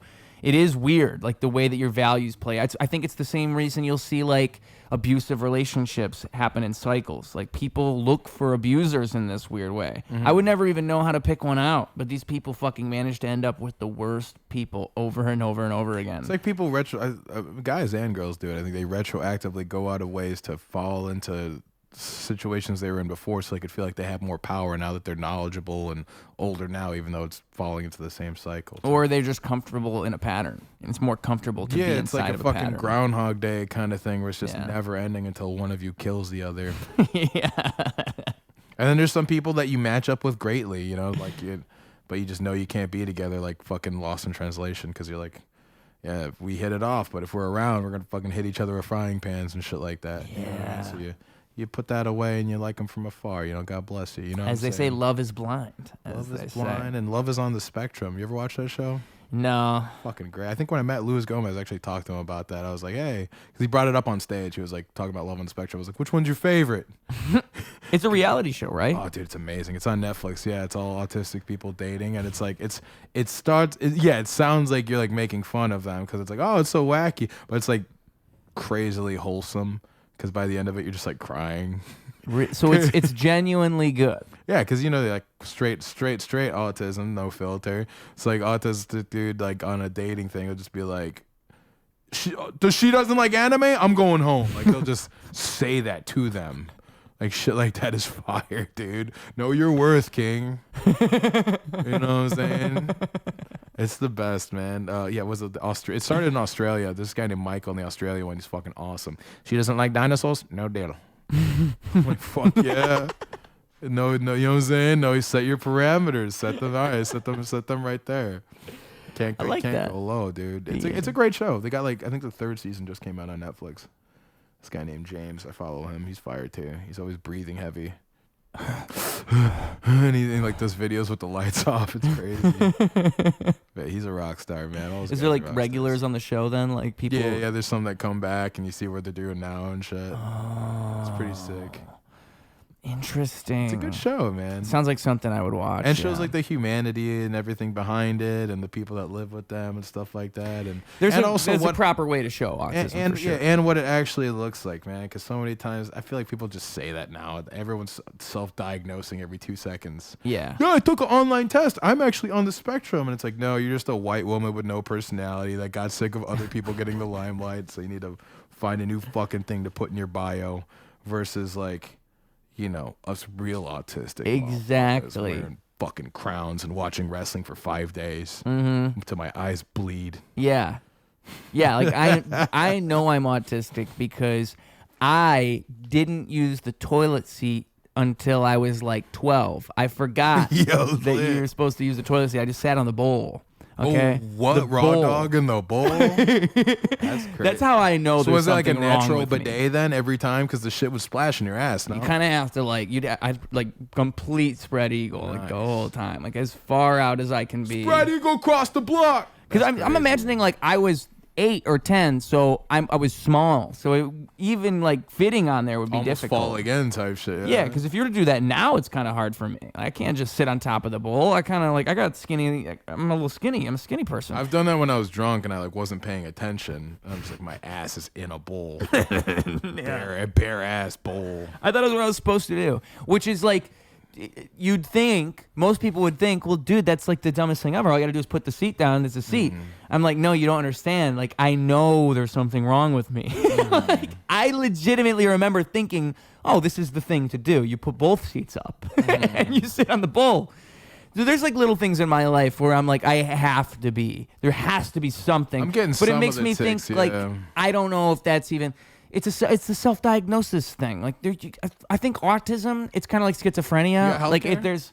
What's that? Do you have healthcare? No. Oh, okay. I was about to say, because that's the main exo factor. The way to do it. How can somebody tell me? And it's like, oh, I can't afford to have someone tell me. Yeah, That's you're the main right. thing. Yeah, I but finally got ADD diagnosed like last year. Finally. I was going to get diagnosed with that, and then I remember because I like the deep down it was just the druggie in me. It's a 15-year-old who wanted Adderall, and then they told me that I was going to get randomly drug tested. So I was like, oh, never mind. We don't have to do that.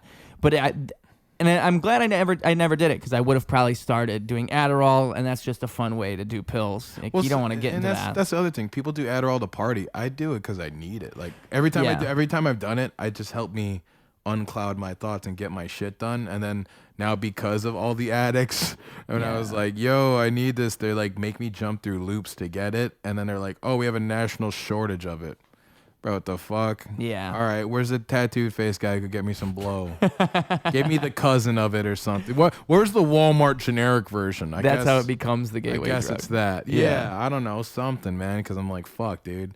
Yeah, 80. I think it would have helped for me. sure. I think, but the other thing I think is like I wonder if my brain and the way that it works is this way.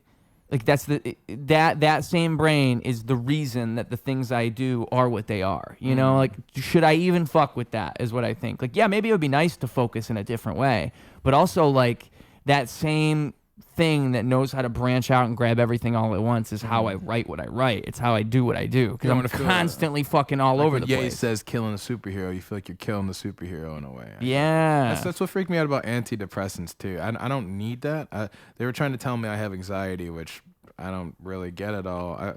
Honestly, it's definitely more so the ADD. I mainly just have a billion things going on in my brain, and then as soon as I don't get one of my tasks done, I just get irritable and kind of like annoyed. Because Because I'm like, fuck, I didn't get that shit done. You know what I mean? XYZ that I had planned to do today. But yeah, no, I don't have any like shit like that. But they tried to put me on some, and I was like, yeah, right. You know, I know people that are on antidepressants. It does wonders for some people. But I was like, the idea of blunt joy is crazy to me. You ever heard that term before? I can only imagine. That's where they say like, oh, you know, even like you being happy is going to be like muted for a few months because of the way your happy receptors are going, and also you're not gonna come for like 6 months. And I'm like, I'm not doing that. Yeah. I was like, I've dropped 3 loads today, dude. You got me fucked up. You think I'm stopping right now? Sounds delightful, dude. So you just get to be depressed to not be depressed, essentially, is the idea. Yeah, and then you're not depressed, but you're not really happy either, and you're not coming. So I don't know what the fuck. It's a net win, is what they're trying to. It's a net gain. Hey man, It's a net gain. it works for some people. You know, God bless you. You know, I'm trying to cut down to certain things myself. I'm down to smoke after this, but I made sure I didn't smoke before I came in because I feel like sometimes I get a little too clouded. So I think Tom Cruise, when he was on Matt Lauer, that whole like big Tom Cruise moment where he's telling Matt Lauer like it was vaccines. but it wasn't vaccines. He was talking about medication in general. He was saying like the medication industry, like people, there's so many natural remedies to these things, and it's so crazy how it aged. Because at that point in time, everybody's like, "Oh fuck this guy." I remember seeing that when I was in high school and thinking, "Oh, he's probably right." And then now everybody's kind of come around to like, "Yeah, we probably do over medicate." Because I mean, like he was saying. He went the complete other way and said no medication is necessary, which is probably not true. I mean, Scientology, that's kind of like exactly. bread and butter, yeah. That was why he was saying it. That was the base of what he was saying, was because it was based on this Scientology. They have tapes of me sucking pee-pees. Yeah. We're not going to do the drugs. And Matt Lauer is just like a psychotic rapist. Yeah. He has a button. You ever heard of his button? No. He had a button on his desk where he would click it and the doors would lock. So people would have to be trapped in there with him. Really? Yeah, you could look all this up. The desk that he had at the Today Show was covered in semen. Ah. I'm not even joking. There's like news report pictures of his desk where there was skeet under it, like stains of skeet under his desk next to his button that he would close to lock it. The ditty of news. The ditty of news. the ditty of the Today Show. Today Diddy. Today and Diddy. In your neck of the woods, Al Roker. But I mean, just I think that there's a balance to it, just like anything. Yeah. You can overdo drugs and you can fall into this world that's not necessarily like it can benefit you in ways, but it can also tear you apart. And I think you just see it happen time and time again. And I've observed about myself, I am at my best when I'm not high for at least prolonged periods of time to where I can like recover. Like if I'm high all the time, then I start to fall into this pattern. Like I'm constantly craving it. I'm constantly thinking about it. But also I never feel like I've gotten enough of it when I'm doing it. And maybe that's just the addictive personality within me that comes out. Create a reward system for yourself. I'm going to smoke after I do. And and then it makes me better when I do that. And it makes it feel more purposeful. And it makes it not just feel like I have to do that to do shit. Yeah. You know, like, oh, I want to watch this movie, but I want to get high. Because if I watch the movie and I don't get high, it's not going to be as good. And then you think that way about everything rather than thinking, I'm going to do all this shit today and then I can get high. That's a completely different way to do it. Because then at that point, you might as well be a nicotine addict. And if you're a nicotine addict, you're gay. Yeah, dude. And I've found out that I can easily fall into that type of shit. You can't hand me a vape because I will hit that thing over and over and over and over again. Popcorn lung, I dude. turn gay real quick. Popcorn lung is crazy. And my mom, she's a nurse, and she's telling me like that's fucking 100% real. Kids will come into the hospital and their lungs will be the lungs of an 80-year-old man type shit. Like it's that bad. I believe it. Yeah, I've because the seen, way like, that it congests your and lungs. the way they market the shit to kids, dude. They're Yeah. like, oh, bubble yum flavor. Like, who the fuck is this for? And it makes me torn because I do agree that you don't want the government regulating like flavors for vape products, but it's also awful. It's also Satan. So like, what do you Satan do? incarnate. You have fucking Satan selling the worst possible thing to children, but also, you know, freedom. It's funny how those go hand in hand too, like that with the medication thing. Because like my folks are always watching the news, and what does the news advertise? Right. All it is pills. Yeah. You watch the World News. Go watch World News Tonight on ABC with David Muir. Yeah, some nice on-the-field reporting, maybe some propaganda as well to make you feel this way, that way. Go to commercial, all of it. Drugs, prescription, side effects, this, that, Ozempic, the Ozempic knockoff. It's just like, Jesus. And this hasn't always been like this. I think it was like 93 or 94. It was the mid-90s when they started advertising pharmaceuticals on television. It Yeah. hasn't been forever. It's only been a short while. And again, my mom being a nurse, like they'll still with nurses, they find ways to do things for nurses to incentivize nurses to give out a certain drug over other drugs. Like there have been more regulations throughout the years. They used to bring them to a resort, like feed them for days, like, and it's all under the guise of telling you about this new drug they've developed. So they can't like directly tell you, hey, sell this drug more, but they make themselves really cool. You will get a bonus if... Yeah, like, hey, don't you like us? If you like us, you would do this. But that's all implied. That's like the shady types of practices. There's a website, probably a few now, that look over that. John Oliver, even though he's a fucking twerp, I remember he had a thing about it like 10 years ago. It was a website where you could look up who your doctor is sponsored by. Wow. Yeah, it's like an actual thing where you could like look it up and it'll show like, oh, your doctor got paid this much by Zoloft, by this company, by that company. Yeah. Like, oh, that makes sense because I actually don't have that issue and they tried to push that on me randomly one day. Yeah. You know, I've had things, I'm not allergic to anything. Knock on, there's no wood here. Knock on wood. Thank God I'm not really allergic to anything except for bullshit. No, I'm joking. Yeah. I don't know where I'm going with that. That's trying to sound like a tough guy. It didn't sound tough at all. But when I was at the doctor, they told me I was allergic to bullshit, and they tried to get me Zoloft. Hey, and I said, achoo. But yeah, man, they fucking, one time I had one of those, and a doctor was like, just constantly giving me shots until my skin was irritated. And was like, oh, you're allergic to cats. I'm around cats all the fucking time. Yeah. Pussy. Yeah. Oh, dude, you're so funny. Dude, I'm hilarious. That was bro. so funny. You got to invite me back, Jimmy Fallon.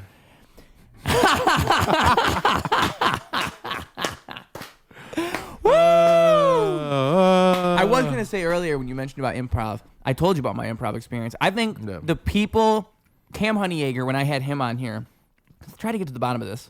I think improv people are kind of like theater kids, and that's where like the rift occurs between like the comedy world and the improv world. And I think when you go to these improv classes and like certain improv communities, you'll find that where it's like, oh, I don't really gel with this. I think what you really need with improv is just the right group of people.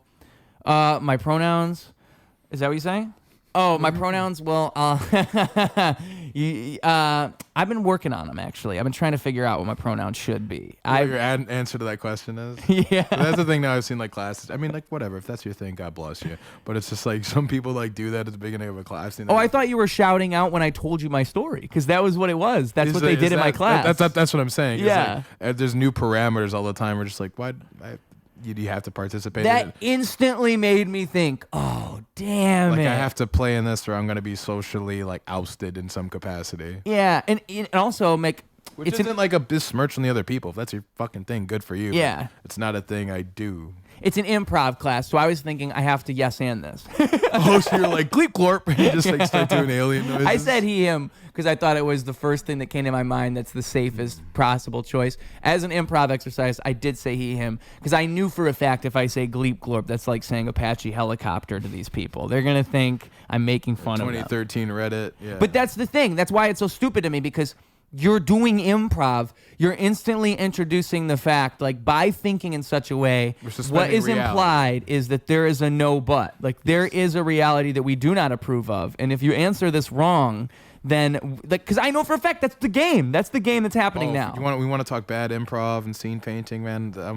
Man. So like, yeah, things like that. When people play identity politics, it's always lame. But especially when you're playing it during improv because it's kills scene painting, right? Like I've had shows before, even buddies of mine do it, and everyone's done it, I guess, to a capacity. But ruining the scene painting it's shitty. Right? It's literally the ultimate crime. You kill the momentum of the show. Yeah. The whole audience notices it. Everyone's kind of like, "What's going on?" That's weird. Like if we're doing a show right now, let's say I don't fucking know. Let's say you're a black dude, like in real life. Yeah. Or whatever, and we're talking to each other, and then you say like, "What do you mean, you people?" Or you do like one of those kind of bits. Now all of a sudden, I look like an asshole because I'm a Martian. You know what I mean? Like you're using your real life identity versus the fact that we just created a play in front of you. You get stuff like that, and then also like when somebody does this, they're using their real phone. Well, now you look like a dickhead because you were doing this the last scene. You know what I mean? You get a lot of little things like that that just kind of skip people up, and you could tell for younger teams it kind of jolts them a little bit. So it's like the idea of ruining your scene painting, keeping in touch with your gifts, the gifts and the. I know you're using a lot of terminology. No, I get what you're saying. But yeah, the gifts and the pimping. I'm a big fan of pimping. If you can't tell. What is that? What is that though? So Gifts pimping, gifts is like if we were doing a scene right now, and I was like, Grandpa, tell me about when you were in the war. Now all of a sudden, that's a gift I gave you because Right. I gave you a get. The person, place, thing, like the motives of the scene. But I gave you a get, so now you have the gift of like you didn't have to come up with a character. I gave you one. And then there's also the aspect of the further end of that, which is pimping. Pimping is doing that, but even sometimes to a further extent. Like, Grandpa, what was it you said to Grandma on her deathbed? Now I'm giving you a context and a get. You know what I'm saying? Like shit like that. And if you could tell from these last couple of shows, that's all I do is I force people to do things. Yeah. I gotta bully the crowd. Crowds are there to be bullied, respectfully. When I grabbed that taco box, it was you that said hold it up, and so I took that as I one up you, dude. I'm putting it on my head. Yeah, that was sick. See, that was sick right there. But dude. you gave me the gift of telling me to hold it. I was already planning on doing something with it because I picked it up, and then you gave me the hold it up, which was genius. Show everybody the goods. That was beautiful, man. And the next we'll get tacos. The next we had pizza though. Everybody ate some pizzas at the last one. But I'll get a pizza party. I must have missed the pizza. No? I think I did. Oh, you came in like right at 9:50, right? There should Exactly. have been at least a couple boxes there. I saw it, but I was like, "What is that there for?" And then it was too late. It's a prop. It was just there to offset. People. Knowing you, it could have been a prop. Yeah. You open it, and it's just dead babies. But yeah, improv is a great skill to have for like the types of shows you're doing. Oh, 100%. yeah, Because you do want to like in that having fun and like just trying new shit out. You have to have that improv mentality to do that. Set up the weapons. I set up the weapons that like I had some bits in the last show we didn't even get to because we were crunching for time. Yeah. But it's good to like keep your guns loaded for the weapons, the things kill the crowd, and just keep it intertwined with the can't not improvise. I feel like everything is presence, man, especially with comedy. Like people overthink this bit, that bit. 9 times out of 10 when you do something you wrote, the thing you didn't write was the funniest part of that show. So I try to keep that kind of motif in it, you know what I'm saying? Like even the way you pronounced it, the way that crowd member reacted, got a bigger laugh than your actual joke. Now you're bouncing off of each other. And and of course fucking with these crowds, man. My boy Kevin was in the front row. I put my balls in his leg like 3 times. That was great. I put my balls in his leg. I got to shove paper at people. He told me afterwards he really liked when you did that. Yeah. Did you get to talk to Kevin? I did. Oh my God. He's a cool guy. I grew up with that guy. It's so you grew up with, you could molest him a little bit. It's your buddy. All in good fun. Yeah, you can do shit like that. Yeah, man, it's I don't know, keeping that fun energy alive, stay to thyself, be true. All these homies of mine. I mean, you saw Shaw and Shaw. He improvised his whole thing. Did that character on the spot, man. That's his G shit, man. And maybe as we go forward, definitely have more bare bones kind of things about that too, because also that involves like less props and less stuff to carry around.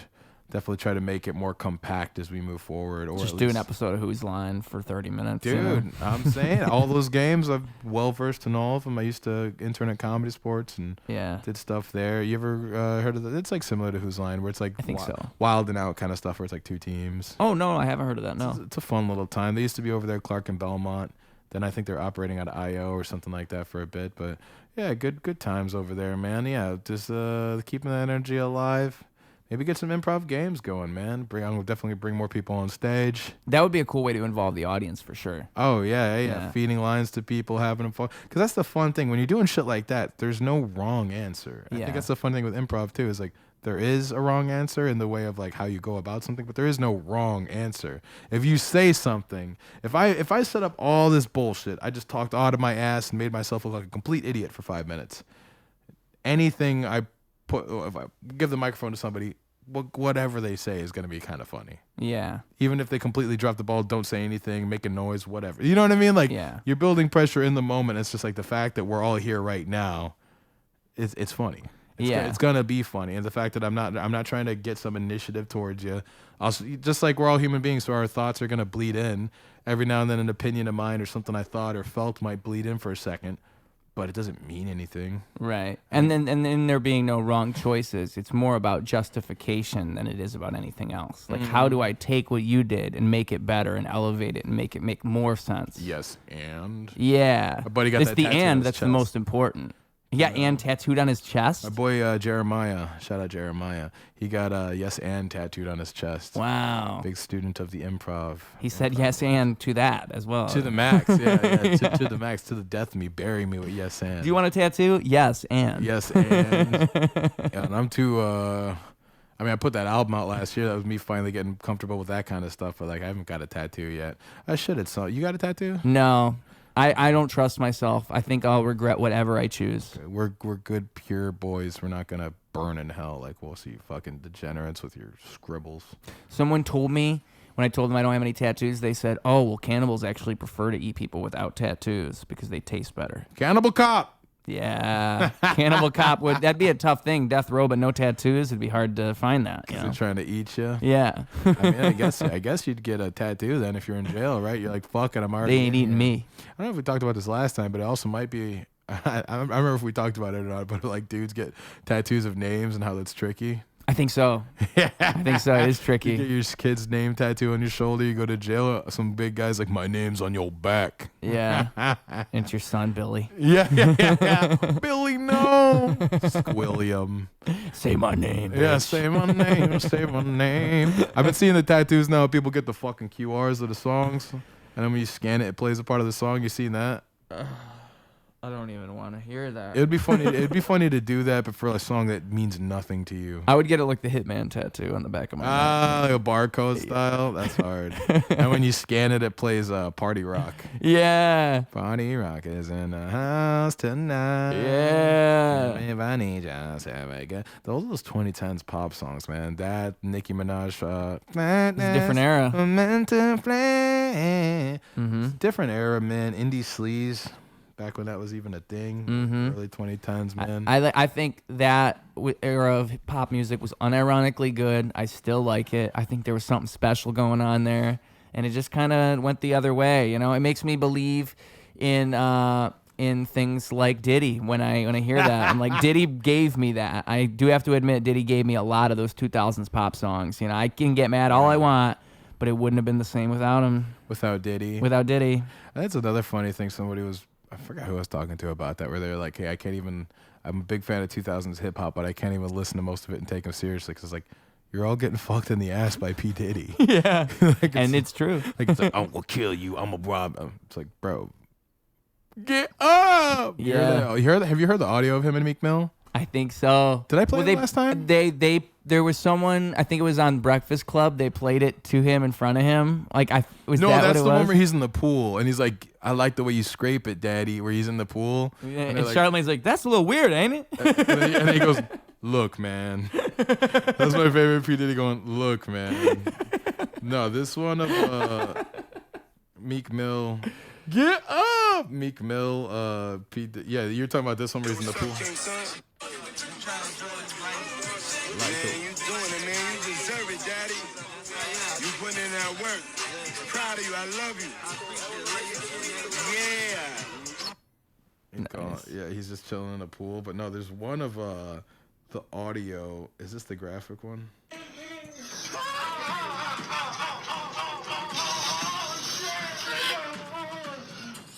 was Sprite, son.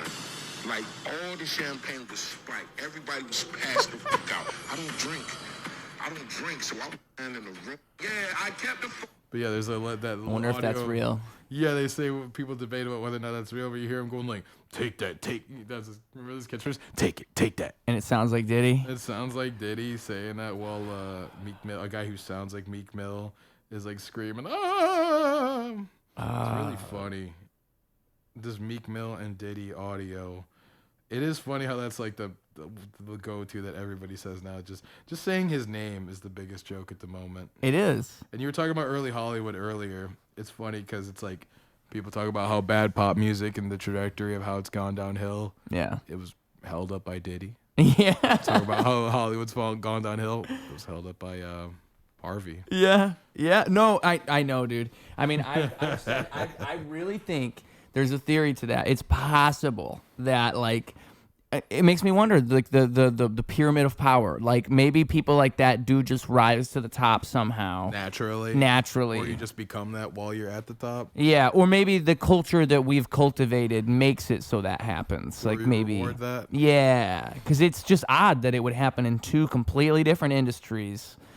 And it just seems so fucking common. Like it seems like there's probably so much more of it that just keeps coming out. There's probably more that you're gonna see. It's kind of inevitable, and it makes what's the percentage? All the impractical jokers are going down. No, we stand Sal here. We stand Sal for sure. We stand Sal. Sal's innocent. But Joe, buddy.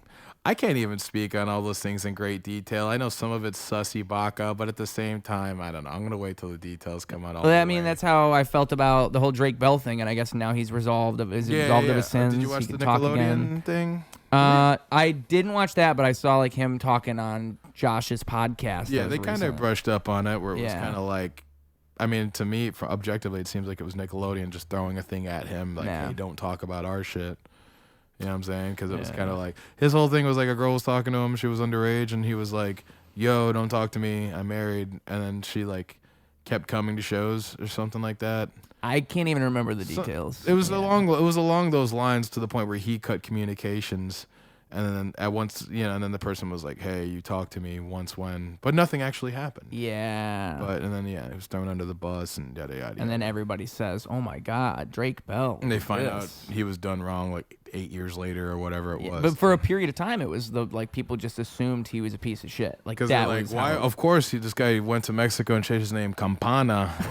He's hiding something. But he's always had a great, that actually blew my mind when I was younger and I found out he was so popular in Mexico. Yeah. Like, bro, why even? Makes sense. I mean, a lot of people kind of underestimate other music markets all over the world. I bet. Really. You know what You're I mean? right. You got to think like the Mexican music market. That's where 6ix9ine did. After everyone was like, "Fuck 6ix9ine, he's a snitch." He just went to Mexico and kept making millions. I didn't know that. Yeah, he's been cleaning up. Yeah. All that shit, man. I mean, really, especially you put a reggaeton beat. I'm Puerto Rican, but I don't really listen to too much reggaeton.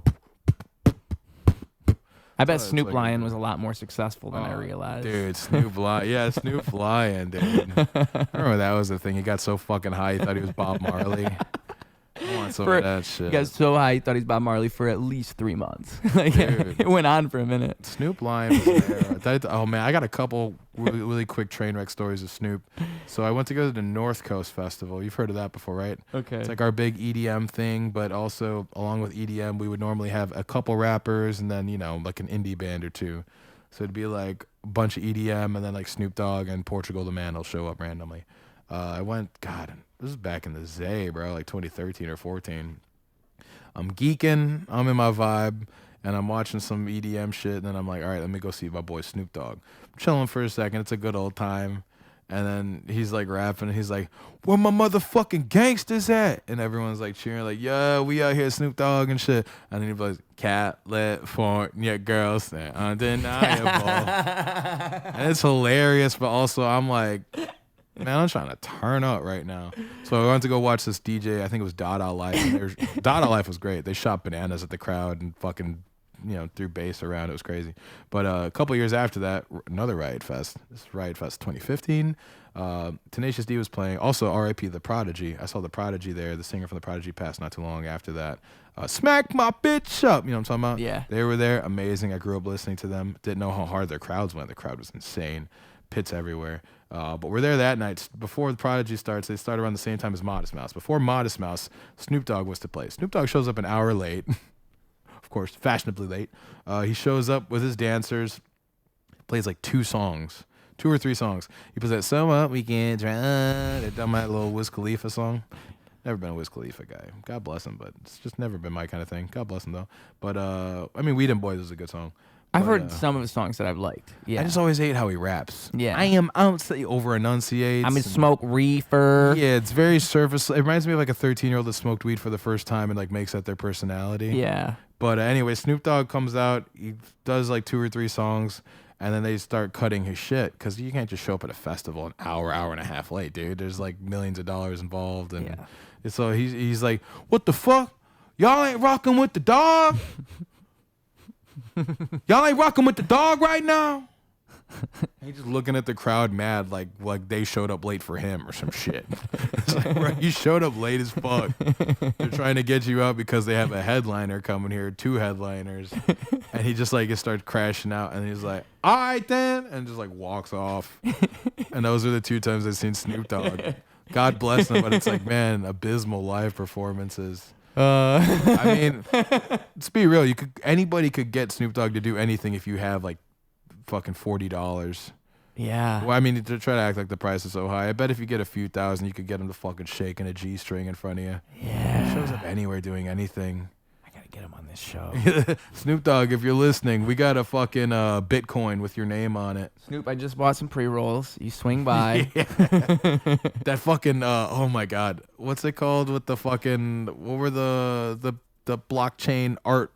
Oh, NFTs. The fucking NFT song with him and Eminem. Oh, I forgot about that. Oh my god, dude. They made like NFT cartoon song that they danced to live. I was like, what the fuck is this, dude? Someone told them that was a good idea. Get off the blockchain, bro. Get unk off the blockchain. Get unk off the blockchain, bro. Whoever set up his portfolio, I don't know what the fuck going on. Y'all should never let that man on Robin Hood. Snoop Dogg has legend. one of the most magical careers of all time, for sure. Like, Hey, he doesn't have to do anything that he does anymore, but he still keeps managing to do like, cooking shows. He shows up at the Olympics. Puppy Bowl. Puppy Bowl. The Puppy Bowl. Puppy Bowl makes sense. It's Snoop Dogg. Yeah. But I mean, like, yeah, there's so many things you'll see him do where it's WWE Hall of Famer.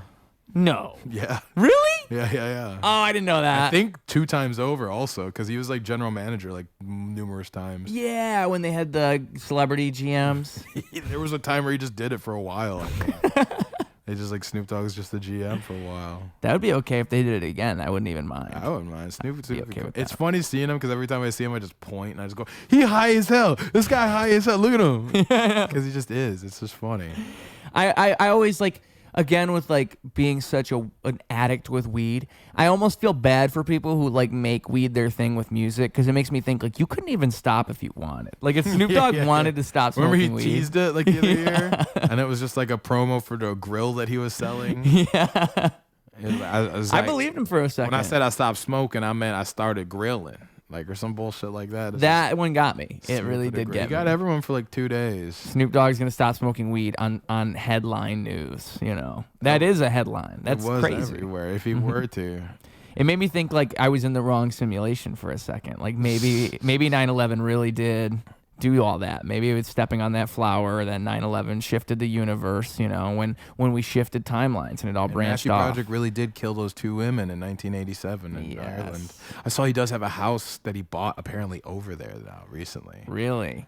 What does it look like? Do you remember the specs of the I house? think it's like how Astroworld is Travis Scott's head, but it's just the heads of the 2 women that he murdered brutally. He should write a book called "I Didn't Do It" or "How I Didn't Do It." Yeah, no, Matthew Project. I heard he's actually coming out with a biography called "I Did Not Kill Those 2 Women in 1987 in Ireland." Do not look into it at all.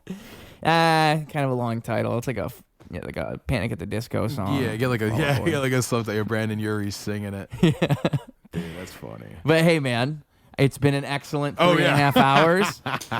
The only reason I'm cutting it off is because I know there's a couple things I have to make sure to do before you get out of here, such as give you all of those beautiful Oh files. yes, sir. And also, maybe you show me a song or two. We make some magic Get a little happen. jibber jabber. Yeah, I mean, it's always a great time when you come through. You really are always welcome back. We love you here on Ruse Radio. I think like I always try to find the right, like, because I'll tell a lot of people, I'll tell them like, you know, you'll come back. But there's a couple of people where I'm like, damn, like, you're one of those people where I can imagine it's going to be like episode 3000 and we're going to be doing like the 500th one we've ever done together. Do this shit live. You could do it live. You could go through all the episodes where we do it together and you'd see the evolution of the You show. could literally bring this to one of the shows. That would be fun. That would be a fun. See, now, what I I would don't know if we do 3.5 hours, but we could do something. I think what you'd call it is like a little like maybe even just make it like a, I don't like doing things behind paywalls because you could do a Patreon exclusive bullshit thing, but just something where it's like a side shoot because I think Ruse Radio Radio is this. But I think there's a fun way to bring a version of that to a 100%. stage. Yeah. And I think it also is great press, you know? Ruse Guerilla Radio? Ruse Guerilla Radio! Oh! RGR, baby. Oh. Branding. Call that cross branding. That's called cross branding, folks. You heard it here first. Ruse Guerilla Radio coming to you live at some type of guerrilla rave, some type of Guerilla Taco Party. If you do hear me, as I do say so myself, we got crowns in this bitch. We are royalty. Confessionals out now for all the people to hear. I mean, you are destined to be a regular on this show, sir, because you remind me of the greatness that I seek to give to the people. You are a golden nugget of a human being. And I say this because you really do manage to impress me with the things that you do, the choices that you make. You're one of the few people I meet where I'm like, this person is enough of an anomaly to make me feel like less of a freak, you know? Appreciate it, brother. I don't normally know how to take compliments, but I appreciate all of them. You're a genuine soul. We'd be doing this even without this fucking camera here. Yeah. But you know, man, I'm saying, yeah, man, you're a genuine dude, man. You're very talented. I appreciate everything you do. I appreciate the love you give to me and the homies and bringing your energy in the shows, bringing your energy in the music, bringing your energy in the community that you're cultivating. You know what I'm saying? We're just creating a lot of love here, man, and your energy is always appreciated, your output. And, yeah, man, we're going to keep rocking until episode 3 trillion. You know 3 trillion, Fuck baby. what they talk about. Bring this on stage, you know what I'm saying? We'll get some booties clapping. You know what I'm saying? We let the freak flags fly, you know what I'm saying? The girls are going to come with their bodies painted. They're going to open their birth canals for their viewing pleasure. It might smell a little crazy, but that's why we put the splash zone. They'll have raincoats. It'll be a great time. Ruse Radio, Ruse Mains forever. Will there be slime? Slat. Yes, we'll be blasting Young Thug's entire discography from beginning to end, starting with the mixtape era. And tell the people, I mean, I think that's what we just gave them was as good of a final message as any. So now just make sure they can find you. Where do they look if they want to find your shit on the internet? That is correct. You can Google my name. It's Googleable. TIMPEREZ. Instagram handle TIMPEREZ for Perez, PREZ. I am running for president at some time in a distant, not too distant future. I will be your president. I will be your overlord. I'm going to take care of you. We're going to put Christ first. I'm on the cabinet. Gru's in my cabinet 100%. This man's going to take care of telecommunications, urban development. I've got a couple ideas that I could present to the people, and I think that we could change a whole lot of things. This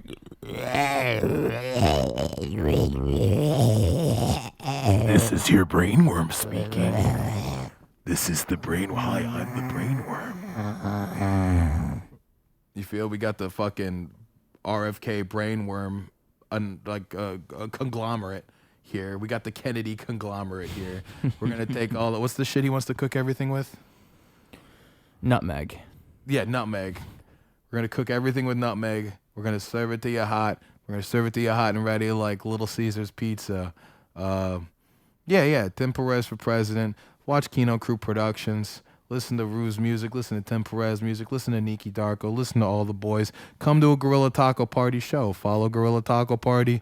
We're not stopping anytime soon. And every show we're going to get is going to get more and more packed. So we're going to be annoying as we plug these because we want you to grab tickets before. Well, you still have a chance. Well, you still have the chance because they're going to all. We're selling out all of them. It's true. We're selling out all of these damn shows. So come and get weird with us. We love you. God bless you, Ruse Mains. Appreciate you, brother. God bless you, sir. And with all that being said, Ruse